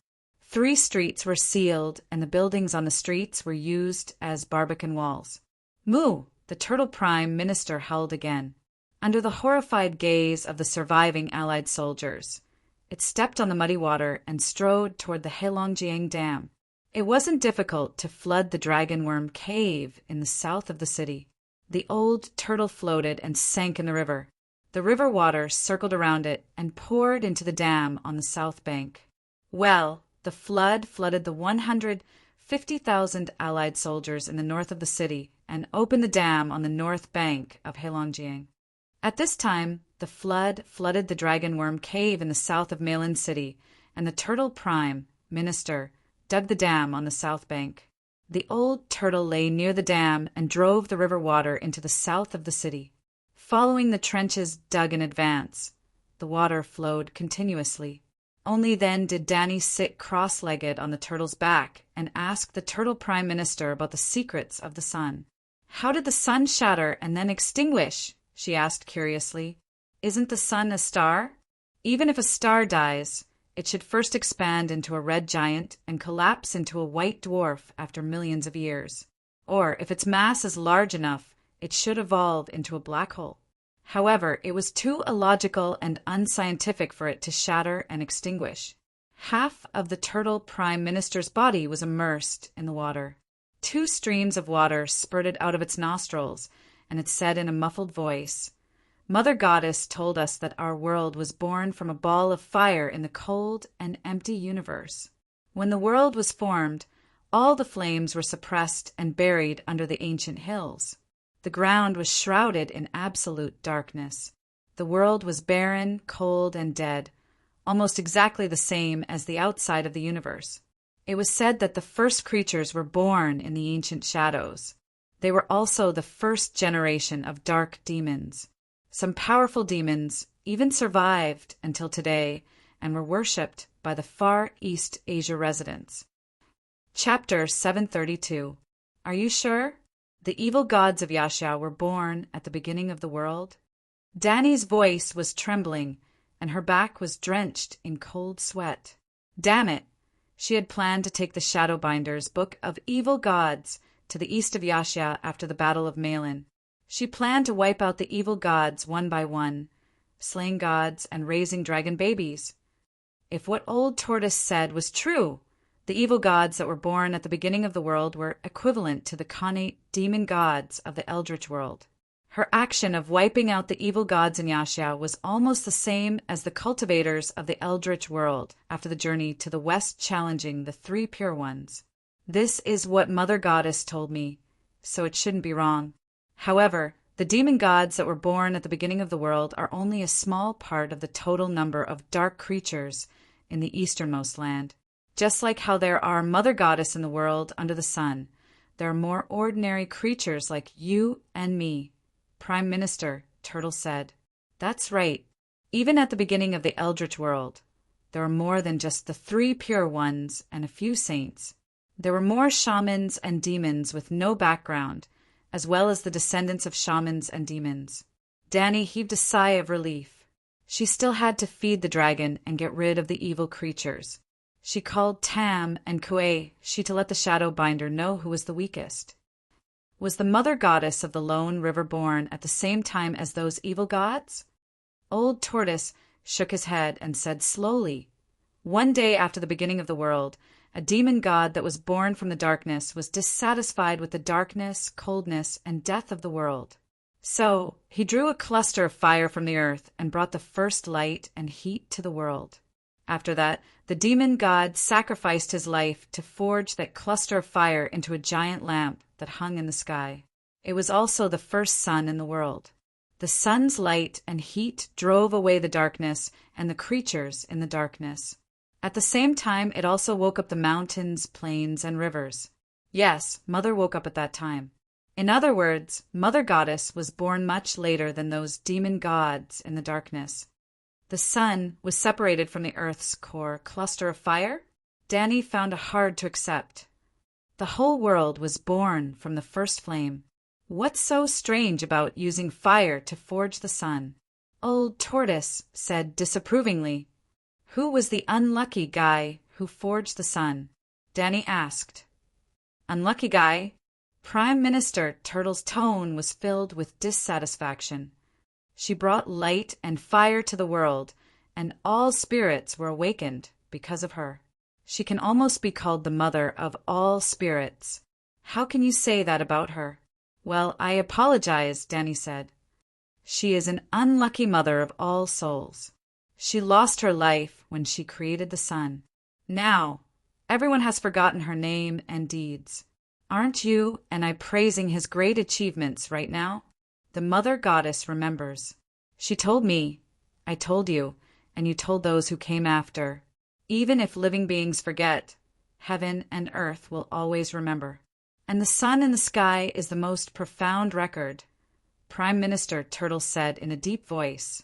Danny was filled with awe, not towards the demonic god who created the sun, but towards the Prime Minister Turtle beneath her.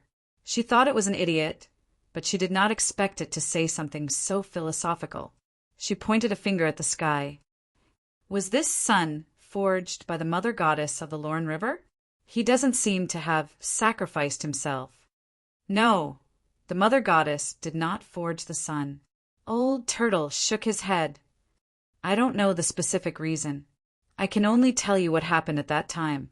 At that time, Yasuo came to the mother goddess with the hero's red sword. He said to the mother goddess, I have completed my mission. Now it's your turn. The mother goddess seemed to have received something from him. It seemed to be some kind of proof. I asked the mother goddess a similar question.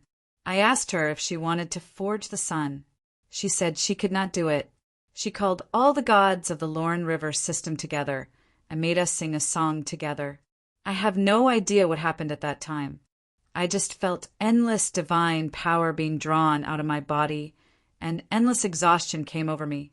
I felt dizzy and fell asleep. You fell asleep? What happened after that? Danny widened her eyes in disbelief. You're actually sleeping soundly at such an important moment?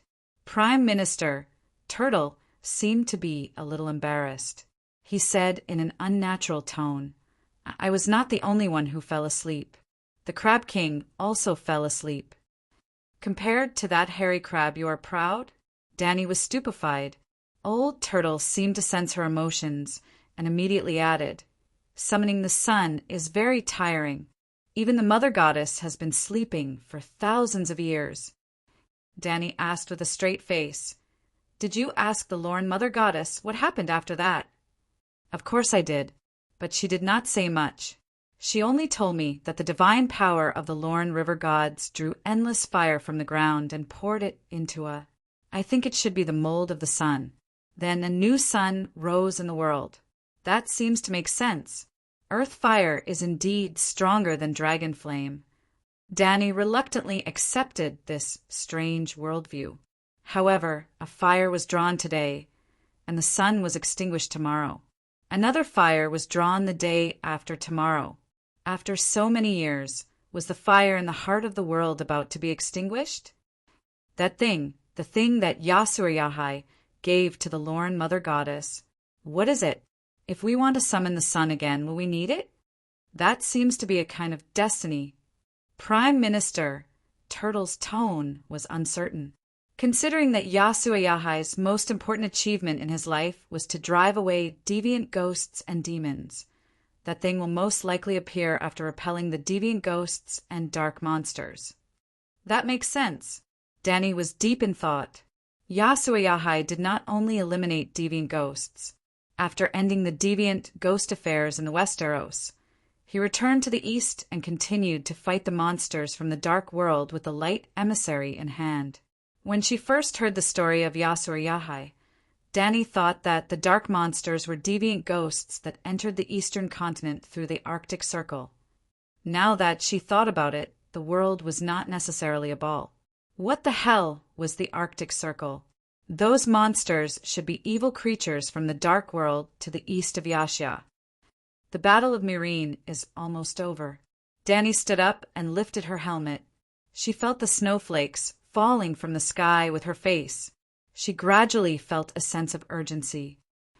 I must seize every opportunity to increase my power. Jenny, my dear, where are you? It's so cold. Yamant shivered and wiped the snowflakes on his thin white hair.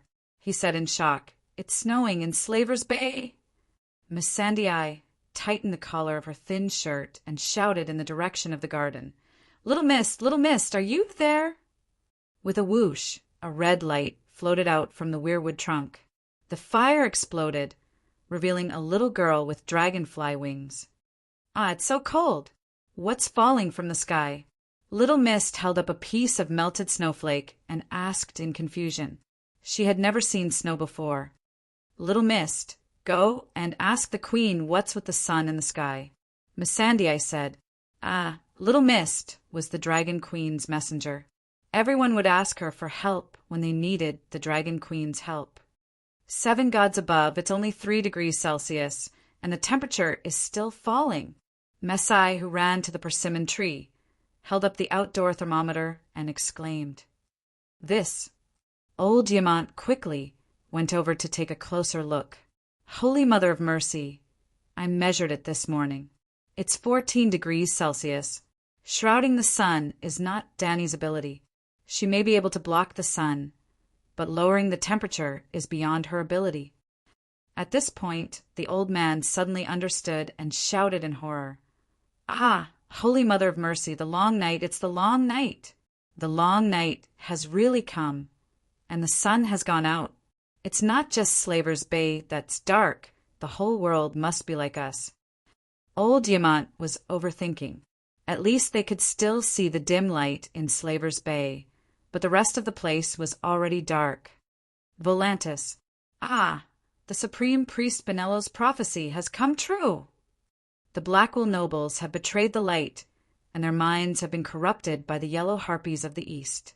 They formed the most despicable alliance with the godless outsiders, and their foolishness has brought us darkness and destruction. The slaves, who made up 80% of the population, felt endless fear and hesitation when the sun went out, and the fear made them irritable and angry. They gathered outside the Red God Temple, cursing, roaring, crying around the Black Wall. The Red God Temple was backed by the Black Wall where the nobles lived. Even many of the free citizens of Atlantis came to the temple to seek spiritual comfort because of the fear. Because the Supreme Priest had warned the world countless times. The Volantis nobles have betrayed the light, and the despicable alliance they formed will lead to the descent of darkness, and only Danny Rise is the savior. Now, the Supreme Priest's prophecy suddenly came true. Sigh, actually I haven't preached that Danny Rise is the savior for more than half a year. In the Red God Temple that was formed by countless flyovers and tall towers, the Supreme Priest with a white face full of flame tattoos lamented. "What's with the sun?" Consul Dofez asked worriedly. Dofez was the elephant party consul that Danny met on the streets of Volantis. He was the opposition to Volantis' participation in the Slave Bay War. Originally, Dofez was going to step down after his term ended. But the Dragon Queen went to Volantis to cause a ruckus and burn the other 2 consul who had a bright future, the tough martial faction against Slave Bay, to death. And Dofez's performance in handling the Black Wall Dragon Burn incident was outstanding, and he was unexpectedly re-elected. As soon as the sun went out, Dofez, like the slaves outside the temple, thought of Benello's countless prophecies in front of everyone. Then he came looking for him. "Can the sun still come out? It's snowing outside. Oh gods, has it ever snowed in Volantis?" "Maybe it has, but this is the first time it's snowing heavily." Dofez's face was pale, and he seemed to have a bad feeling. "The night is long and darkness is coming. I have said it countless times, and now it's here. The night is here," Benello said with a grimace. "Because we formed an alliance to attack Danny Rise. The Light King wants to punish us." Dofez asked with a trembling voice. "That's not it." Benello shook his head and dismissed the servants and low-level priests. "The night will come, and it has nothing to do with whether you attack Danny Rise or not. Then before you dash, I thought Danny Rise was the savior in the Red God's prophecy, so I wanted to help her. Then, sigh, the prophecy was wrong." The Supreme Priest said with a sad face. "Phut!" Dofez cursed angrily. "Looks like we were too lenient with the Red God Temple. Sir Consul, this is the Red God Temple. There are hundreds of thousands of believers outside the temple. Benello said coldly. Chapter 733. Dofa's expression changed several times. In the end, he looked down to hide the anger and killing intent in his heart. He asked softly, You haven't spoken up for Danny Rise for almost half a year. We thought you were worried about the Alliance's power. Now it seems like there's more to it? I was wrong. I misunderstood the revelation given to me by the Light King. Benello wiped his face and said dejectedly, She's not the savior, but I've been proclaiming that she is for the past few years. What's done is done. I can't change it, even if I want to. Dofa's fat face twisted. Then who is the savior? He asked blankly. I don't know. The long night is here and you don't know. Dofas raised his voice. Maybe it's Stannis Byra from the Westeros, Theon. The supreme priest with a tattooed face said hesitantly. Stannis? Dofas gradually found that unknown person in his memory. The kinslayer who used blood, witchcraft to kill his own brother? The consul said with a displeased expression. What is the Light King doing? How can a kinslayer become the savior? He might as well let Danny Rise be the savior. There was a saying that a king's virtue was not worthy of the throne. The savior was more advanced than the king, so there should be a virtue requirement. Didn't Yasur and Ahai kill their own wives too? Without the determination to kill everything, how can they become the savior? Tattoo retorted with a red face.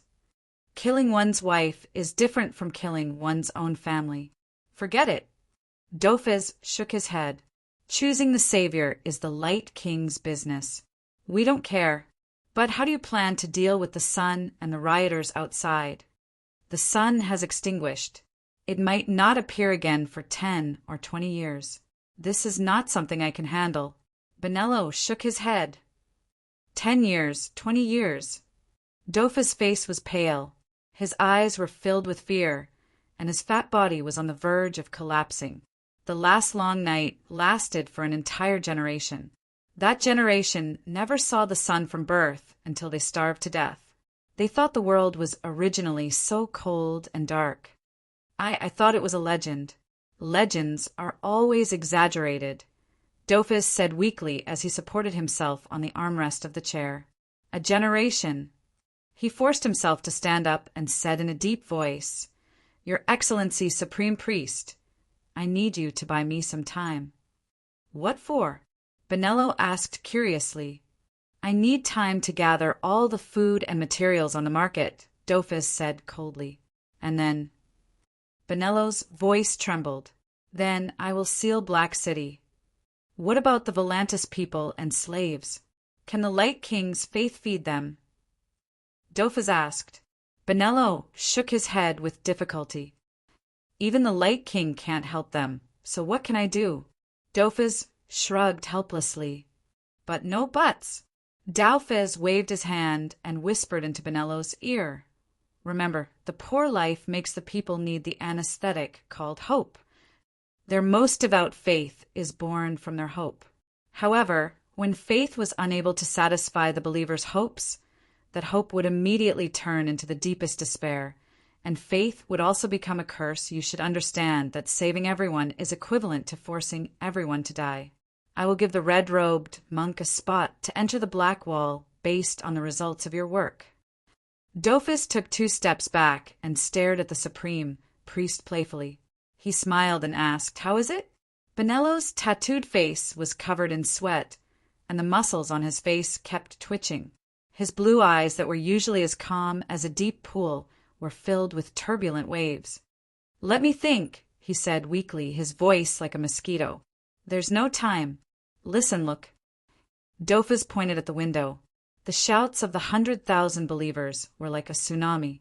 They came wave after wave and almost drowned the majestic, red God Temple. I can't lie to the believers. Benello looked at the consul with a pleading look. Dofas smiled. Don't worry. You don't have to lie. There will be someone else who will be the punching bag for the people. Who? Benello secretly sighed in relief. and his face regained some of its calmness. Recently, Faust Doxim from the West District has been very active. I think he can replace General Elios, who died in the Bay of Sorrows, Dophis said calmly. Faust Doxim, a former Tiger Cloak Army slave warrior, married into the Doxim family of a small merchant. When the Guy's Alliance army besieged Astapor, he was captured by the Dragon Queen and became Astapor's super VIP partner. Since then, he had started his meteoric rise. Recently, Fat Faust was not even satisfied with the sudden increase in wealth. He started to have higher goals, to become a consul and move his family into the Black Wall. Elios, one of the 3 consul chosen by Volantis after the Dragon Queen burned down the Black Wall Tower. He was also the commander of the 2nd Fleet of the Alliance Army. In the end, he sank into the sea with the 2nd Fleet. Therefore, when there was a vacancy in the 3 consul positions, Fat Faust had the hope of filling it. For this, he even joined the Tiger Party, who had a radical attitude towards Slaver's Bay. Yes, the sky has darkened and the temperature has dropped, but this is not the end of the world. Long night or whatever, that's just a joke. Faust accepted Dophis's conditions, and after receiving the promise that he would definitely become the next senator, he immediately gave a speech on the streets as a candidate for senator, just like his countless predecessors had done. Everyone, don't panic. There's no need to rush to buy resources.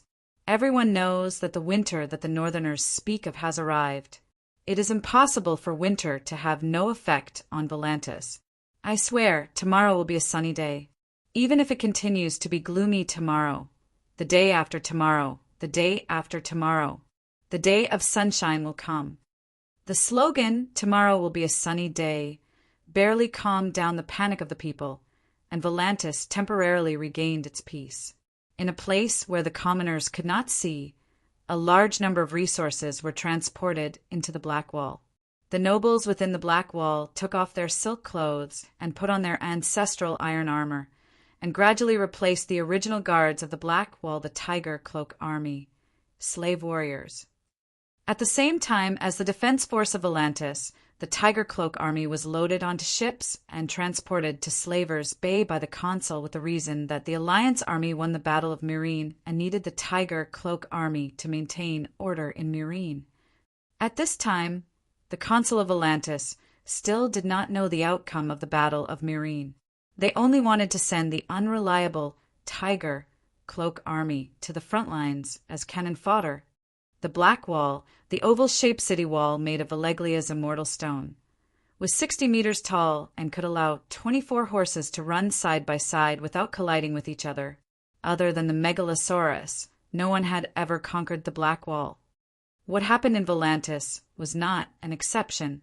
The same thing happened in Lys, Pentos, Myr, Bravos, and even the cities of the Jade Sea and the far eastern barbarians. The methods were different, but the essence was the same. Before the ordinary people could react, they had to gather all the materials that could be gathered, lock the gates of the majestic castle, and live their lives peacefully while waiting for the next Yeser, Ahai, to end the long night. The advantage of the upper class was not only reflected in the possession of social resources.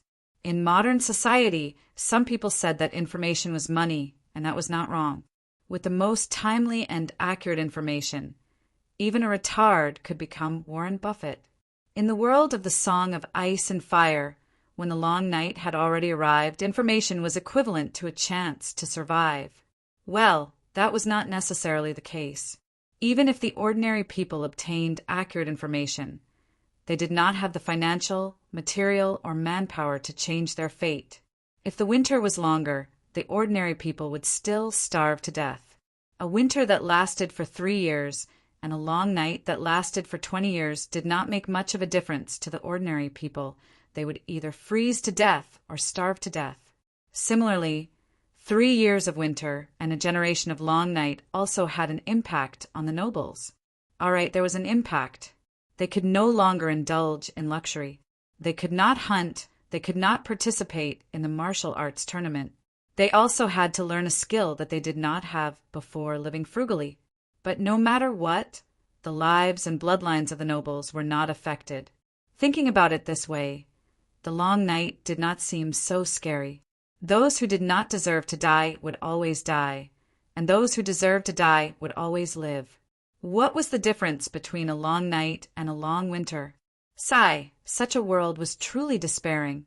However, in the Westeros, there were people who cheered for the disappearance of the sun in the sky. It's finally here. Waha, the long night is finally here. After getting a definite answer from Yuluin, Cersei's ecstasy was beyond words. In other cities, after the sun disappeared in front of everyone, most transcendents could infer what had happened by sensing the magic tides.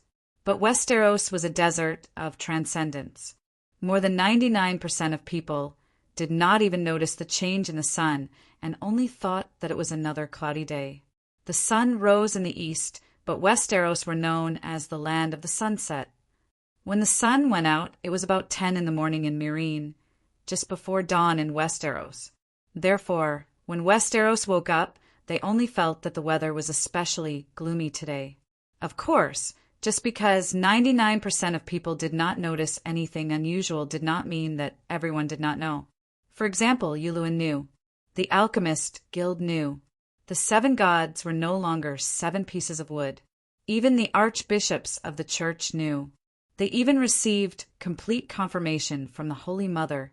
Yes, Holy Mother Dany took the time to send a long night is here message to every believer with 100 piety points. The long night was already here. It would be unreasonable if the Holy Mother did not do anything. Since the church knew, Yuluin helplessly brought the 4 children of war to Cersei the Great and told her about it. Cersei the Great was wearing a pure white fox fur cloak. The pure white fur made her blush and her skin look even more delicate. She walked to the balcony in a few steps and pointed at the barefoot sparrows in gray linen who were shouting, "Bitch Queen!" outside the Red Castle. The corners of her mouth curled up into a vicious smile. Those sparrows come to the Red Castle every few days to show off their power. How abominable! There should be a long night and let them all freeze and starve to death. And Dany rise. The smile on Cersei's face widened. I wonder if that little bitch is dead. If she hasn't died in the hands of the allies, quickly ask her to guard the Great Wall and fight the other ghosts. Didn't she come up with a unified ghost resistance front long ago? If she doesn't die, who will? Ha ha ha. Cersei looked up and laughed. The depression of being locked in the tower by the old nun dissipated instantly. Queen Cersei, watch your words. An armored knight with a 7-pointed star on his chest shouted angrily. You dare to shout at me? Cersei's eyes widened. The flames of anger gathered in her eyes, as if they would turn into 2 fire dragons in the next moment, flying out and turning the ungrateful poor knight into ashes. Guards, drag this roaring queen out. Cersei shouted. No one answered. Chapter 734. Where are the guards? Sir Devon? Cersei did not call for the guards, so she looked at the door in confusion and called her cousin's name loudly. Devon Lannister commanded the Lion Army and was also the garrison commander of the King's Landing and the Red Keep. Your Majesty, Tanya of Myr took a step forward. Her large black eyes were filled with tears of sorrow. Last night, Sir Devon was torn apart by a group of hungry mobs when he passed through Silk Street in a sedan chair. Torn apart? Cersei's face turned pale, and she said in horror, Devon is the garrison commander of the capital. He is in charge of 5,000 lion helmet army and 5,000 golden robes. He was in a hurry and did not bring many guards with him. Yuluin sighed with red eyes. Silk Street? Cersei's expression suddenly changed, and she said in pain, Devon is not guarding the Red Keep at such a critical time, but sneaked out to visit prostitutes? His leg is crippled. Silk Street was the red light district of the King's Landing. Both sides of the street were filled with brothels of various styles and grades. Yuluin glanced at the Queen's Chamberlain, and a smug look flashed across his blue eyes. Tanya of Myr also happened to look over, her black eyes filled with admiration.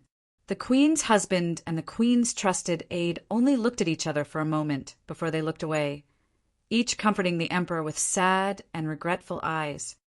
Divan is a man. A man with a broken leg also has needs, Tanya advised gently. Who is in charge of the golden robes now? Circe asked with a gloomy face. Without your order, the position of garrison is empty, Tanya said solemnly. Circe heard this, and her expression became better. She pointed at the son of war who scolded her and said angrily, Now I order to take down this bastard who looks down on the king. Your Majesty, I am afraid that is not possible. Tanya hurriedly pulled Circe into the inner chamber, and then said worriedly, The long night is coming, and the hundreds of thousands of people and nobles in the King's Landing are starting to miss the savior of the long night, the sparrow. They all said that it was your fault for causing the 7 nations to lose their holy son to resist the long night. Yuluan told me that the night had just begun. How did everyone in King's Landing know about it? Circe glared at him. Who leaked the news? Were they all fools? We should keep it a secret from those lowly people. It's best if they don't know why they died. Only then can we calmly stock up on food in the Red Castle. Well, Circe was of one mind with all the kings and archons of all the world when it came to measures for the long night. Every capitalist has a different personality, different business projects and different theories, but their ideas and means of exploiting the proletariat are exactly the same. It seemed reasonable to replace the capitalists with the kings and the proletariat with the common people. Your Majesty is wise, Tanya sincerely praised Circe the Great. Then she shook her head and said, We can't hide it anymore. The Holy Mother has shown up. Many monks in the 7 kingdoms received the oracle when they were doing morning prayers yesterday.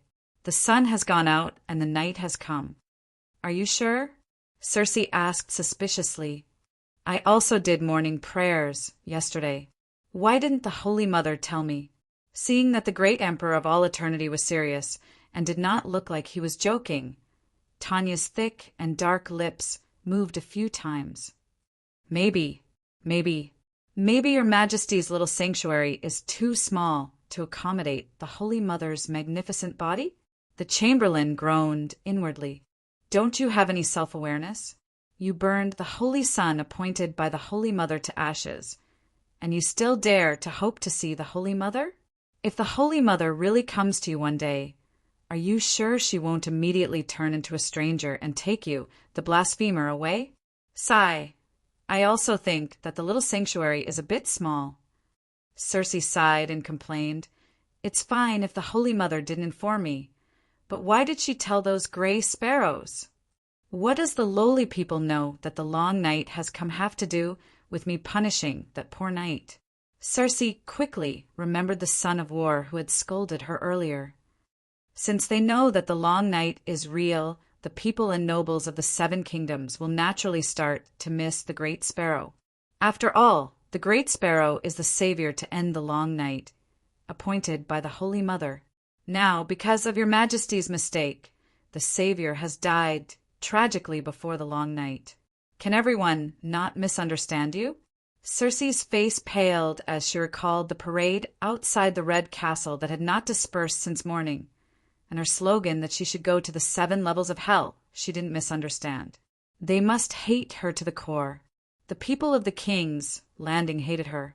The people of the 7 kingdoms who received the news of the long night would hate her, the Emperor of Eternity suddenly understood. Tanya of Mir lowered her eyes and continued, So, the Church decided to punish you. The Sons of War in the living room are here to watch over you. They are not to be offended. What punishment? Circe asked with a straight face. Before the long night ends, you are not to leave the Queen's Tower. You are not to hold extravagant banquets. You are not to wear fancy clothes. You are not to participate in the politics of the 7 kingdoms. You are not to— Enough! The Emperor of Eternity's face contorted as he roared, Where is my Prime Minister? Where are the ministers of the Imperial Council? Did they agree with the Church to imprison the Queen of the 7 kingdoms? In fact, It was the ministers who saw the anger of the people of the King's Landing. In order to appease the people, they collectively passed a resolution to invite the church slap. Before Tanya of Mir could finish, Circe slapped her angrily. "Eat shit."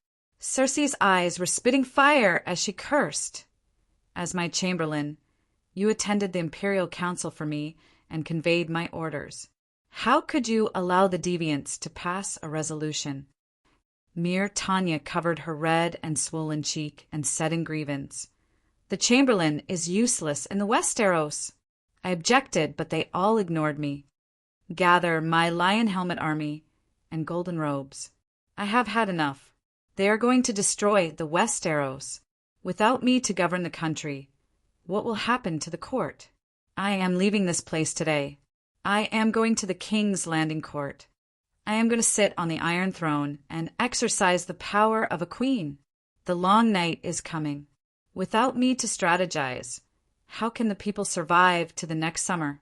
Circe waved her hands and shouted in agitation, "I am afraid not." The chamberlain's face contorted as he shook his head gently. "My army is in control of the King's Landing. What is there not to do? Your Majesty, Sir Devon has just died. The morale of the army is not stable. It is not good to make a big move." "Good, good, good." The Emperor of Eternity took a few quick breaths and glanced at his trusted aide coldly. "Send a letter to Sir Damian Lannister. I want to invite him to the King's Landing to be the Minister of Justice." Damian was Cersei's uncle, the current acting castellan of Casterly Rock City. He was Lannister's old hero, who was of the same generation as Tywin and Kevin. "Your Majesty, Casterly Rock City is 1,000 miles away from the King's Landing.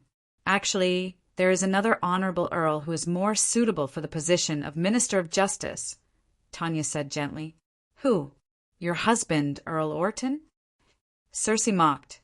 Tanya's husband, Orton Maravis, was the Earl of the Long Table.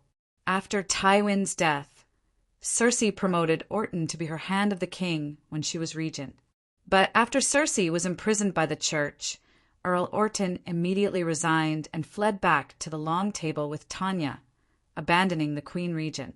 When Circe was crowned as the Queen of the Seven Kingdoms by Archbishop John, Tanya became her chamberlain, but Orton was hated by the Emperor of Eternity and did not get any position in the court. "No, the Lion Helmet army can only be led by Lannister." Tanya shook her head. Circe heard this, and her expression became better. "There are still many Lannister with outstanding military abilities in the Lion Helmet army, but they do not have the political skills to deal with the courtiers. It will be difficult for them to take on the important role." The Emperor of Eternity sighed. He hated that he did not know how to clone himself. Otherwise, he would have arranged for a clone to personally lead the Lion Army. "Your Majesty, have you forgotten about Earl Titus Pegg?" Tanya reminded. "That guy." Circe bit her red lips and hesitated. "I trusted him so much and let him guard Dragonstone Island, but he did not even last a day," she said unhappily. Earl Pegg was the guard of Dragonstone Island and was captured by the Dragon Queen herself. She even asked for a terrifying ransom of 5,000 gold royals, 10 times more than the market price of Jaime Lannister. That was an accident. The Dragon Queen has a dragon, Tanya advised. Also, Earl Pegg is the son-in-law of the Lannister family. He is trustworthy. Let me think. Circe hesitated. Time's up.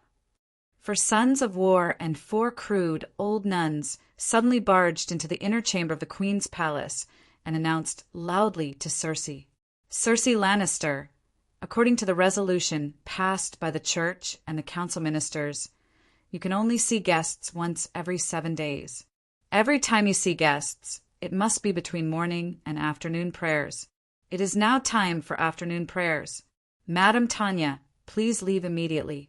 Do not delay the sinner's confession to the 7 gods." Sinner? Circe felt a surge of anger from the steel door to her throat. She spat out fragrant words. "You lowly bastards, do you know who you are talking to? This is the Red Keep, my territory. Here, woo! The old nun took a step forward and pulled out a dirty towel from her waist and covered Circe's face. The Great Wall. Crow's Nest balcony. Perestan wanted to glue his eyeballs onto the telescope lens. Balin, Balin, come over and take a look. Has the sun in the sky disappeared? Vinegar Balin was originally hiding by the fireplace and pretending to be dead. Hearing this, he stuck his head out of the sheepskin blanket and casually looked out of the window. The sky was dark and gloomy. The sky was like a thick pot lid that was about to fall on a person's head. Perestan, I really admire you. You can see a ghost sun in this kind of weather. Vinegar Balin said sarcastically, I could see a white circle of light earlier. Now it is completely dark. Something is wrong, Perestan said solemnly. Winter is like this outside the Great Wall. Don't make a fuss, Balin said impatiently. What kind of attitude is that? A hint of anger flashed in the red-nosed old professor's eyes. Balin, is the parade in the King's Landing not enough to wake you up? Balin was the first batch of professors to be paraded. After that, he was loaded into the transport ship along with the Dragonstone Island's dragon crystal weapons and transported to the Great Wall. The other professors were assigned to a small castle with a harsh environment. Only Vinegar Balin had some friendship with Perestan. That was why he was able to stay in the dark castle to enjoy life. You still have the cheek to talk about parading? Balin was angry too. He stood up abruptly and pointed at Perestan's red nose. He scolded, If you did not betray the City of Knowledge, would I be on the list of sinners who saw the ghost? If I did not get captured by the bounty hunters, would I have suffered such humiliation? Woo, woo, woo. Suddenly, a ghostly howl came from the east. Ka, ka, ka. Across the window, a crisp cracking sound came from the great wall of ice crystal. That is, Balin's pupils contracted. He said in a daze, What happened? Am I seeing things? The great wall is cracking? Chapter 735. East Sea Watch. At noon on the third day after the sun went out, the north wind whistled and the sky was dark. There was no light. The falling snowflakes were as heavy and annoying as the thin silk stockings of a beautiful woman. Well, silk stockings were supposed to be light and thin, but they were snowflakes which made them look big and heavy. The silk stockings of a beautiful woman should make people's imagination run wild, just like the poet of the Falling Snow School. However, the snow in the north was like silk stockings on the big, smelly feet of the strong husband of a beautiful woman. The night watchers couldn't like it no matter what. In the underground passage called Insect Path by the night watchers, in the dining room of the night watchers, a yellow-haired young man who was as thin as a monkey licked the mashed potatoes on the plate and stomped his feet. It's so cold outside the Great Wall. I thought it was cold enough to fish barefoot in the Blackwater River. I didn't expect it to be so cold at the Great Wall with thick sheepskin boots. The tall young man on the side cleaned the plate with a piece of bread and said in a deep voice, Although it's cold, there's food and clothes here. It's much better than sleeping on the streets and eating brown soup at King's Landing. At the Great Wall, we live like humans. The skinny young man nodded and smiled. We're not just like humans. We're also the great heroes who guard the 7 kingdoms. Thanks to Uncle Stryker who sent us here, we can be great heroes, fill our stomachs, and earn 2 silver coins at the same time. 2 silver coins a month. If we save a little, it's enough for my 2 little sisters to eat for a few months. Not only do we have to thank Uncle Stryker, but also Her Majesty Danny Rise. Without her, we would have starved to death on the streets a few years ago. The tall young man sighed. The skinny young man's eyes were blurred as he murmured, It's like a dream. When I was begging on the street, I actually met the Dragon Queen and Sir Barristan. Thanks to my good eyesight, I felt that she was very unusual at that time. So I dragged you guys to follow her. The tall young man sneered, Come on. Your eyesight is indeed good. You can see that she's a fat sheep at a glance. But unfortunately, cough, cough, The skinny young man awkwardly interrupted his friend. We were making a living under Scar Lu Bang at that time. If we didn't complete the mission, we wouldn't have any food. Jimmy, Tom, it's your turn. Hunchback Alma walked over. His palm, which was covered in frostbite scars, slapped the greasy, thick ironwood dining table a few times. Did you forget the time? The brothers up there are all waiting to come down to eat. Why are you still dawdling here? Tall Tom stuffed the bread with the mutton and carrot soup into his mouth and mumbled, Instructor, we haven't even finished eating yet. What's the hurry? Next time, it's your turn to wait with an empty stomach. Let's see if you're anxious or not.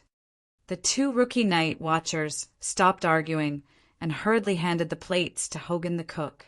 Putting on the gloves and the cloak, they picked up their dragon-teeth daggers and followed Alma to the rope lift along the tunnel. As the creaking sound of the rope above their heads reverberated in the empty castle where the cold wind was howling, Jimmy and Tom's field of vision gradually widened. Before coming to the Great Wall, I always thought that the red castle of that whore Queen Mother was the tallest building in the world. Skinny Monkey looked at the dark sky in the distance and sighed. If it's summer and you look down from the Great Wall, you'll see the blue sea in the east, the wild flowers in the south, and the rugged hills in the west. You'll see the sea, plains, and mountains. It's unimaginably beautiful. You have the talent to be a bard, kid. Alma glanced at him. It was unknown whether he was mocking him or praising him sincerely. Is that so? Skinny Monkey took his words as praise and recognition. He smiled and said, I'm going to work hard to learn how to read and write from Scholar Hamuin and strive to become a qualified bard. Then I'll be able to be a raven and return to King's Landing often. Raven. Alma smiled coldly. The last raven was also a singer. His face was as handsome as a noble young master. His voice was like thunder with honey, loud and sweet. Guess how he's doing now. Is he a distinguished guest of the noble masters and loved by the nobles and ladies? Skinny Monkey asked expectantly. As a singer, he's indeed very popular with women. Unfortunately, he's a night watchman and an officer who specializes in recruiting night watchmen. In the end, he didn't recruit a single person. Instead, he lost himself. Lost himself. Skinny Monkey was puzzled. He fell in love with a little bitch named Rosie and tried to take off his black clothes to elope with her. In the end, he was caught and beheaded by an old man in the old town. Boys, remember, any noble of the 7 kingdoms has the right to behead any night watchman deserter. I don't intend to be a deserter, Skinny Monkey muttered. When you yearn for the outside world, you're not far from being a deserter, Alma said calmly. I don't yearn for the outside world. It's pretty good here. There's food, clothes, and money. Then you said before that you wanted to go to King's Landing. I have 2 sisters who live in the flea nest in King's Landing. They're so young. With Uncle Striker looking after them, I'm not worried, but it's better if I can go back and see them often. Skinny Monkey Jamie's low voice circled in the wind and drifted into the distance. Click, the iron cage rose to the top of the shaft. What took you so long? I'm starving. When the 3 of them walked out, 3 night watchmen immediately got into the iron cage while complaining. Creak, creak. The iron cage slowly descended. To the east of the crane, on the city wall near the bay, a wooden hut was built for the people on guard duty. A large pot of charcoal was lit in the hut. It should have been warm and comfortable, but this was an observation post. The wooden door facing the outside of the Great Wall was wide open, embracing the wind and snow from the extreme north without reservation. The steward should give every night watcher a crystal helmet. The tall young man, Tom, complained. The helmet should be stuffed with fluffy cotton, Jamie added. You 2 summer chickens from the south. You don't know the hardships beyond the Great Wall. Alma stuffed a piece of sour grass into his mouth and chewed while scornfully saying, Guarding the Great Wall is already the easiest job. If you can't even stand this little wind and snow, how can you survive in the ghost forest alone? So, you should think of it as training, because if you go beyond the Great Wall, you'll only hate that you don't have two eyes in the back of your head, and you won't want to see the crystal helmet of the deviant ghost. Going beyond the Great Wall is the job of the Rangers, and I don't want to be a ranger. The mortality rate of the Rangers is too high, and I have to live to earn a salary to support my sister. Skinny Monkey shook his head again and again. Sigh, no ambition. The 30-year-old ranger shook his head. Rangers are the most glorious profession of the night watchman. From the kind Queen Alisanne of the past to the Dragon Queen of the present, after coming to the Great Wall, the object of high praise and admiration are all rangers. Do you think you get 2 silver coins a month because you stand guard in the wind and snow? Hee, that's for the rangers. You brats got a great deal because you met a rich and generous queen. Ah, the Dragon Queen also admires the rangers. Skinny Monkey could not help but be fascinated. He murmured, "When my sister grows up and marries into a good family, I'll definitely—" Ah! Suddenly, Tall Tom shouted and pointed beyond the Great Wall. He said in a trembling voice, "Instructor, look down there. What's that?" "What's the big fuss?" Alma stuck his head out and looked outside. His pupils constricted, and his voice came to an abrupt stop. The snow was like a thick layer of cotton that covered the ghost forest in the distance. The last touch of green between heaven and earth was also covered under the pale white snow. At a glance, the vast land seemed to be covered with a white blanket that was evenly scattered with soot. It was gray and dark. Amidst the darkness, 1, 2, hundreds of pale blue stars suddenly twinkled. It was as if hundreds of blue diamonds were embedded in the corners of the blanket. It was not bright, as if a layer of gauze was covering one's eyes to look up at the bright, starry sky. It was blurry, but it was absolutely real. Bring binoculars and torches. The 2 of you, hurry up and throw 2 torches down there. Alma seemed to hear another person using his own voice to shout hysterically. Boom, huff, huff. 2 sticks of firewood that were covered with kerosene burst into flames and were thrown out forcefully. Then the 2 newbie night watchers heard their commanding officer let out a terrified howl. Deviant ghosts. Deviant ghost army. After receiving a large number of gold dragons from the Dragon Queen, binoculars had become a necessary item for the sentries. Therefore, the 2 King's Landing youths could also clearly see that the torches fell to the ground and the flames were quickly extinguished. But in the last glimmer of light, they saw the most terrifying scene they had ever seen in their lives. The densely packed corpses were like grains of wheat on the threshing floor of the land, layer upon layer, boundless, tens of thousands, hundreds of thousands of them. Jamie swore that even if the entire King's Landing gathered together, there would not be so many corpses.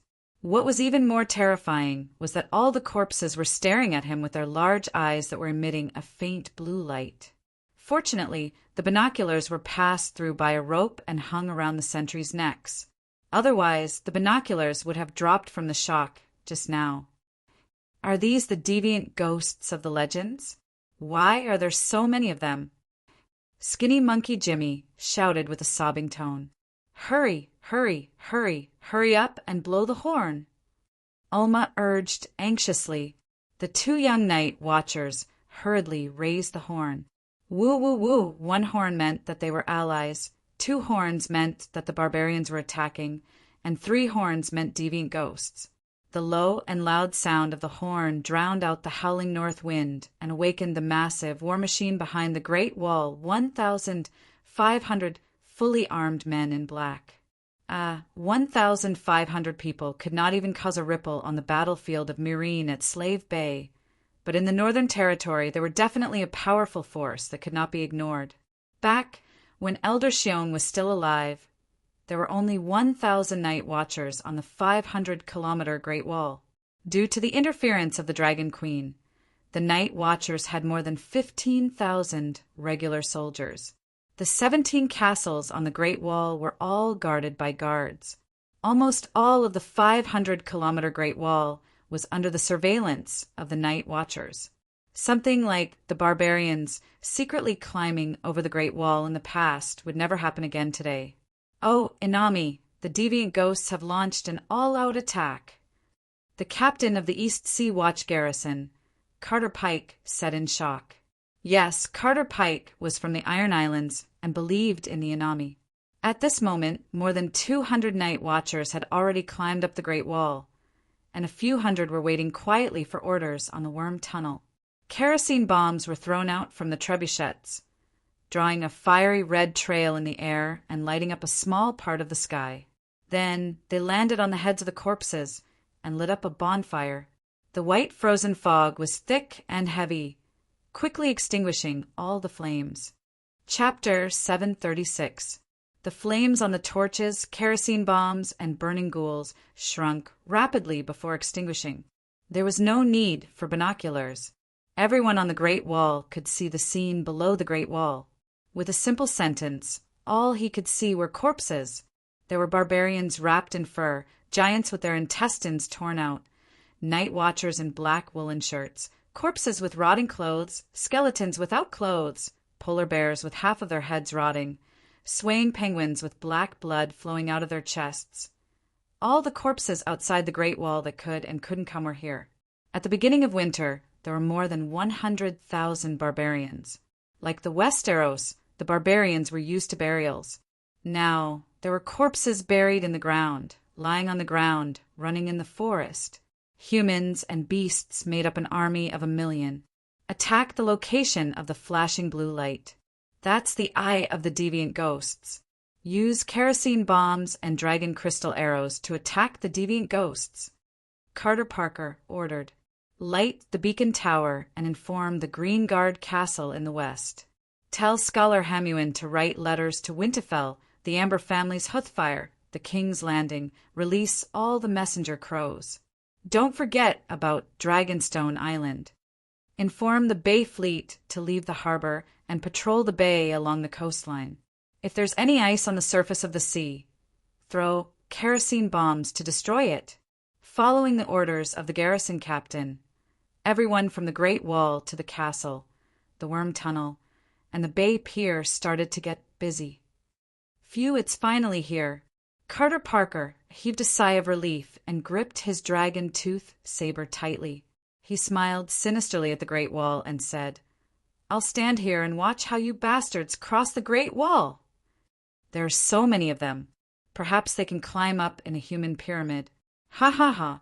An old knight with a black and white boar emblem on his shiny armor laughed loudly. He was Earl Roland of the River Bend Chicken Hall. In response to the Dragon Queen's call for a united front against the deviant ghosts, he donned black clothes and went north to the Great Wall. There were at least 400 to 500 noble knights, like Earl Roland, who had come to the Great Wall in recent years. They solved the problem of the night watchers lacking in high-ranking officers. The knights who came to the Great Wall willingly without any worries were the backbone that the night watchers could rely on. As a veteran general, Count Roland knew what he needed to do at this time to relax the tense nerves of the young men. Old Wilma guessed his purpose and joked loudly. Perhaps their strategy is to exhaust our arrows and kerosene. Therefore, they're lining up and standing below as targets for us without saying anything. Ha ha ha. After a short while, a series of hearty laughter sounded from the Great Wall under the lead of a few veteran soldiers. As they laughed and laughed, the soldiers gradually calmed down, and they began to throw kerosene bombs and dragon crystal arrows in an orderly manner, until the deviant ghosts below changed again, rustle, rustle, rustle. The corpses that had been motionless before seemed to have received an order. They moved to the left and right in unison, revealing a 10-meter wide path. A gust of cold white fog came from the end of the road. The wind became even colder.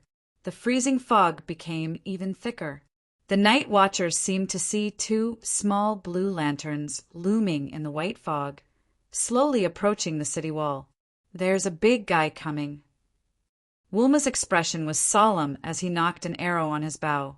The oilcloth wrapped around the arrowhead ignited on the brazier.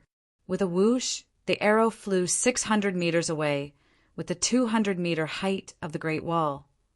Ah! Seeing the scene below, everyone exclaimed in unison. It was an army.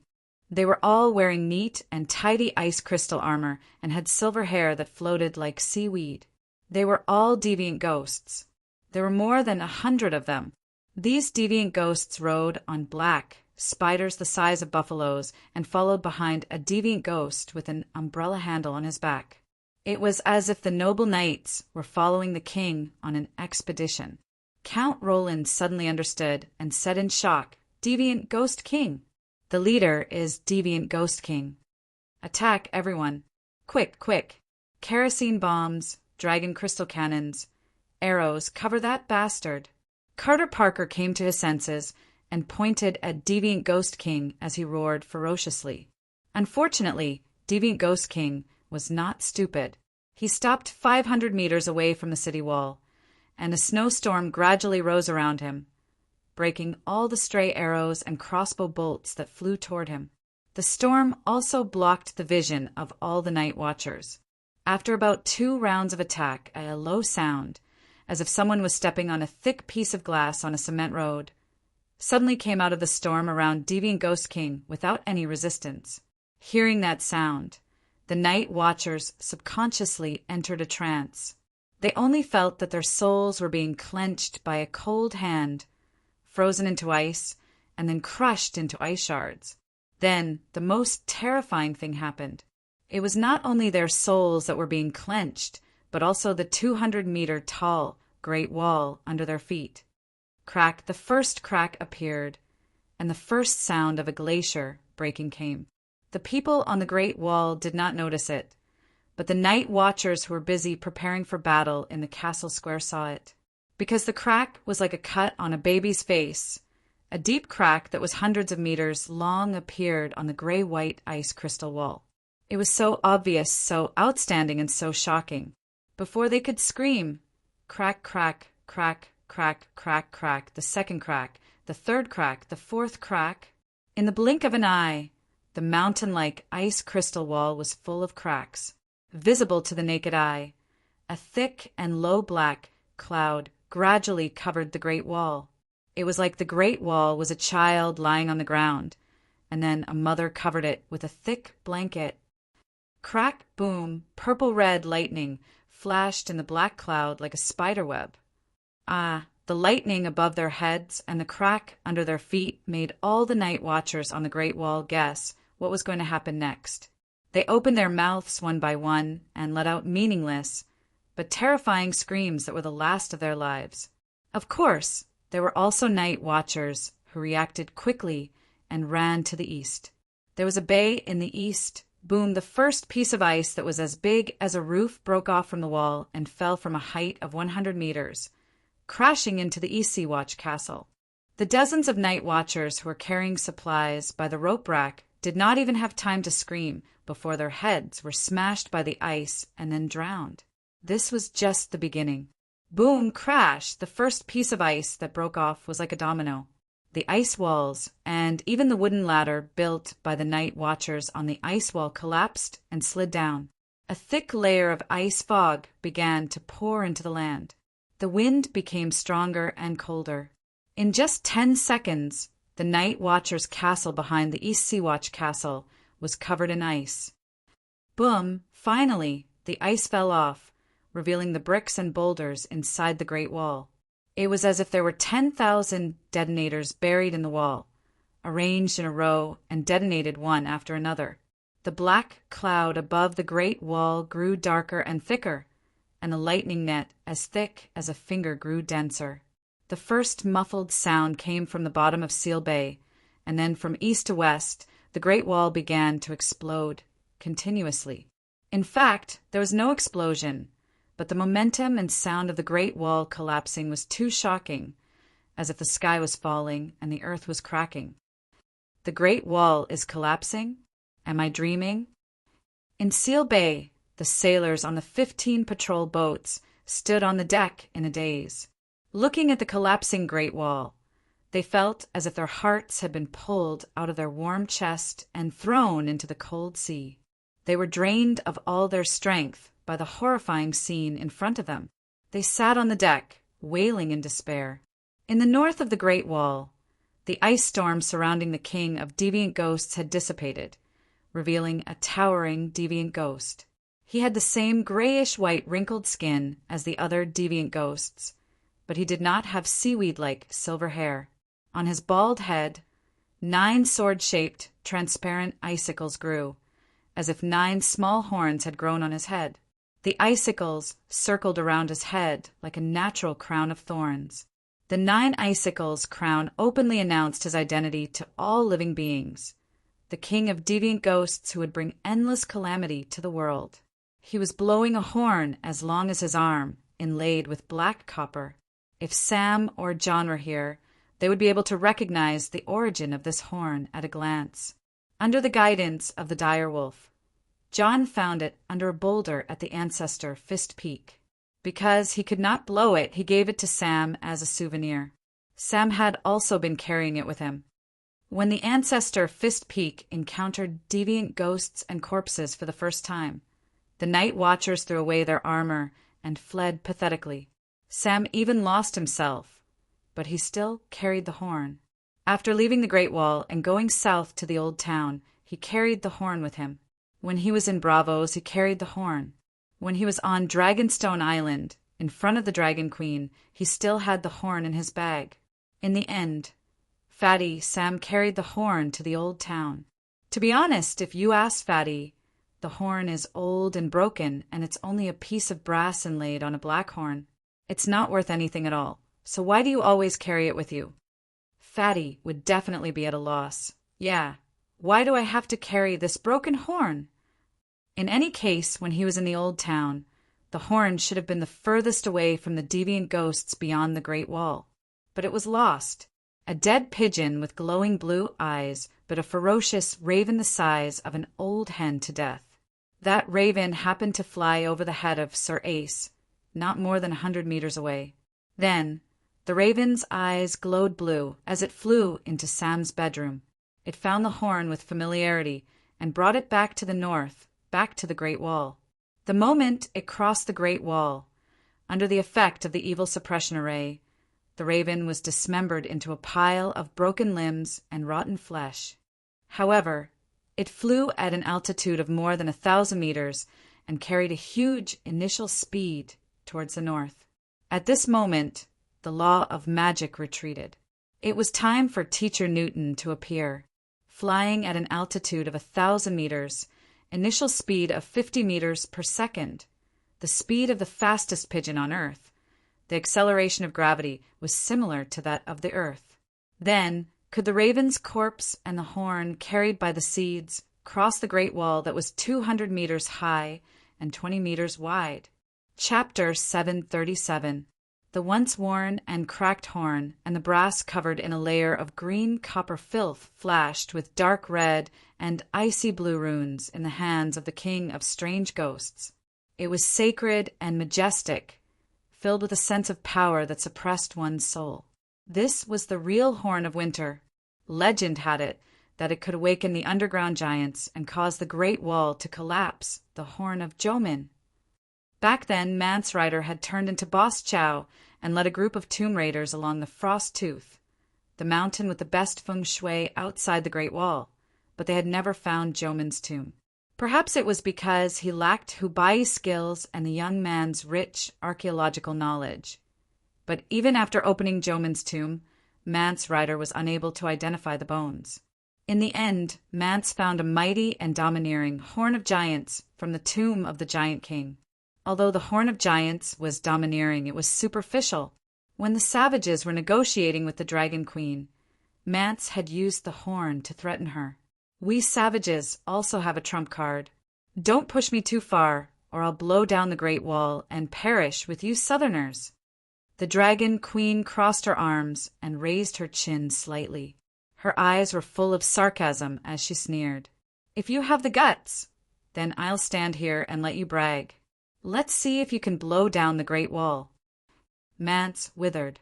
Later, when Danny was about to subdue more than 100,000 savages outside the Great Wall, Orlu suddenly appeared and led 1,000 cavalrymen to pick her peaches. The huge horn also became Melisandre's trophy. Then she burned it and offered it to Lalo. The Horn of Winter was a mythical item that rarely appeared in the legends of the northern region. It was only circulated among the savages outside the Great Wall. Well, the savages outside the Great Wall had always believed in its existence. Otherwise, Mance Rayder would not have spent so much effort to find it. But south of the Great Wall, even the northerners did not believe that a horn could blow down the Great Wall. So, from the beginning to the end, Dany did not take the Horn of Winter to heart. It would be wrong to say that Dany was misled by the fact that the Horn of Winter did not collapse the Great Wall at the end of Game of Thrones. She had witnessed the entire process of Brandon's construction of the Great Wall from the beginning to the end. No one had ever left a back door in the Great Wall's spell formation. The Horn of Winter had never appeared. Even Brandon, the city builder, did not leave any backup plan. How could the barbarians beyond the Great Wall have the Horn of Winter? Dany was not the only one who did not care about the Horn of Winter. Jon, Melisandre, Peristan, the history professor, and even all the night watchers on the Great Wall did not think that a horn could blow down the Great Wall. But now they were collectively slapped in the face. The bugle horn had appeared. It appeared a few years ago, but unfortunately no one blew it. Or rather, it didn't fall into the hands of the Dragon Queen or Melisandre. The person who was capable of discovering its peculiarity had never seen it before, and the person who had been holding it was a muggle, incapable of identifying its peculiarity. Putting away the horn, King of Strange Ghosts waved his hand at the huge gap in the Great Wall. Buzz, buzz, buzz, the densely packed army of ghouls was like the clone army in Star Wars. Attack of the Clones, a huge army phalanx. Without saying a word, silence charged forward quickly. It was as if an ocean of silence had appeared north of the Great Wall. The gray waves surged over the tall mounds left behind by the collapsed Great Wall. It was also as if God had poured a bottle of gray ink mixed with light blue dots from the sky. The ink spread out on the ice and snow of the northern region at a terrifying speed. The small fishing village behind the East Sea was the first Westeros village to be drowned by the tide of ghouls. The lights were extinguished in the thick, white, cold fog. Before the dying screams of men, women, the elderly, and children could dissipate in the dark storm, they opened their eyes that emitted blue light and became part of the ghouls' army. How did this happen? How did this happen? How did the Great Wall collapse? Alma was drenched. His wrinkled old face was blue from the cold. He knelt on the deck of the longship and muttered absent-mindedly. The waves caused by the glaciers and boulders on the Great Wall slid into the sea, gradually subsided. The Seal Bay fleet also fished out a dozen men in black brothers from the cold sea. Alma was one of them. When the cracks first appeared on the Great Wall, Alma, who had 30 years of experience as a ranger, sensed the danger. Just like the countless dangers he encountered in the haunted forest, he immediately found a way to survive. He ran east and jumped into Seal Bay. Not only did he jump, but he also shouted for all the night watchers to jump with him. I jump, you jump. Indeed, many people jumped. However, when they jumped blindly, they completely forgot that they were wearing heavy steel armor. When a lump of metal fell into the sea, the result was predictable. Yes, it was worse than Jack and shredded meat. Sob, sob, sob, Jamie, Jamie, don't die, sob, sob. Beside Alma, the tall youth Tom hugged his companion and sobbed. Skinny Jamie and tall Tom did not have the right to wear steel armor. They only wore the night watchers' standard woolen sweaters and leather armor. They were lucky enough to escape the disaster. However, Skinny Jamie was unlucky. When he surfaced, his head was accidentally crushed by a block of ice the size of a door. He sank into the sea at once. When Tom found him and dragged him onto the deck of the longship, Skinny Jamie was already on his last breath. "Sister, my sister!" Skinny Jamie murmured mournfully. His eyes gradually dimmed. "Sob, sob, your sister is my sister. As long as I'm alive, I'll send all my salary to your sister, except for the money to go to Mole Village," Tall Tom said as he sobbed. "Thank you." The divine light in Skinny Jamie's eyes was extinguished. Then it shone brightly. His eyes were brighter than when he was alive. "Jamie?" Tom touched his companion's face and asked in confusion, "Why did your black eyes turn blue?" Blue? Beside him, Alma felt a chill run down his spine. He was jolted awake from his daze. "Be careful." Whoa. But his warning was still too late. Skinny Jamie seemed to have awakened the strength of King Kong. He suddenly reached out and grabbed Tom's right hand that was caressing his face. Then he sat up straight. Under Tom's confused gaze, he opened his mouth and bit down on his throat at lightning speed. Pist, pist, pist. Warm blood sprayed all over Skinny Jamie's face. He did not care. He sucked the blood in big mouthfuls. He tore his throat muscles and chewed hard. "What are you doing?" Tom's face was pale as if it was covered in lime powder. He leaned his chin weakly on Skinny Jamie's shoulder and murmured in confusion. The divine light in his eyes gradually dimmed. Then clang! Skinny Jamie pushed his companion away. His eyes that were emitting blue light looked at Alma. He stopped nibbling on Tom because Tom had become his companion again. Slash! Before Tom and Jamie pounced on Alma, a black thunderbolt suddenly flashed past. Then the heads of the two dead people were torn from their necks. Their headless corpses fell to the ground and did not move anymore. Screw the deviant Ghost King's ass. A muscular man in black armor with a shark's emblem on his chest walked over from behind Tom and Jamie while waving his blood-stained dragon-tooth blade. He laughed loudly and said, "We have finally confirmed a piece of good news. The dragon-tooth blade invented by Dragon Queen is indeed very effective." This was the longship of the East Sea Watch Navy. Alma, Tom, and Jamie were not the only ones on the warship. It was already an accident that Jamie attacked Tom and bit him to death. The night watchers on the warship could not just stand there and watch the zombie ghost bite Alma to death. As for this muscular man with a shark's emblem, he came from the Three Sisters Archipelago. He was the current head of the Tottern family on the Little Lady Island, Count Alexander. After the Dragon Queen launched the United Front against ghosts, the night watchers of the Great Wall could be said to be filled with knights and counts. Like Count Roland, who had sunk into the sea, Count Alexander took the initiative to pass his title to his eldest son.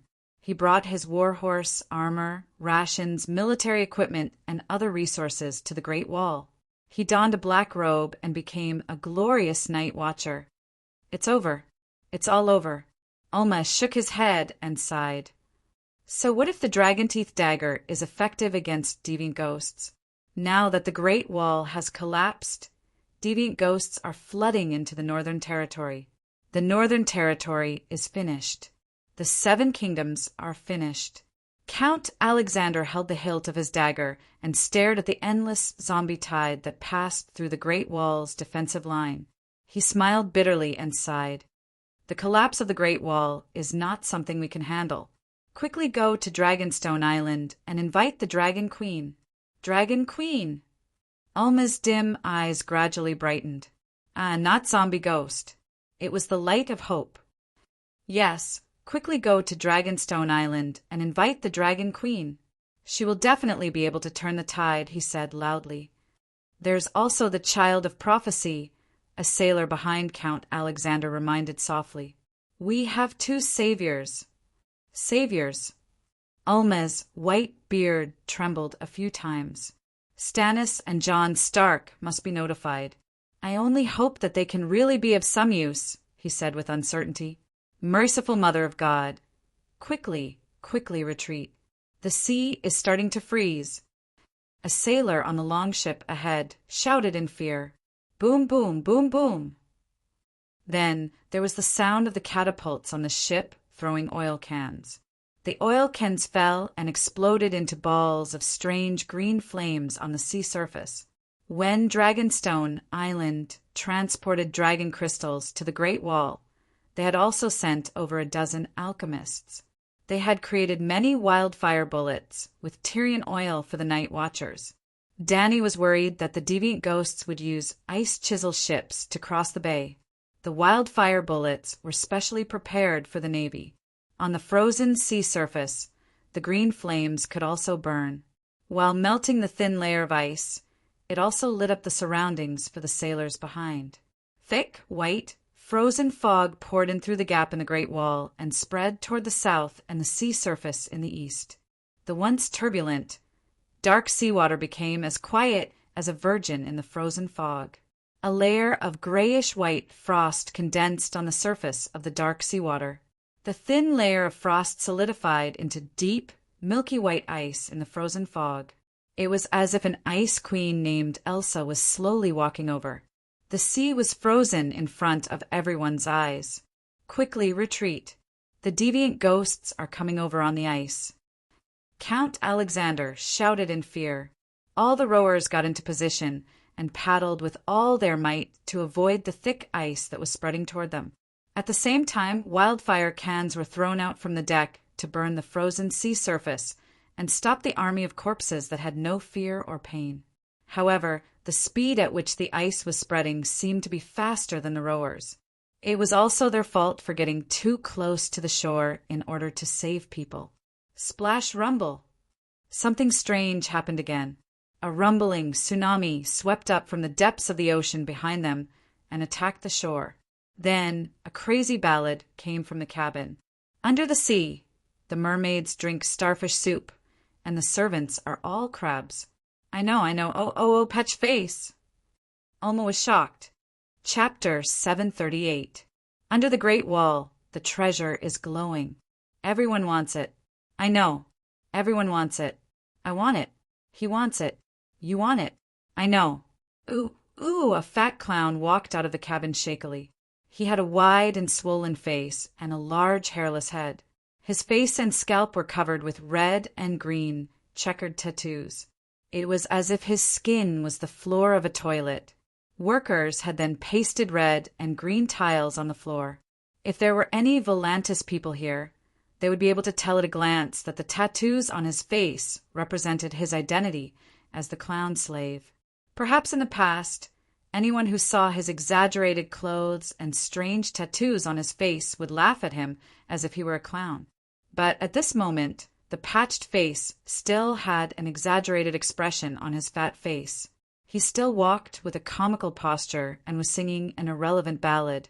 However, his eyes were glowing with a golden light, and there was a powerful aura around him that made people unable to breathe. Patched face, why are you here? Count Alexander, why are you on the ship with a patched face? Alma asked in surprise. He wasn't here before. My ship is a warship. I won't allow a clown to board it. Count Alexander looked at the clown warily. He waved the dragon tooth blade in his hand a few times and shouted, "Hey, clown, why are your eyes glowing? Have you become a zombie? Stand still and don't move. Otherwise, I'll split your big head open." Ooh, under the Great Wall, the wind is blowing. The wind that I've been waiting for is here. Riding the wind, the ship is sailing far away. Ooh, I know. The time to find the treasure has come. The patched face waved his arms and twisted his fat body. He danced and sang loudly as if there was no one around him. Hey, clown, I'm asking you a question. Boom! Crash! Count Alexander took 2 steps forward and asked loudly. Suddenly, a 5-meter-tall wave came from behind and covered the deck of the longship like Mount Tai. The 20-meter-long ship rolled in the waves, like a surfer who had accidentally gotten caught in the waves. Count Alexander, Alma, Patchface, and the sailors on the ship all fell into the cold water. Speaking of which, it was strange. There were 17 or 18 longships around, but Count Alexander's ship was caught in the waves. Yes, the tsunami that came from the deep sea far away only knocked down this one boat. Under the Great Wall, my baby is glowing. I'm here, he's here, you're here too. All of us want it. I know. Oh.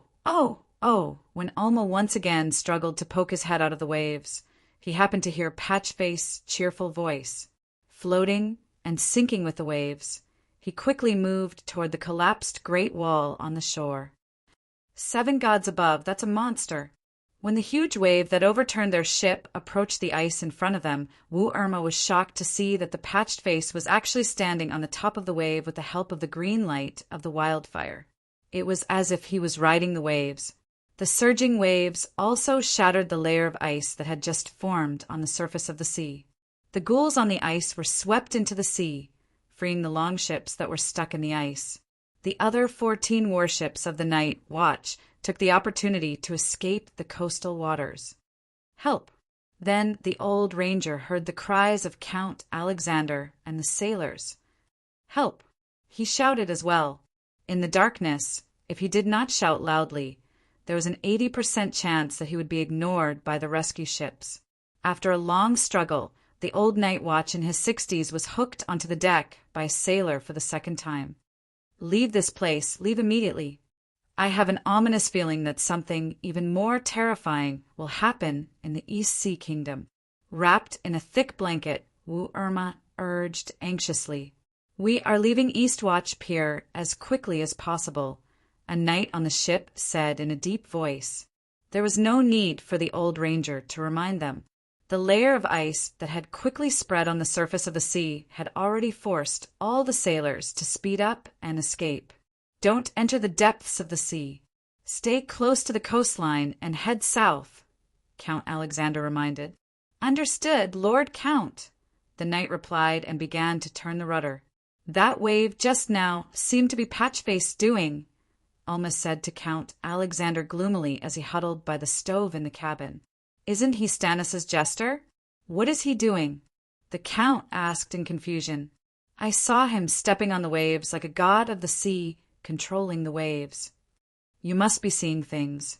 That's a clown. Many people in the 7 kingdoms know him. Count Alexander shook his head. You've heard of him? Then do you know the origin of Patchface? Alma asked in a low voice.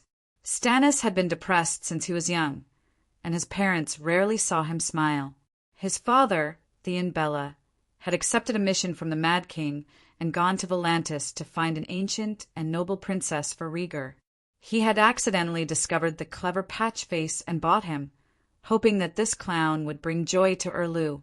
The 13-year-old Erlu and his brother, Robert, were welcoming their parents back at Dragonstone Island. Theon Bella and his wife had already seen their son on the pier and was still standing at the bow of the ship, smiling and waving at them. Then disaster suddenly struck. Under the clear sky, a huge storm suddenly appeared on the surface of the sea. Erlu could only watch as his parents died in the waves. This kind of dramatic incident was too shocking. Since then, Erlu had never smiled. At the same time, he began to hate the 7 gods who had cruelly taken away his parents. The 7 gods who were 7 logs were definitely innocent. But when Westerners complained about the unfairness of fate, they would definitely curse God and not the Jade Emperor. Similarly, Wukong would only shout, I want all the gods and Buddhas in the sky to vanish into thin air. He would not say to Tathagata, I want God and all a Triple X. This did not make sense. Tathagata would also be confused if he heard it. Erlu's entire family believed in the 7 gods. After encountering such a tragedy, of course they would hate the 7 gods. In that incident, hundreds of sailors, including the Duke and his wife, all died. Patchface was soaked in the sea for 3 days and 3 nights.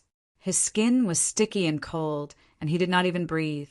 Before he was buried, he suddenly coughed up a puddle of water and came back to life. Everyone said that he had been to the Anami's palace and learned how to breathe underwater under the guidance of a mermaid. Alma said mysteriously. Count Alexander was skeptical. He asked, Stannis and his family went to Winterfell. Why did this jester stay at Eastwatch? Back then, Queen Celis left Eastwatch with Commander Jon. With Duke Stark. Patchface suddenly disappeared. Princess Shireen was so anxious that she cried. Time waits for no one. An army of thousands would not delay their journey for a jester. 3 days after Princess Shireen left, Patchface was found by the villagers in an abandoned cellar in the neighboring fishing village. The jester fell into the cellar and could not climb out. He was stupid and did not know how to call for help. If the farmers did not hear his singing, he would have starved to death.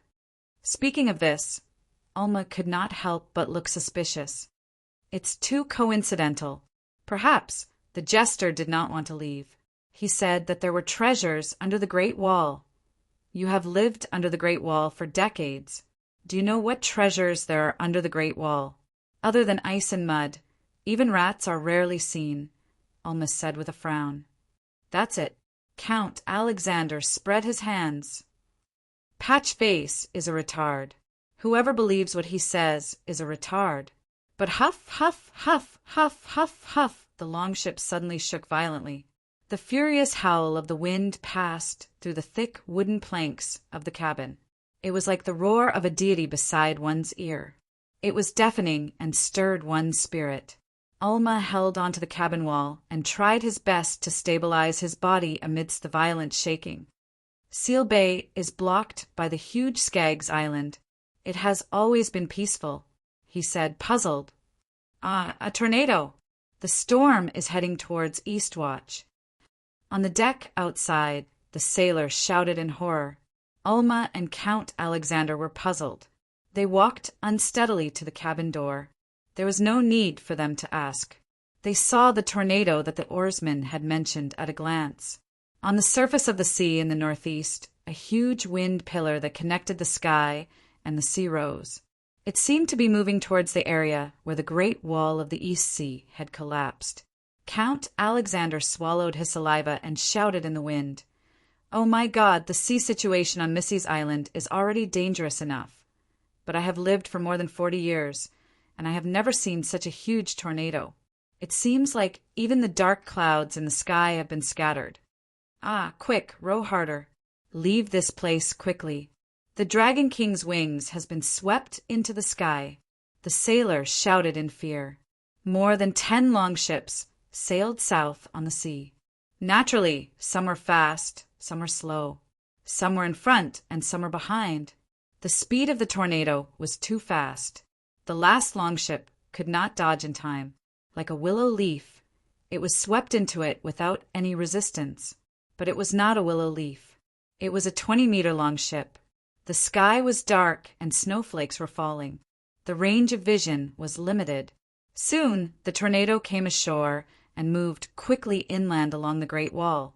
The rumbling sound was still ringing in their ears, but its huge body gradually disappeared under the dark sky. But the next moment there was a buzzing sound in the sky.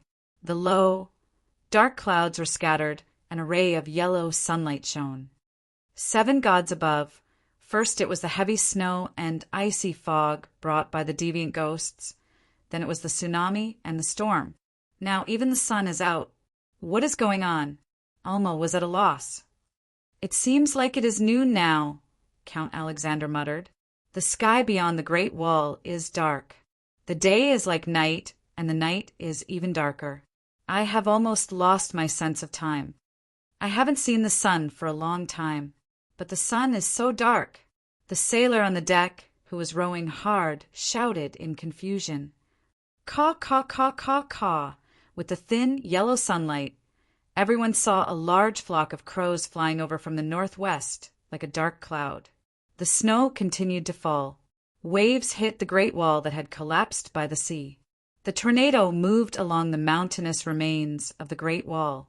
A shallow ray of sunlight shone on the ruins of the Great Wall like a light beam on a stage. 3,000 crows flew between the tornado and the light beam.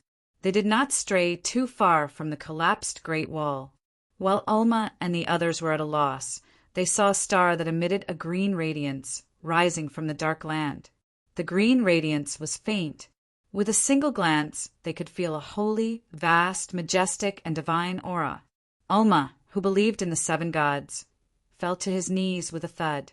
He felt as if he was facing the arrival of the Holy Father.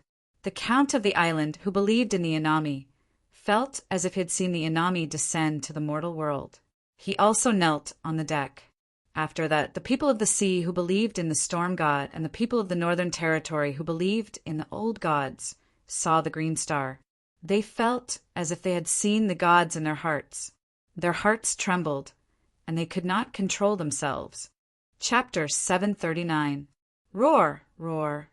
Ah, Gwa, the green star rose from the ruins of East Sea-Watch. The next moment, several earth-shaking roars exploded around the green star. It wasn't the sound of nature, but the roars of the gods. It wasn't a metaphor. It was the roars of the gods. Even though they were more than 10 kilometers away from East Sea-Watch, the roars still echoed in their ears like thunder. At first, it sounded like the sound of wind, waves, crows, earthquakes, and the sky collapsing. But gradually, all the night watchers heard the agitated and majestic emotions in the natural sounds. They heard laughter and anger in the wind, two contradictory emotions that existed at the same time. They heard it. Then they felt dizzy and their ears buzzed. They heard, in the rush of the waves, hatred and joy, two simultaneous and contradictory emotions. They heard them, and then their souls were stirred and their ears bled. They heard the adoration and longing in the cause of the crows. They heard it, and then their souls felt as if they were hit by a speeding truck, and then again until they lost consciousness and fell to the deck with a plop. 90% of the sailors had fallen. Only the most determined warriors were left. In the cold fog, they heard the soul-tearing screams. It was like blades scraping glass. It had been scraping in their ears for 10,000 years. They hugged their heads and wailed. They would rather pass out. There were many other sounds, but they couldn't distinguish them. They didn't hear it wrong. It wasn't just the sound of nature. It was the roars of the gods, laughing, cursing, begging. And King Strange Ghost was there. Inami came riding the waves. The storm god rode a tornado. Bran, the crippled three-eyed crow, was riding the crow. Even the king of light, Rollo, parted the thick clouds and descended upon the gates of the human world with his radiance. Other than them, there were many gods and devils. They either put in their will, lurked in the magic tide as spectators, joined the battle personally, or hid on the side, ready to reap the benefits. It could be said that the gods and devils in the Song of Ice and Fire world who were qualified to intervene had put in at least one consciousness. Those who weren't qualified and didn't have the ability but had the desire had been paying attention to this matter. Well, except for the new 7 gods. The Dragon Queen was barely qualified to participate, but she knew very little about ancient secrets and had no idea what was under the Great Wall. Therefore, she set up a reclining chair in the garden on the top floor of the Great Pyramid. She wore casual silk clothes and pants, barefoot, and enjoyed the increasingly rare sunset glow. Actually, it was the afternoon. The centaur made Jichi massaged her while Iri fed her grapes, dates, strawberries, and other fruits. There was also Xiao Wu floating in the air, singing a melodious ballad. A dozen other musicians had prepared harps, pianos, trumpets, violins, drums, and other musical instruments to accompany Xiao Wu. On the lawn of the opposite garden, there were 16 beautiful young girls with slender willows and graceful figures. From the wind back to the beautiful sleeves, the sun reflected the flowers, presenting a graceful dance to the Dragon Queen. The 5 megalosaurus, Dahe and Little Green, were lying on the thick and low walls of the garden. They squinted their eyes and enjoyed the rare sunshine with their mother. After the great battle of Marine, the Dragon Queen began a carefree life that she had never experienced before. Master God, I am the storm god. Without the song of wind, what kind of storm god am I? Give me your last inheritance. The eye of the storm howled at the green star. Master God, there is no smoke without fire. I am the Inami. Without the song of wind, how can I control the sea? Master God, please choose me as your successor. Amidst the waves, Patchface's eyes shot out 3 feet of golden light as he looked at the green stars and roared into the sky. Sai, you have become true gods. You are no longer my vassal gods. A tired and weak voice came from the green star. It was the door god. No, Master God, I will always be your vassal god. You will always be my master god." The patched face and the eye of the storm were overjoyed when they heard the door god's response. "Well, since you still think of me as your master god, then—" The door god panted weakly and said slowly, "Then I declare in the name of the master god that you can leave." Inami, storm god, if they could materialize into human form, their faces would be twisted. The patched face was dumbfounded, and the tornado almost froze for a moment. "Your inheritance," the patched face mumbled. "You have nothing to do with it." The door god's weak voice was tinged with impatience. The patched face and the eye of the storm fell silent, but they did not leave. "Old friend, you did the right thing. Your inheritance cannot be left to those two incompetent evil gods." The sun shone brightly, illuminating the ruins of the East Sea as if it was daytime. Well, it was close to noon. It was daytime. The sunlight was strange. There was only light but no heat. The weather was still cold. "I am the savior of this era. I have the destiny to end the long night and bring a new sun, a new summer, and a new era to the world. Old friend, give me your divine kingdom on earth. Only in my hands can it unleash its full potential." The King of Light, El Harlow, shone with boundless radiance. The door god was silent. "Mother Goddess, according to the agreement made 10,000 years ago, you should give your divine kingdom to one of your believers when you die completely." The crow cawed, sending out an urgent and pleading consciousness. The door god was still silent. "Hee, if this piece of wood doesn't hand it over, can't we snatch it? He has been dead for 10,000 years, and now he can't even sleep. He is about to be completely annihilated, and all of you are still cowering. What are you afraid of?" A cruel and evil laugh came from the dark sky. Then several black shadows flew toward the green star along with the wind and snow. The star was clearly hanging high in the sky, but the black shadows seemed to hit an illusion. No, not an illusion. The green star was like a black hole, absorbing and swallowing all the black shadows that passed by it. "What?" The evil laughter turned into a scream of horror. "Ah, why is this happening? Let me go, no. Idiot! If we could use force, why would we have to wait for 10,000 years for him to completely die? Why do you have to give up your dignity as a true god and beg so pitifully here?" Thunderous laughter came from the black shadows in the direction of the ghost forest. The King of Light said anxiously, "Old friend, I don't need all of your inheritance. I only want your divine talent. Old ghost, you're dreaming. Danny, Rise has already started the Song of Wind.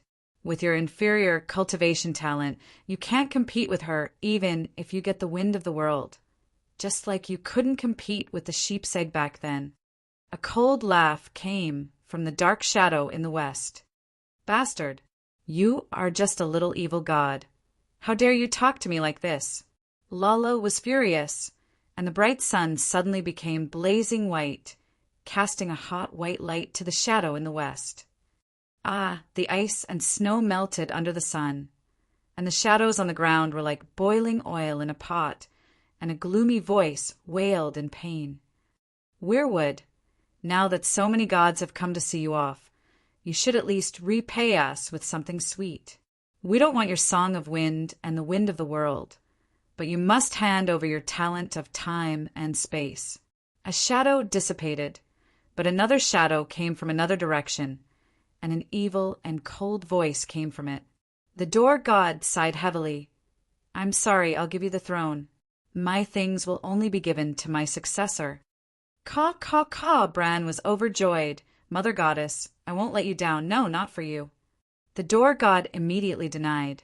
The crow that carried Bran's will almost fell to the ground. Why, I am this generation's three-eyed crow. Three-eyed crow, are you worthy? Just a bit of mental fluctuation can almost freeze this world. It was the king of strange ghosts. He carried an umbrella sword on his back and stood proudly on the ruins of the Great Wall. A thick frozen fog covered a few hundred meters around him, and the sunlight, storms, and shadows couldn't get close. Mother Goddess, give me your divine kingdom. Let me help you complete your final mission, he said. No, don't give it to him. Bran hurriedly said, Mother Goddess, he will destroy your favorite sunshine, rain, and morning. You don't want a dark and cold world of death. Darkness, coldness, order, and silence are the original appearance of the world at the beginning. Wantonly wasting the flames of the heart of the earth to build an illusory sun will only accelerate the death of the world, and eventually push the world into a darker, colder, and more desperate abyss. The King of Strange Ghosts said coldly, I'm sorry, but I crave sunshine and rain. I can't give you my divine kingdom, even if you represent the other me and ask me for what belongs to him. The door god sighed. The King of Strange Ghosts fell silent. Bran sighed in relief and asked again, Mother Goddess, is your successor Jon? He has the destiny to save the world, and he has also completed the Holy Spirit talent. He is indeed more qualified to be your successor than I am. No, my successor is Dany Rise. I only have nunchakus, ha ha ha ha. Little Fog sang, then pursed her lips and stopped. Mother Goddess Dany, I don't want to sing this song, it sounds so silly. The dancers also nodded quietly. They couldn't dance like that. The style suddenly changed. The traditional songs and dances of the Song of Ice and Fire world could no longer satisfy the Dragon Queen. She wore a pair of aviator glasses, her head lazily resting on her arm. She had a straw in her mouth, sucking on a cup of mango juice in Erie's hand, and said vaguely, Then sing You Don't Go. Then I'll just sing nunchakus. Little Fog shivered and said dejectedly, My divine kingdom will be given to Dany Rise. What? Bran was confused. Lord God, what are you doing? That woman doesn't even believe in you. Patched Face said angrily, Lord God, we are your vassal gods. She is nothing. Storm roared, I don't want vassal gods, and I don't want believers.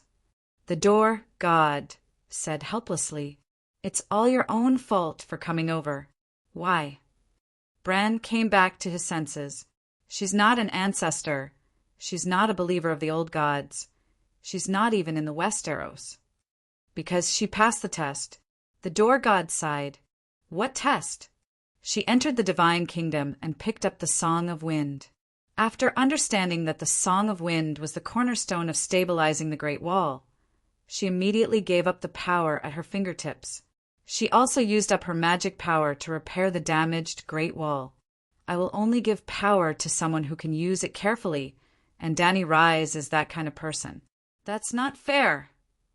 Bran shouted unwillingly. If you want to choose a successor who respects power, which of the Green Prophet's generations wasn't cautious, conscientious, and didn't dare to use the power of the Green Prophet seal? Why didn't you choose us? Everyone was like that, except you, King Strange Ghost mocked coldly. Chapter 740. The door god muttered, If I wanted to hand over my kingdom to the Green Prophet, I would have done so 10,000 years ago. The seal of the Green Prophet involves the power of time and space, and can even interfere with fate. It is already powerful enough. There is not much difference to you whether you have my kingdom or not. But now the seal of the Green Prophet has shattered, Bran mumbled. That is the Green Prophet's business. The door god's tone was cold. I have said that my kingdom was not prepared for you from the start. In my prophecy, it belongs to a noble and virtuous human king. Now, the calamity of the world has come again. In this era of gods and demons, if a mortal king does not have the power to surpass the gods and demons, no matter how noble his ideals are, they are as empty as sand castles on the beach. So, 8,000 years ago, when I was about to die, I made a decision. When I was completely dead, the legacy I left behind would become the sharpest sword in the hands of the great human king.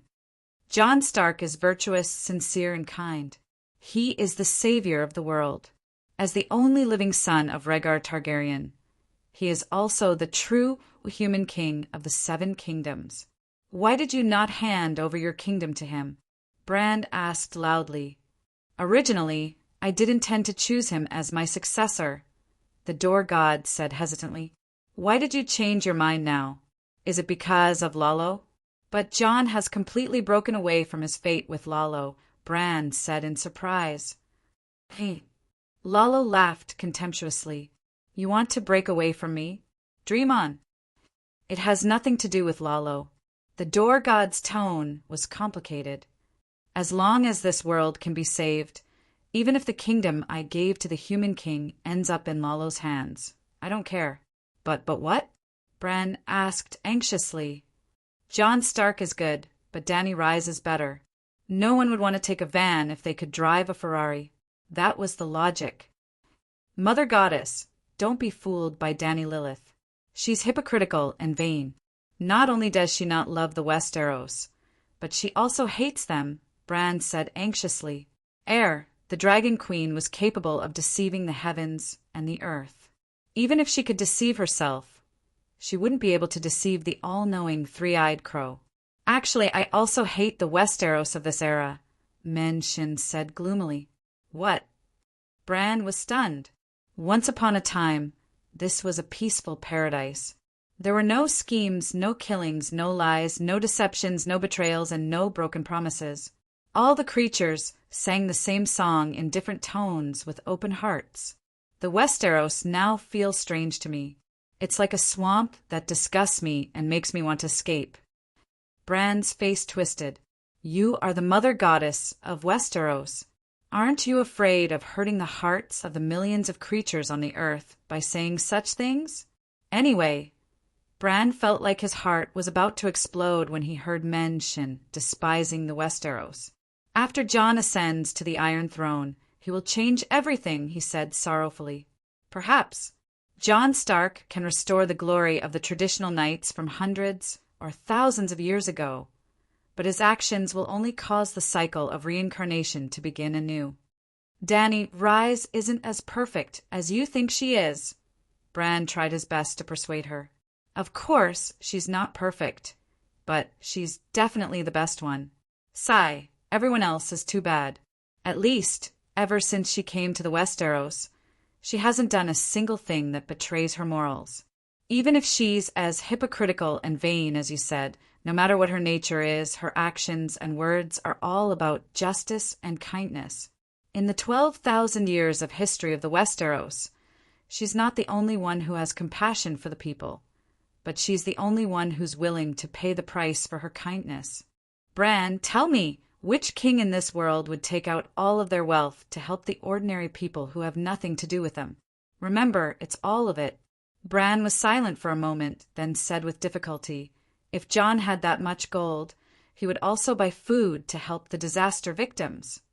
Perhaps, but the reality is that in the 10,000 years of human history and countless kings, only Dany Rise really did it, Menshin said indifferently. She has dragons, slave bay, and enough food. She doesn't lack or need gold. That's why she can be so calm and generous, Bran complained. Menshin smiled bitterly. Do you think other kings can't live without gold? They don't lack wealth, but their desires can't be satisfied. There's no difference between power and wealth. If I give 10% of my power to those kings who can't control their desires, they'll use 90% of their power to satisfy their desires and leave 10% for their lofty ideals. Jon Stark is stronger than them, and he'll only use 60% of his power to satisfy his desires. Dany Rise definitely has mortal desires, but those desires are very small and have already been satisfied by her own power. If I give her 10% more power, she'll use it all to make the world better. If that's the case, who else can I choose if I don't choose her as my successor? Exhaustion rushed to Dorgod like a tide. After saying this, he felt that his time was coming. Boom! Without any warning, a powerful aura suddenly spread around the green star, like a nuclear explosion. The invisible air wave pushed away the storm, waves, dark clouds, shadows, sunlight, snow, and so on. Ah, the old wood is going to die completely. Hurry up! Don't let him give away the kingdom of God. Patched Face was pushed to the bottom of the sea by the air wave, but he spoke through his soul. He no longer called King of Gods and was ready to fight for it. Everyone, let's fight together and get as much as we can. Whoever gets it will get it. Don't let that mortal queen take advantage of us. In the shadows, the demon god's angry roar sounded. Buzz, a green ring of wind lit up around the green star.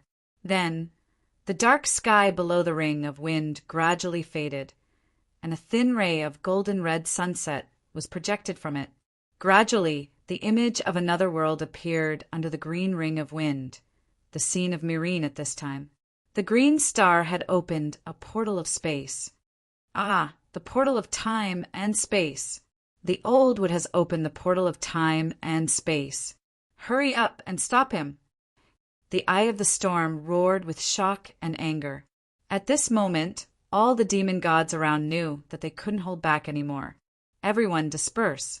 My legacy belongs to Daenerys Targaryen, the human sovereign who has great vision, strives to govern, and strives to create a beautiful new world.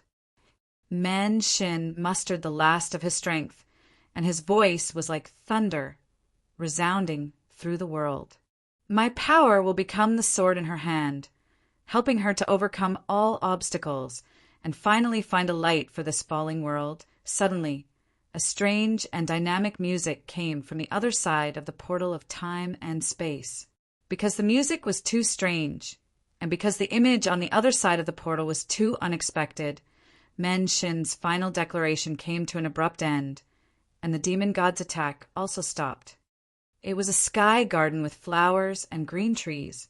The musician played a strange and fast-paced music that made people want to twist their bodies and shake their necks. In fact, a dozen beautiful girls and 2 centaur girls on the lawn were jumping around as if they had epilepsy. The Dragon Queen had personally entered the field. She wore a loose silk shirt and pants, and her silver hair was tied into a dozen small braids with bells tied to the braids. She stood behind a drum set, and her sleeves were rolled up. She held a stick with both hands and quickly hit the leather drum and gong. She shook her head, and the bells on her braids jingled. Above her head there was a ball of green wildfire, a ball of golden dragon flame, a ball of white holy dragon flame, a ball of red bonfire, as well as purple and green flames that were ignited with metal powder provided by the fire mage. The colorful flames cast a flickering ghostly shadow in the garden, and together with the strange and fast-paced music, there was an indescribable and strange harmony between light and sound. Your Majesty, Jenny has yet to be found, but the long night has already arrived. You can't be so drunk and indulge in pleasure. A white-haired old man walked over worriedly and loudly admonished her. The music stopped, and the dancers stopped swaying. Sigh, I've been fighting for my whole life and finally stopped. Can't I just enjoy it? The Dragon Queen said impatiently. But Jenny, she's a grasshopper after autumn. I'll deal with her sooner or later. The long night, the great wall is blocking the deviant ghosts. She waved her hand and dismissed the old man and shouted to the dancers and musicians. Continue playing, continue dancing. The Dragon Queen raised her head abruptly. The nonchalant look on her face disappeared. Her expression was sharp and her eyes were like lightning. She looked straight at the direction of the dimensional rift. In fact, there was only a dim sunset over there. Nothing was visible. Who are you? You must be tired of living, to dare to spy on me. The Dragon Queen roared and turned around and shouted, Steel guards! The dancers, musicians, maids, and old Diamant's expression changed and quickly retreated without saying anything. Clang, clang, clang. The sound of armor clashing came from the back of the dance hall. A group of soldiers in bright silver armor rushed over, holding swords and shields, and layer upon layer protected the Dragon Queen in the center. Although the Dragon Queen began to enjoy life after achieving something in the middle of her business, her vigilance did not decrease, and instead became more than during wartime. She often wore armor and held a sword, so she was not afraid of assassins. Door God? Danny felt a familiar presence and hesitantly shouted, Door God, you need my help? Not only was there Door God's divine power fluctuation, there were also dozens of dark and evil soul power. It was very likely that Door God was with dozens of evil gods. What are they doing? Danny guessed that Door God was targeted by evil gods and came to her for help. With that thought, she immediately entered the dragon spirit state. The 5 megalosaurus opened their cold vertical pupils, and the 9-colored vortex in their consciousness spun rapidly. They opened their mouths, and magic power condensed in their throats, and dragon flames spurted out. The 5 dragon flames of the 5 megalosaurus converged above Danny's head, and the 5 lines converged into a fireball. The fireball condensed from the 5 megalosaurus magic power almost distorted the space, and it also woke up the demons opposite them whose jaws were about to dislocate. So this is the human emperor you chose, the one with great talent and bold vision, the one who works hard to build a beautiful new world. The dark demon god in the shadows spoke in a strange tone. Presumably, his expression was also very distorted at this time. Mother goddess, she lives a drunken life, indulges in pleasure, and is strange. It's really difficult for her to take on such a great responsibility. Bran said faintly, Lord God, I have followed you for millions of years. Give me the god's kingdom. This kind of degenerate mortal is not worthy of your heavy responsibility. The Eye of the Storm sighed. Sigh, a long time ago, she left a spiritual mark on my god's kingdom. This matter is a foregone conclusion. Door God sighed, and the green star turned into a stream of light, about to rush into the space-time gate. Chapter 741. Door God. Danny could not hear the conversation of the demons on the other side of the space-time gate, but she could clearly sense that the Door God was looking at her. She also called the Door God several times, but the Door God did not respond once. This made her very puzzled. Just as she was about to call Blackie to take a look at the space-time gate 50 meters above her head. Boom! The sky was shaking violently. There was nothing, but it was like a missile had exploded. Moreover, the invisible missile was a 2-dimensional object, and it only exploded on one level. In Danny's field of vision, a small green suddenly appeared 50 meters above the ground. Then, with a small dot as the center, a circular mirror spread out in an instant. At the same level of the mirror, the invisible air and the sunlight seemed to be cut open. Danny had a feeling that if a fine steel sword was placed at that position, the sword would be cut in half like a piece of tofu. However, Danny, who was below, was not affected by the impact of the explosive airflow at all. What surprised her even more was that on the other side of the mirror, there was a scene that was completely different from the sky above the Great Pyramid of Myrene. The dark sky was surging with dark clouds. Storms, hailstones, thunder, lightning, snowflakes, sunlight, seawater, shadows. All kinds of strange astronomical phenomena were mixed together. In the center of the chaos, there was a green star. Its light was dim and wavering. Inexplicably, she sensed her own thoughts on that star, just like it was a magic weapon, and the magic weapon had already been refined by her, but she herself did not know. Suddenly, Danny had a realization. This was the space teleportation that was common in fantasy novels. The space-time gate. In this low-magic fantasy world, the technology of the space-time gate was beyond the limits of her imagination.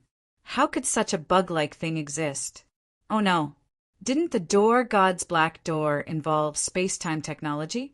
When Fatty Sam went through the Black Door and crossed the Great Wall in an instant, he was still more than 10 kilometers away from his original position. At that time, Danny suspected that the Door God knew space-time magic. Who would have thought that the Door God would open a spatial door that spanned thousands of miles today? Ah, that green star is Men Shin's Kingdom of God. Danny suddenly realized. Then she turned pale with fright. Men Shin's Kingdom of God was the energy foundation of the Great Wall. If the Kingdom of God appeared here, then the Great Wall. Danny Alice, don't let me down. At this moment, Men Shun's weak voice came from the green star. After sending out this thought, Men Shin's spiritual fluctuation suddenly disappeared, completely disappearing from Danny's perception. At this moment, he was completely dead. Buzz, buzz. The spatial gate was like a ripple, shaking violently. The dim green star fell to the other side of the mirror with difficulty. TSK, how dare you, evildoer? How dare you steal my treasures? Danny realized this and flew into a rage. The door god had given the divine kingdom to him, but now it was being coveted by a group of evil gods. His left hand held up the huge fireball formed by the 5 dragon flames. The 5 dragons finished spitting out dragon flames and immediately entered the level 5 dragon spirit state. Dahe put on the warrior of 7 gods vest. Level 5 dragon spirit plus warrior plus soul, extinguishing strike plus sword god's divinity. Get lost. Danny opened her mouth, and her voice was like thunder. All the demon gods on the other side of the spatial door heard her yell, and every demon god who heard it was directly struck by an extremely sharp spiritual sword. Except for the 3-eyed crow, Bran and King Igwe, who didn't move, Lalo, the Eye of the Storm, the Patched Face, and many dark demon gods in the shadows all cried out in pain. Ah! Storms, ice, tsunamis, scorching suns, shadows, and other meteorological phenomena were all mixed together, and the consciousness of the gods and demons within them roared angrily. Teach her a lesson. Let's work together to kill her. Little mortal, how dare you blaspheme a true god? Just as the evil gods were roaring angrily, the dim green star lost the restraint of the gods and demons, and it started to speed up and fly to the other side of the mirror. Don't even think about it. A storm swept toward the star. I almost lost a lot for a small gain. The sun shrouded the star. I can take revenge for blasphemy at any time, but I only have one chance to seize the stupid blockhead's god country. The shadow was like a tentacle that wrapped around the star. Danny was anxious, and she didn't know whether she should throw the huge fireball over. What if it burned the god's god country? What if it burned the teleportation gate? She had too many misgivings. Thus, the sword light in her eyes was resplendent, and sword-shaped soul extinguishing strikes slashed over. It was an indiscriminate attack, and the soul attack automatically locked onto the consciousness of all living beings on the other side. If the soul attack was visible to the naked eye, then Yamant and the rest, who were anxiously waiting at the staircase, would be able to see that the Dragon Queen's eyes were shooting out flying swords of 5 different colors. The blades of the swords had 5 different colors: black, green, white, red, and gold. Yes, it was a little like Tian Can and DK's heartbreaking tune in the movie Kung Fu Hustle. The density of Danny's attacks was even greater than that of Deaf and Blind. The rain of swords that almost formed a soul-extinguishing strike landed on the demon god souls like raindrops hitting a banana leaf. None of the ghosties used their Wulong 8 trigram staff to block the attacks. Soul attacks were different from sound waves, and they couldn't be blocked by physical weapons. However, the demon gods had their own methods, and other than the first surprise attack that caught them off guard, they didn't show any other signs of weakness. When Danny saw that the space gate was rippling like water and was becoming more and more intense, and it seemed like it would be extinguished in the next moment, she became anxious. She raised the fireball in her right hand and prepared to blast it. Caw, caw, caw. The 3-eyed crow suddenly moved. He didn't participate in the fight over the green star, and he just stood at the side and suffered Dragon Queen's soul attacks. He was a little innocent, but the situation was complicated, and Danny couldn't distinguish who was who. After all, they were all enemies. At that moment, the 3-eyed crow reacted, and 3,000 crows gathered together. They were like drones piecing together a picture, and they formed a humongous crow. It was a crow that was 20 meters tall. Croak! This is Westeros, all of you scram. Unexpectedly, the giant crow didn't block the star, and it even released a powerful soul attack on the evil gods. Boom! It seemed like a tomahawk missile was detonated in the air. This wasn't Bran, but the three-eyed crow. The Bran had fused with a part of the Green Prophet seal. He relied on the 3,000 crows to release a soul attack, and he actually froze time for an instant. All the demon gods' wills were like insects trapped in amber, and they lost the concept of time. However, Dany wasn't affected, and she was still shooting her soul-destroying sword at them. Previously, the demon gods consciously blocked her attacks, and nothing happened to them. But now, it seemed like they were hit by a spell called Time Stop, and they lost their defenses. Sizzle, sizzle, sizzle, sizzle. After 3 breaths' time, blood flowed out of her 7 orifices, and she fell into the sea. The tornado exploded on the spot, and the storm god's consciousness disappeared from the eye of the storm. The thin sun in the sky was extinguished, and Lalo angrily roared, "You 2 bitches, just you wait!" Then he left unwillingly. The shadow exploded, and the terrifying dark demon gods were revealed. They were in a pitiful state, and they left behind a pool of blood that corroded the earth before they disappeared. In an instant, the bustling East Sea Kingdom regained its calm. In the end, most of the evil gods didn't have physical bodies, and they only relied on their wills to interfere with the real world. Without any demon gods obstructing it, the green star left a green trail behind it, and it passed through the space gate like a real shooting star, and it fell in between Dany's eyebrows. It was as if it originally belonged to her, and it was now returning to its rightful owner. Dany was pleasantly surprised, and when she saw that the space gate wasn't completely closed, she tried to call out, "Bran, I'm this generation's 3-eyed crow. You can also call me Bran Stark." The 3-eyed crow transmitted his consciousness to her. It was a very familiar feeling. Dany felt like she was seeing the blood crow Blinden again. However, the current Bran was less inhuman than Blinden. Well, Blinden was 100% inhuman, while Bran was 30% human and 70% inhuman. "Why are you helping me?" Dany asked out of curiosity. "You're the person chosen by the Mother Goddess." Bran's cold voice had a hint of helplessness. This was another story of how fresh flowers depended on the green leaves. It was obvious that Bran was dissatisfied with the Door God's choice. He also didn't have a good impression of the Dragon Queen. However, if he had to choose between the Dragon Queen, Lalo, Inami, the Storm God, and the other gods and demons, if he didn't choose the Dragon Queen, who else could he choose? Dany seemed to have understood something, and she asked, "What happened to the Great Wall?" It collapsed, hurry up, and cross. Before he finished speaking, a white light flashed above his head, and the space gate disappeared. The Great Wall collapsed? Dany was dumbstruck. The Great Wall collapsed. The Door God's voice suddenly echoed in her mind. The Door God? Dany was shocked again. "You didn't die?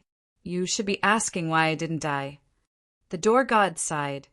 "I died 8,000 years ago. You saw it with your own eyes. Have you forgotten? Just now I thought you were dead. How can I not know my limits? When I decided to give the divine kingdom to you, those demon gods couldn't take it away no matter what," the Door God said calmly. "Then why did you pretend to be dead?" Dany asked curiously. "That was a test, just like how I tested you.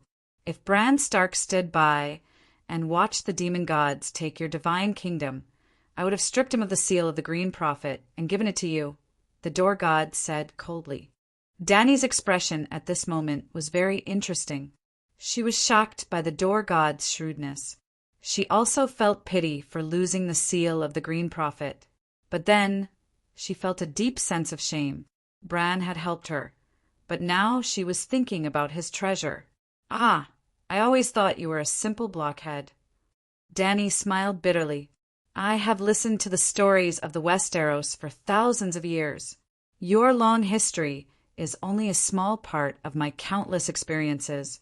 The people and things I have seen are more than the sand you have stepped on," the Door God said. Dany was stunned. That was right. What had the Door God not seen? "I don't have much time left. Don't dwell on these meaningless things. Ask me if you have any questions, the door god said tiredly. Danny pointed at the green stars floating in her mind and asked, "What is this?" The gods call it a divine kingdom, but the door god seemed to be lost in his memories. There was a hint of sadness in his voice. "It is actually a treasure trove that I built when I was young. I like to listen to the songs of the wind. Every wind that moves me is recorded in this treasure trove. Therefore, the gods also call it Wind of One World. It means the collection of all the wind that was born in this world." Ah, so that's how it is. Danny recalled that when she stepped into the black door that day, she did enter a world full of wind. But at that time her realm was limited. She only distinguished the different winds by the strength of the wind. She didn't notice the different songs of each wind. Wind of One World is almost a holy land for cultivating the songs of wind, she exclaimed. Yes, I once let 8 subordinate gods enter Wind of One World to cultivate for 100,000 years. After that, they all became true gods. The door god's tone was calm. He didn't mean to show off at all, but in such a calm tone, there was a shocking, domineering aura. Perhaps this was the highest level of pretentiousness. Danny thought with some adoration. Chapter 742. You have vassal gods too? Who are they? Danny asked curiously. I'm the first living being in the Westeros to awaken self-awareness, and also the first true god to sing the Song of Laws. Just like when the mother goddess of the Lone River woke up, all living beings in the Lone River were her children. The living beings born in the Westeros were also willing to call me Mother Goddess, but I'm not interested in forming factions, so I only gathered a bunch of nature spirits like mountains, rivers, lakes, and seas. As for their names, they don't mean anything to me.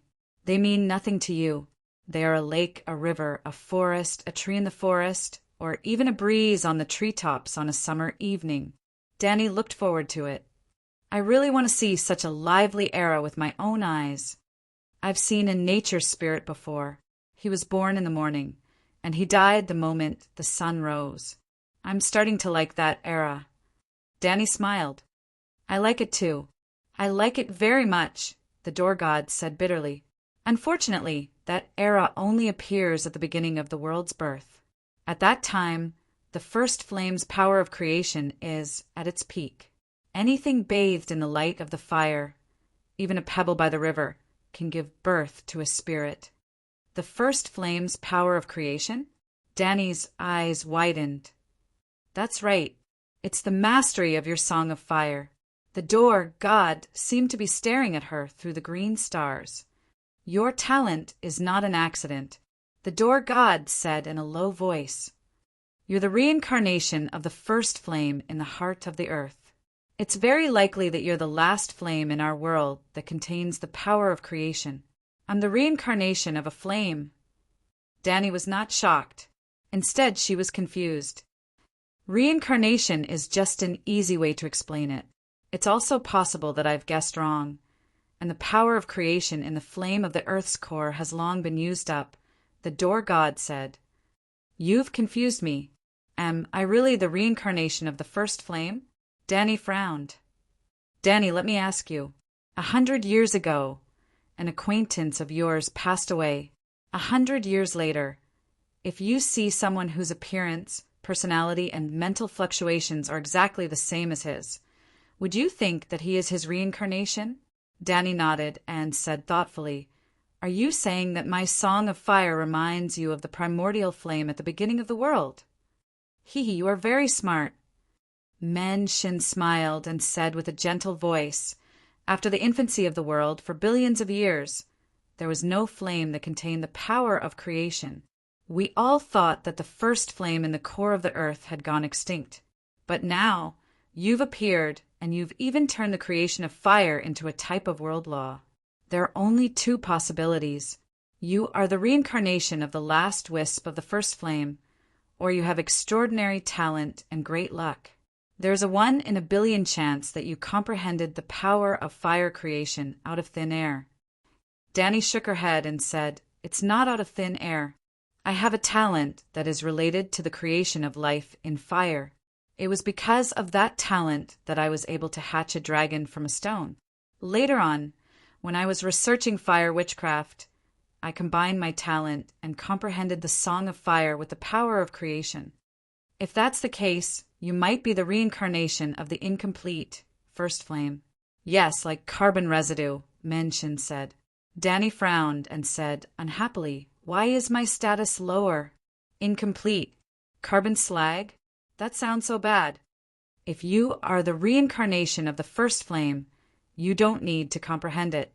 As long as your talent awakens, you will naturally be able to chant the song of fire with the power of creation. Obviously you don't. Although it is a miracle that you brought the Megalosaurus to the world, Lalo and Balerion have done similar things. But it is also wrong to say that you have nothing to do with the first flame. You do have the talent to create life in fire. That is why I said that you are the reincarnation of the incomplete first flame. Actually, this is more reasonable.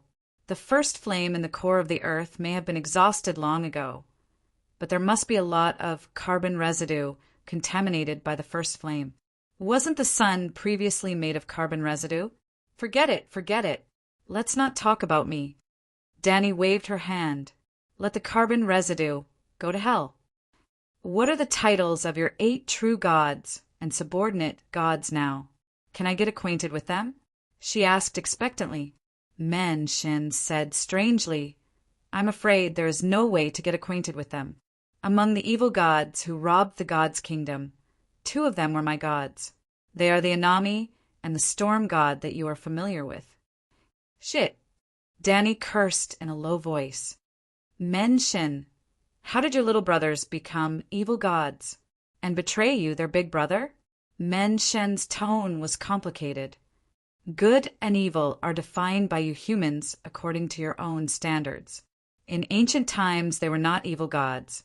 In other words, before humans were born, there was only the difference between true gods and non-true gods.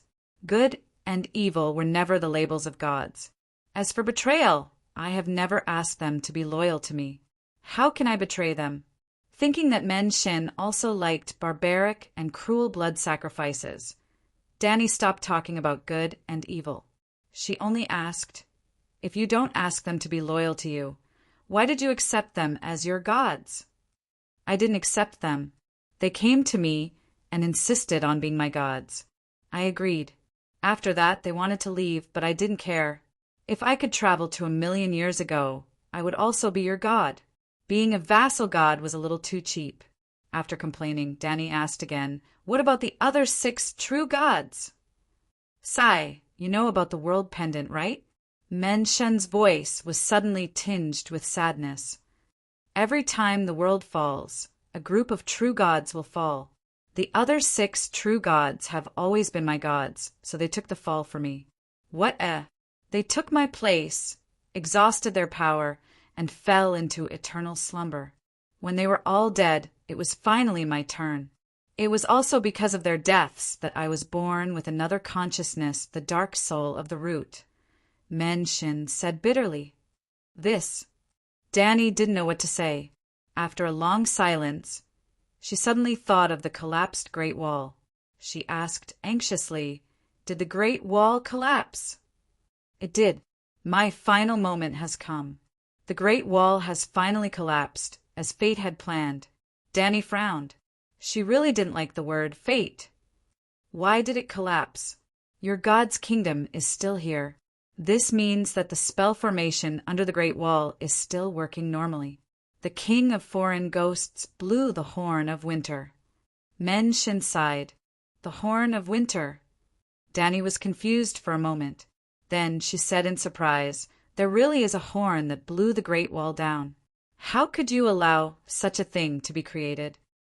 You witnessed the construction of the Great Wall with my singing. Then tell me, who participated in the creation of the spell formation?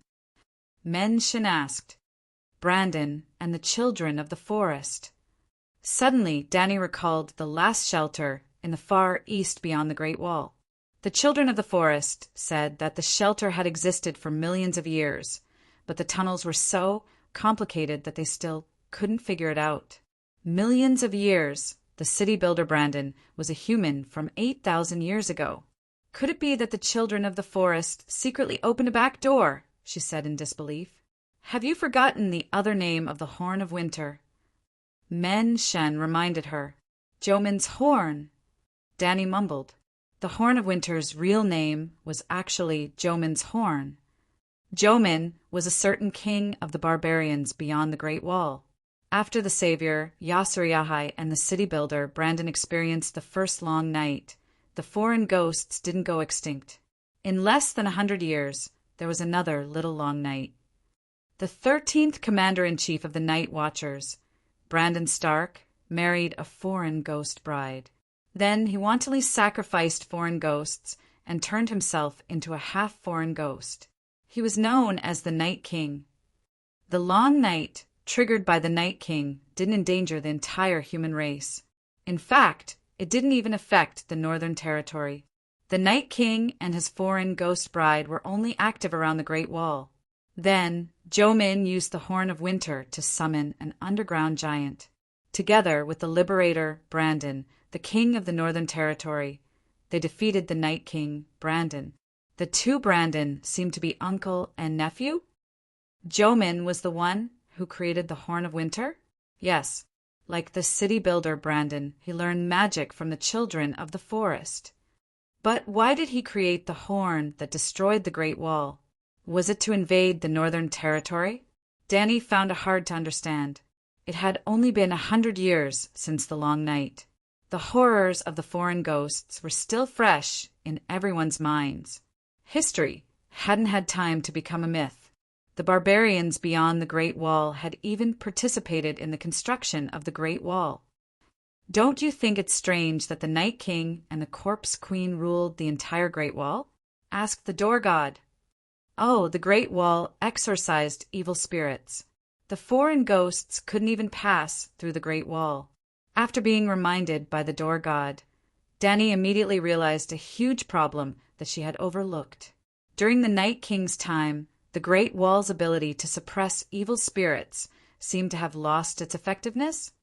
The Night King was a Stark. He had mastered the power of his ancestors. The black door that the Night Watchman Sam brought you to wasn't hidden when the Great Wall was first built. All the Night Watchmen could see it and often used it to enter and exit the Great Wall. Naturally, the Night King and Brandon had entered it before. You could regain your consciousness in the black door, so could he. You could enter the realm of the wind, so could he. You could touch the wind song, so could he. You could resist the temptation of power, so could he. Speaking of this, the Door God couldn't help but admire her. Danny, you're very unusual. You're the first person to give up the wind song. Danny held her head high and said seriously, I deeply understand the principle that power is responsibility. The greater the power, the greater the responsibility. The greater the power, the greater the responsibility. This statement deeply shocked the Door God. The green star floating in Danny's mind actually trembled slightly. Danny, I didn't choose the wrong person. The Door God sighed sincerely. Although the Dragon Queen was a disco dancer before her great cause, her understanding of power was very much to the Door God's liking. If you could resist the temptation of the power brought by the wind song, you would have passed my final test. Although you gave it up at that time, I secretly gathered a trace of your spiritual power and merged it into the wind song. In other words, at that time, you would have become the successor of the realm of the wind. But when I just died and my consciousness was still in a deep sleep, the wind song didn't set too many restrictions, nor did it test human nature. After all, I originally planned to leave the god's kingdom to a human hero. After the death of a god, the date of the awakening of the remnant consciousness was too uncertain. As you can probably guess, the Night King and Brandon entered the Black Door and controlled the wind song. The wind song was the core of the Great Wall's evil formation. The Night King reversed the formation and turned the Great Wall, which suppressed evil, into the center of the dark power. He even planned to use the power of the Great Wall to summon the real long night. So, the creation of Jomin's horn wasn't to destroy the Great Wall. Danny muttered. Chapter 743. Blowing the winter horn could indeed destroy the magic circle inside the Great Wall. However, Xiao Man only stopped the magic circle's operation because she wanted to remove the Night King's control over the Great Wall. After all, the Night King wasn't the evil Ghost King, and after he lost the protection of the Great Wall's magic circle, he was easily captured by the northern region's people and the barbarians, the door god said. Danny finally understood why the Great Wall collapsed, but she still had doubts in her heart. Why didn't you destroy the winter horn? Do you still need to ask me this question? Did you forget that Mance raider robbed tombs all over the mountains to look for the winter horn?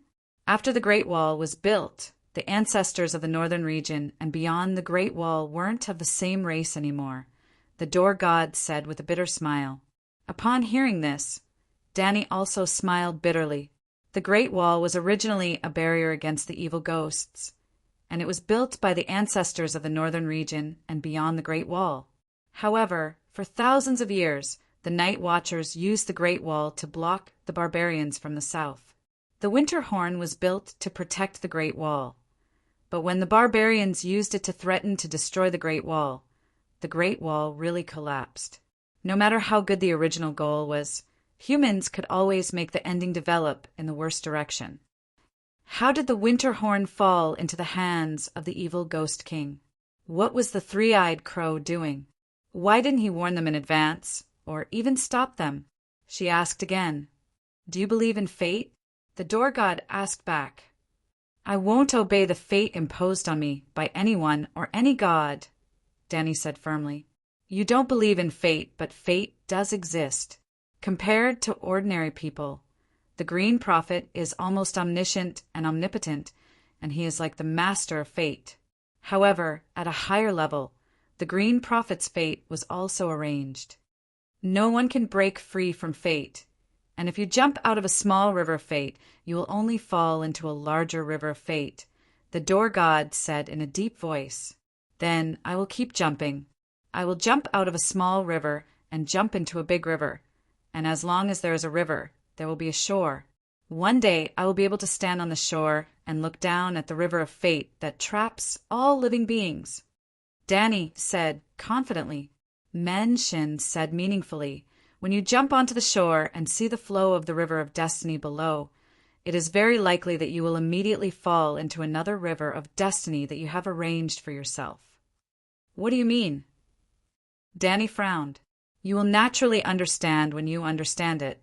Words cannot explain it clearly.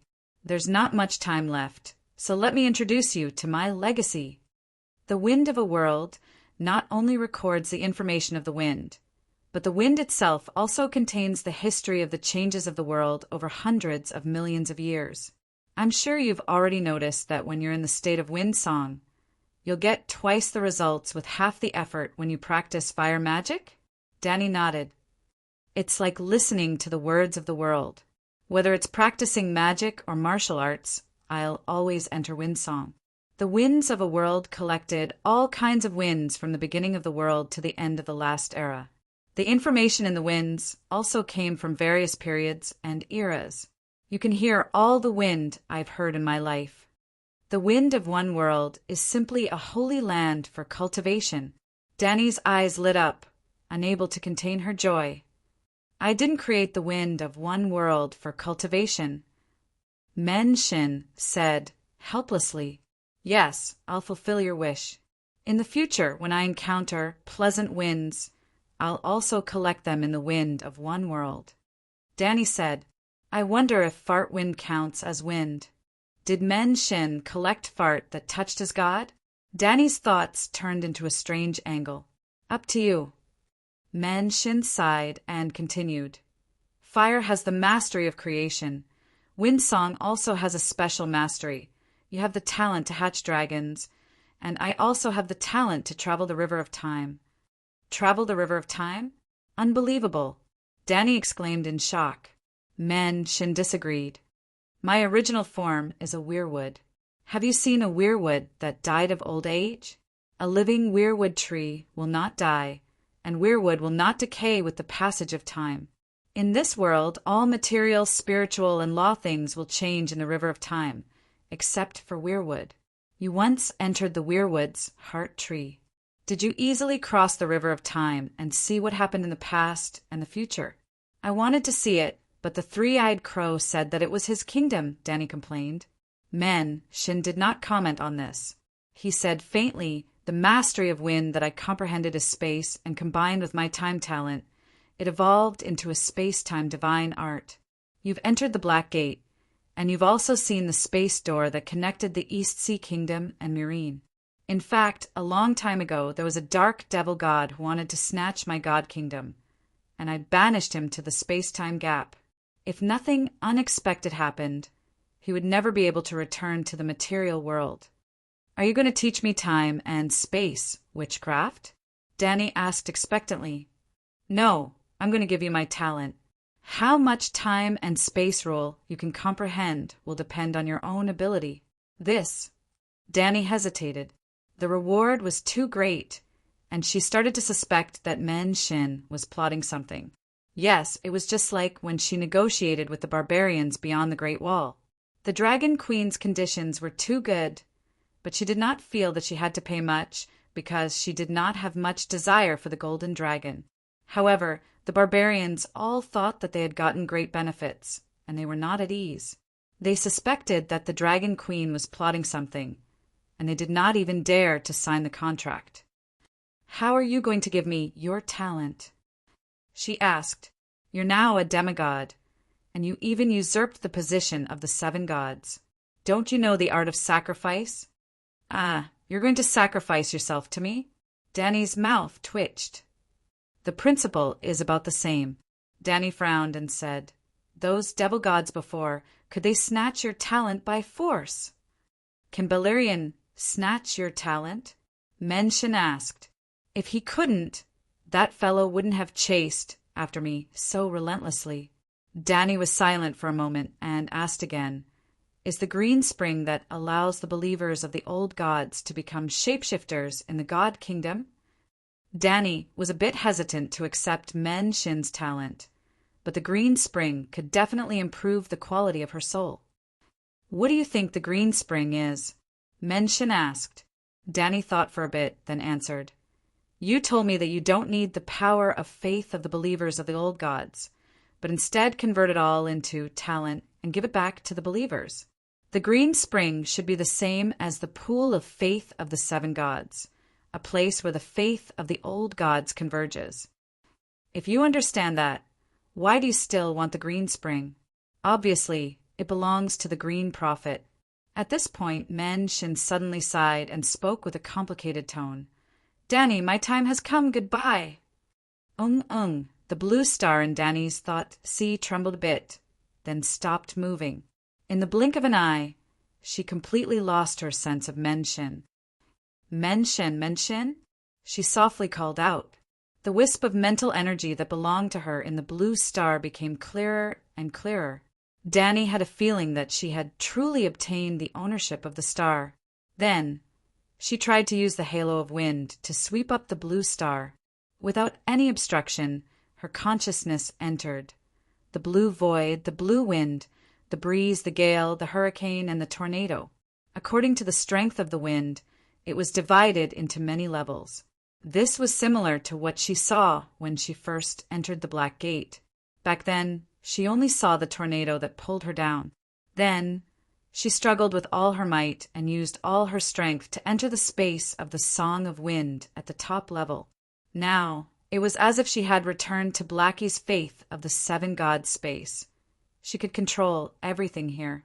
With a thought, she came to a space with countless blue light spots floating in the air. One of the blue light spots emitted a majestic and sacred fluctuation of the law. It was the Song of Wind that Danny had once touched, possessed, and finally gave up. It belonged to Shin. There was still a wisp of her consciousness in the blue light spot. It seems to be 10% smaller than before. Danny held the blue light in her hands, deep in thought. Every time her Song of Wind grew, Shin's would decrease. Finally, when she could sing a complete song of wind, Men Shen's old song of wind, would completely disappear. Your Majesty, Your Majesty, Your Majesty. A series of shouts seemed to come from the sky, pulling Danny, who had been immersed in the spiritual space, back to reality. When she opened her eyes, she saw Yimont, Jichi, Baristan, and the others standing 7 or 8 meters away, looking at her anxiously. I'm fine. Danny looked around. More than 100 unsullied in steel armor were still tightly protecting her in the center. Let's disperse. The crisis is over. The unsullied did not say a word. They sheathed their swords and carried their shields on their backs. They bowed to Danny and quickly retreated to the side under Grey Worm's lead. A dozen were left to guard the garden, while the rest returned to the lower level. The crisis is over. Are we still dancing? Jichi widened her almond-shaped eyes and asked expectantly. Danny glared at her. You still have the mood to dance? Do you know what just happened? Jichi pursed her lips and retreated disappointedly. What just happened? A piece of, like a mirage, suddenly appeared in the sky, showing the scenery of another region. Old Yimont said nervously. The Great Wall collapsed. Danny was the first to break the news. What? Yimont was at a loss. Old Boar reacted first and cried out in horror. Your Majesty, you said the Great Wall collapsed? The Great Wall of the Westeros? Danny nodded and roughly explained what had just happened. But she did not explain in detail about Men Shin's inheritance. But when she finished, the scene was dead silent. Old Yimont, Old Boar, and the others all had their mouths wide open. Their eyes were blank as they stared blankly at Danny. What's wrong? Danny was confused by his stare. The horn of winter that could blow down the Great Wall. The shock in Old Boar's eyes was gone, replaced by doubt. The Light King, Inami, Storm God, Three-Eyed Crow, King of Strange Ghosts, the Old Gods, and a dozen dark, evil gods. Danny, have you drunk too much? Old Yimont looked at Danny's flushed face and asked with concern. The heavy look on Danny's face disappeared. She held her forehead and said helplessly, You don't believe me? I believe you. Jichi, who was listening with great interest, quickly raised her hand. Calixi, I believe everything you say. It's just that you should finish the story. What is the treasure of the god of the Great Wall that everyone is fighting over? Danny could not be bothered with her. She looked at Old Boar and asked, How's the search around Marine? How are the casualties of the Allied army? We barely cleared the ground within 10 kilometers. The Allied army drowned 100,000 men. About 50,000 survived. When he said this, the old knight's lips were trembling. Say, that's too few deaths. Danny did not hide the regret on her face. What? Baristan almost fell out of his chair. God have mercy on him. He had fought wars all his life, and there was a large-scale war like the rebellion of the 9 Copper Coin King. But the number of people who died in a lifetime of war was less than half of 100,000. And the Dragon Queen thought that there were not enough deaths? Your Majesty, have you drunk too much? Old Boar had the same suspicion as Yimont. Chapter 744. Sir, don't you understand the current situation? The long night has arrived, and the Great Wall has collapsed. The key is that the sun has been extinguished, and all living things cannot grow without sunlight. The wheat that has yet to ear and the soybeans that have yet to bloom have all been scrapped and are likely to rot in the soil. We don't have food to feed so many captives. Danny said in a low voice. Baristan looked up at the setting sun that was even dimmer than a cloudy day and sighed. He said helplessly, I thought that the long night meant a longer long winter, and that the south could also see the sun in winter and grow winter wheat that could withstand the cold. Who would have thought that the legend was true and the sun had completely disappeared? Who would have thought? I have told you all a long time ago, and have said it countless times. Danny complained in her heart, and immediately ordered, Sir Baristan, the long night has arrived, and the Great Wall has collapsed. This is a fact. We don't have time to study the plan, and must take action immediately. The first thing is to clean up the aftermath of the Battle of Meereen. This mission will be given to Sir Mormont and my blood brotherhood. Second, rush back to the Westeros as quickly as possible and investigate the losses of the Night Watchers and the movements of the other ghosts in the Northern Territory. This mission will be completed by me personally. Third, select a volunteer army from Slave Bay to guard Dragonstone Island and prepare to fight the other ghosts. I appoint you as the commander-in-chief of the volunteer army, and you'll be in charge of recruiting and transporting the volunteer army to Dragonstone Island. We still need to recruit volunteers. Can't we just deploy the army? Barristan frowned. Have you forgotten the oath I made to the Unsullied when I liberated them outside Astapor City? Dany reminded him. She was not as reckless as Dany Rise in Wandering Power. After obtaining the Harpy's Finger that could control the Unsullied, she did not immediately order a bloodbath in Astapor. Instead, she obediently led the army out of Astapor and even gave them the Dragonbone scepter that represented the end of their relationship. Following the rules was only a secondary reason. The main reason was that Dany was not sure if she had the charm of the original Dany Rise. If she flipped out on the spot and the Unsullied did not listen to her, wouldn't it be awkward to die? It would be too unjust, too aggrieved.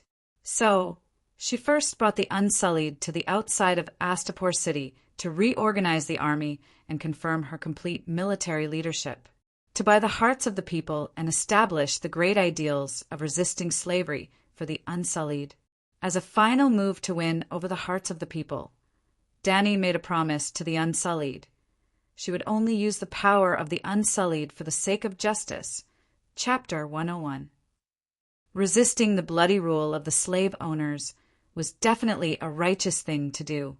Over the years, they had been working hard for this, and Dany had not broken her promise. Now that the great task of freeing the slaves had come to an end, Dany's focus began to shift from freeing the slaves to saving the world. Barristan was present at the scene and participated in the entire process of Dany freeing the Unsullied. Therefore, he only needed to recall a little to understand what the Dragon Queen's promise was. "Isn't fighting deviant ghosts a righteous cause?" he asked in confusion. "Fighting the deviant ghosts in Slave Bay is an absolutely righteous cause. Going to the Westeros thousands of miles away to fight deviant ghosts requires everyone's willingness. Sir, if it were just the Unsullied, they wouldn't have any objections if I said that supporting the Westeros was a righteous cause. But the problem is my Mother of Dragon's guards are not just the Unsullied. The knights, and even counts of Slave Bay all have their own ideas." Dany said meaningfully. Old Yamont's eyes flashed, and he nodded. "It's safer to recruit volunteers. Only the will from the heart can persist for a year or two, or even a lifetime. Resisting deviant ghosts is not something that can be finished in 1 or 2 battles." The old man was speaking the truth.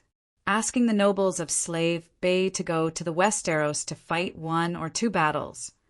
Just based on the Dragon Queen's charisma, they would not have any complaints. But could deviant ghosts be dealt with in one wave? In Wandering Power, the deviant ghost king traveled a long distance and walked for a few years, but was dealt with in one night after reaching Winterfell. It was simply hilarious. Did they really think that the long night that lasted for a generation was a joke? Therefore, to deal with deviant ghosts, they had to be prepared for a long battle. 1 year, 2 years, 3 to 5 years, it was all possible. If you asked the nobles of Slave Bay to leave their homes and go to a foreign country thousands of miles away to work for 5 years, how could they be willing? Unless they were willing. "All right, let's recruit volunteers." Barristan nodded. "Slaver's Bay is still too far away from Westeros. Your Majesty, I suggest that the first batch of warriors in tile armor ride the pterosaurs to Dragonstone Island first. After that, if the number of volunteers is large, they can ride through the Dothraki plains and travel by land all the way west." Dany thought for a moment and said, "All the winged dragons will be mobilized. First, send the Unsullied Royal Guards with 400 tile armor to Dragonstone Island. We cannot let deviant ghosts steal the Targaryen lands. The second batch will be the royal mages, although there are alchemists on Dragonstone Island. In the face of an endless army of corpses, no amount of wildfire can be too much. Dragon Queen had forged a total of 800 sets of tile armor and 1,200 tile weapons. The 500 Queen's royal guards, led by Grey Worm, took 500 sets of armor and 500 swords. The 250 Roaring Warriors under the command of the Blood Alliance were divided into 250 sets of armor and scimitars. Of the remaining 50 sets, only 15 were awarded to meritorious knights as family heirlooms. At this time, Dany had arranged for 400 unsullied warriors to go to Dragonstone Island. The 100-tile unsullied warriors in Slave Bay were more or less enough to protect the Great Pyramid. The remaining 250 centaurs were a mobile force that might follow the Dragon Queen to crusade against evil spirits. If she could not defeat the deviant Ghost King by herself, the Dragon Queen would definitely slay demons and devils to increase the strength of herself and the 5 dragons. To put it bluntly, the main force against deviant ghosts still relied on the Westeros. Dany sent people over just to ensure that when she dealt with deviant ghosts, there would be enough loyal and capable subordinates around her. Your Majesty, under Grazdin's guidance, we found 3 entrances to the Dragonworm Tunnel on a cliff 23 kilometers northwest of Meereen. The first batch of 35 pterosaurs had just left Meereen with 150 tile guards in the night and flew to Dragonstone Island thousands of miles away to search for the Dragonworm Tunnel when Deshiong returned. Did you arrange for someone to go in and check? Dany had just changed into the blue and white knight's full-body armor. With the help of Jichi and Eerie, she tightened the buckle of the thick blue wool cloak on her shoulders. I went down! Cora looked at the Dragon Queen strangely and nodded. It was very deep and spacious. 100 meters underground and about 3 kilometers to the east, I felt a warm breath on the walls of the tunnel. The air temperature also increased significantly, so I immediately retreated. You did the right thing. There is no chance of survival when encountering a dragonworm in the tunnel. Dany's face showed excitement. The temperature means that the flood that day did not drown all the dragonworms. In fact, only 4 dragonworms' stiff bodies were found in the north of Meereen. It was very likely that there were dragonworms in the Dragonworm Tunnel that was flooded in the south of the city. However, it had now become an underground river, and there was no way to go in to check. Even if there were bodies, they were destined to rot inside. I don't know if the dwarf's body is inside. It was also after the war ended, and the captives were interrogated, that Dany found out that the dwarf was in the Dragonworm Tunnel in the south of the city. However, the endless flood had already poured in by then. Calixi, you want to subdue a dragonworm. Jichi's face showed disgust. Dragonworms looked disgusting. Dragonworms were actually not disgusting, although their bodies looked like earthworms that had been magnified 10,000 times. Adult dragonworms had brightly colored dragon scales on their bodies and were not as sticky as earthworms. However, dragonworms' mouth parts were very terrifying. In their big mouths that could swallow a small bus, there were dense and messy sword-shaped teeth that looked like weeds. When they opened their mouths at close range, they could scare a timid person to death. Do you still remember the red purgatory? Dany asked with a smile. Calixi, you want to use dragonworms to dig a tunnel between White Cloud City and Meereen. Eerie asked in surprise. I went to White Cloud City the day before yesterday. Thinking of the wheat fields in White Cloud City that were mostly eroded by demon grass, Dany had mixed feelings. As I expected, White Cloud City's temperature is higher than Meereen's, and the sky is clearer. More importantly, in some areas of the Red Purgatory, the surface is close to magma. If we dig a tunnel there, we might be able to build an underground city. Your Majesty, I have to remind you that dragonworms eat a lot. According to Grazdin, more than half of the Alliance's 5,000 elephant soldiers were eaten by dragonworms. Deshiong said solemnly. Myrine is not suitable for dragonworms to live in, so of course they eat a lot. If they live in a volcano, they can swallow magma without needing normal food. Are you sure there are volcanoes under the red purgatory? I think it's just a flat desert, De Xiong said doubtfully. If they can't find a volcano, they'll starve to death. They're free anyway, Danny said nonchalantly. De Xiong nodded. I'll arrange for the captives to explore the tunnel, but Jenny, are you going to Orlos to find Jenny? He pointed at the fully armed dragon queen and asked curiously. De Xiong had just returned from outside the city and did not know what happened this afternoon. Let me tell you a piece of bad news. The Great Wall has collapsed. I'm going to the Westeros. Danny's left hand easily grabbed the 5-foot-long greatsword that Ely carried over. The Great Wall collapsed? De Xiong was shocked. While Dragon Queen was eating dinner, Ji-Chi quickly explained how the horn of winter blew the Great Wall down. Your Majesty, let me go with you. The task of commanding the captives to find dragonworms and the remaining elephant soldiers can be given to Count Shattered Shackles. He's more suitable for this job than I am. De Xiong's expression was solemn as he volunteered. Oh, that's true. Danny smiled. Little Fog informed the west-conquering general to find dragonworms and elephant soldiers. Also, keep an eye out for Jenny and Leo. Pop. On the Queen's dining table, a ball of golden red light jumped out of the carnation bud in the vase. Under everyone's accustomed gaze, it quickly condensed into a raven with red eyes and black feathers. It nodded at Dragon Queen, spread its wings, and flew out of the window with a caw. De Xiong sat next to Danny and said in a low voice as he wrapped a napkin around himself, Your Majesty, I'm afraid that the little devil has met with misfortune. He died without a complete corpse. After the Myrine flood, Danny revealed the whereabouts of the dwarf to her corps generals. But the dwarf's identity was still a secret to ordinary soldiers and officials. Let's do our best and leave the rest to fate. Danny sighed. After dinner, they did not stop to rest and immediately rode their dragons to the west. This time, Danny brought a total of 3 megalosaurus. Blackie, Little White, and Little Green all followed. De Xiong, Garth, and Chui Luo were 3 pterosaurs. Each pterosaur carried 3 people, including the fat eunuch Beworth, the little assassin Danny C., and the other 4 unsullied. They would be the Dragon Queen's guards in Winterfell. In view of the fact that Westeros were depraved without bringing a group of bodyguards, Danny would not dare to visit the 7 Kingdoms' vassals alone with her current strength. Even if Winterfell was now under the control of Jon, would she dare to completely trust him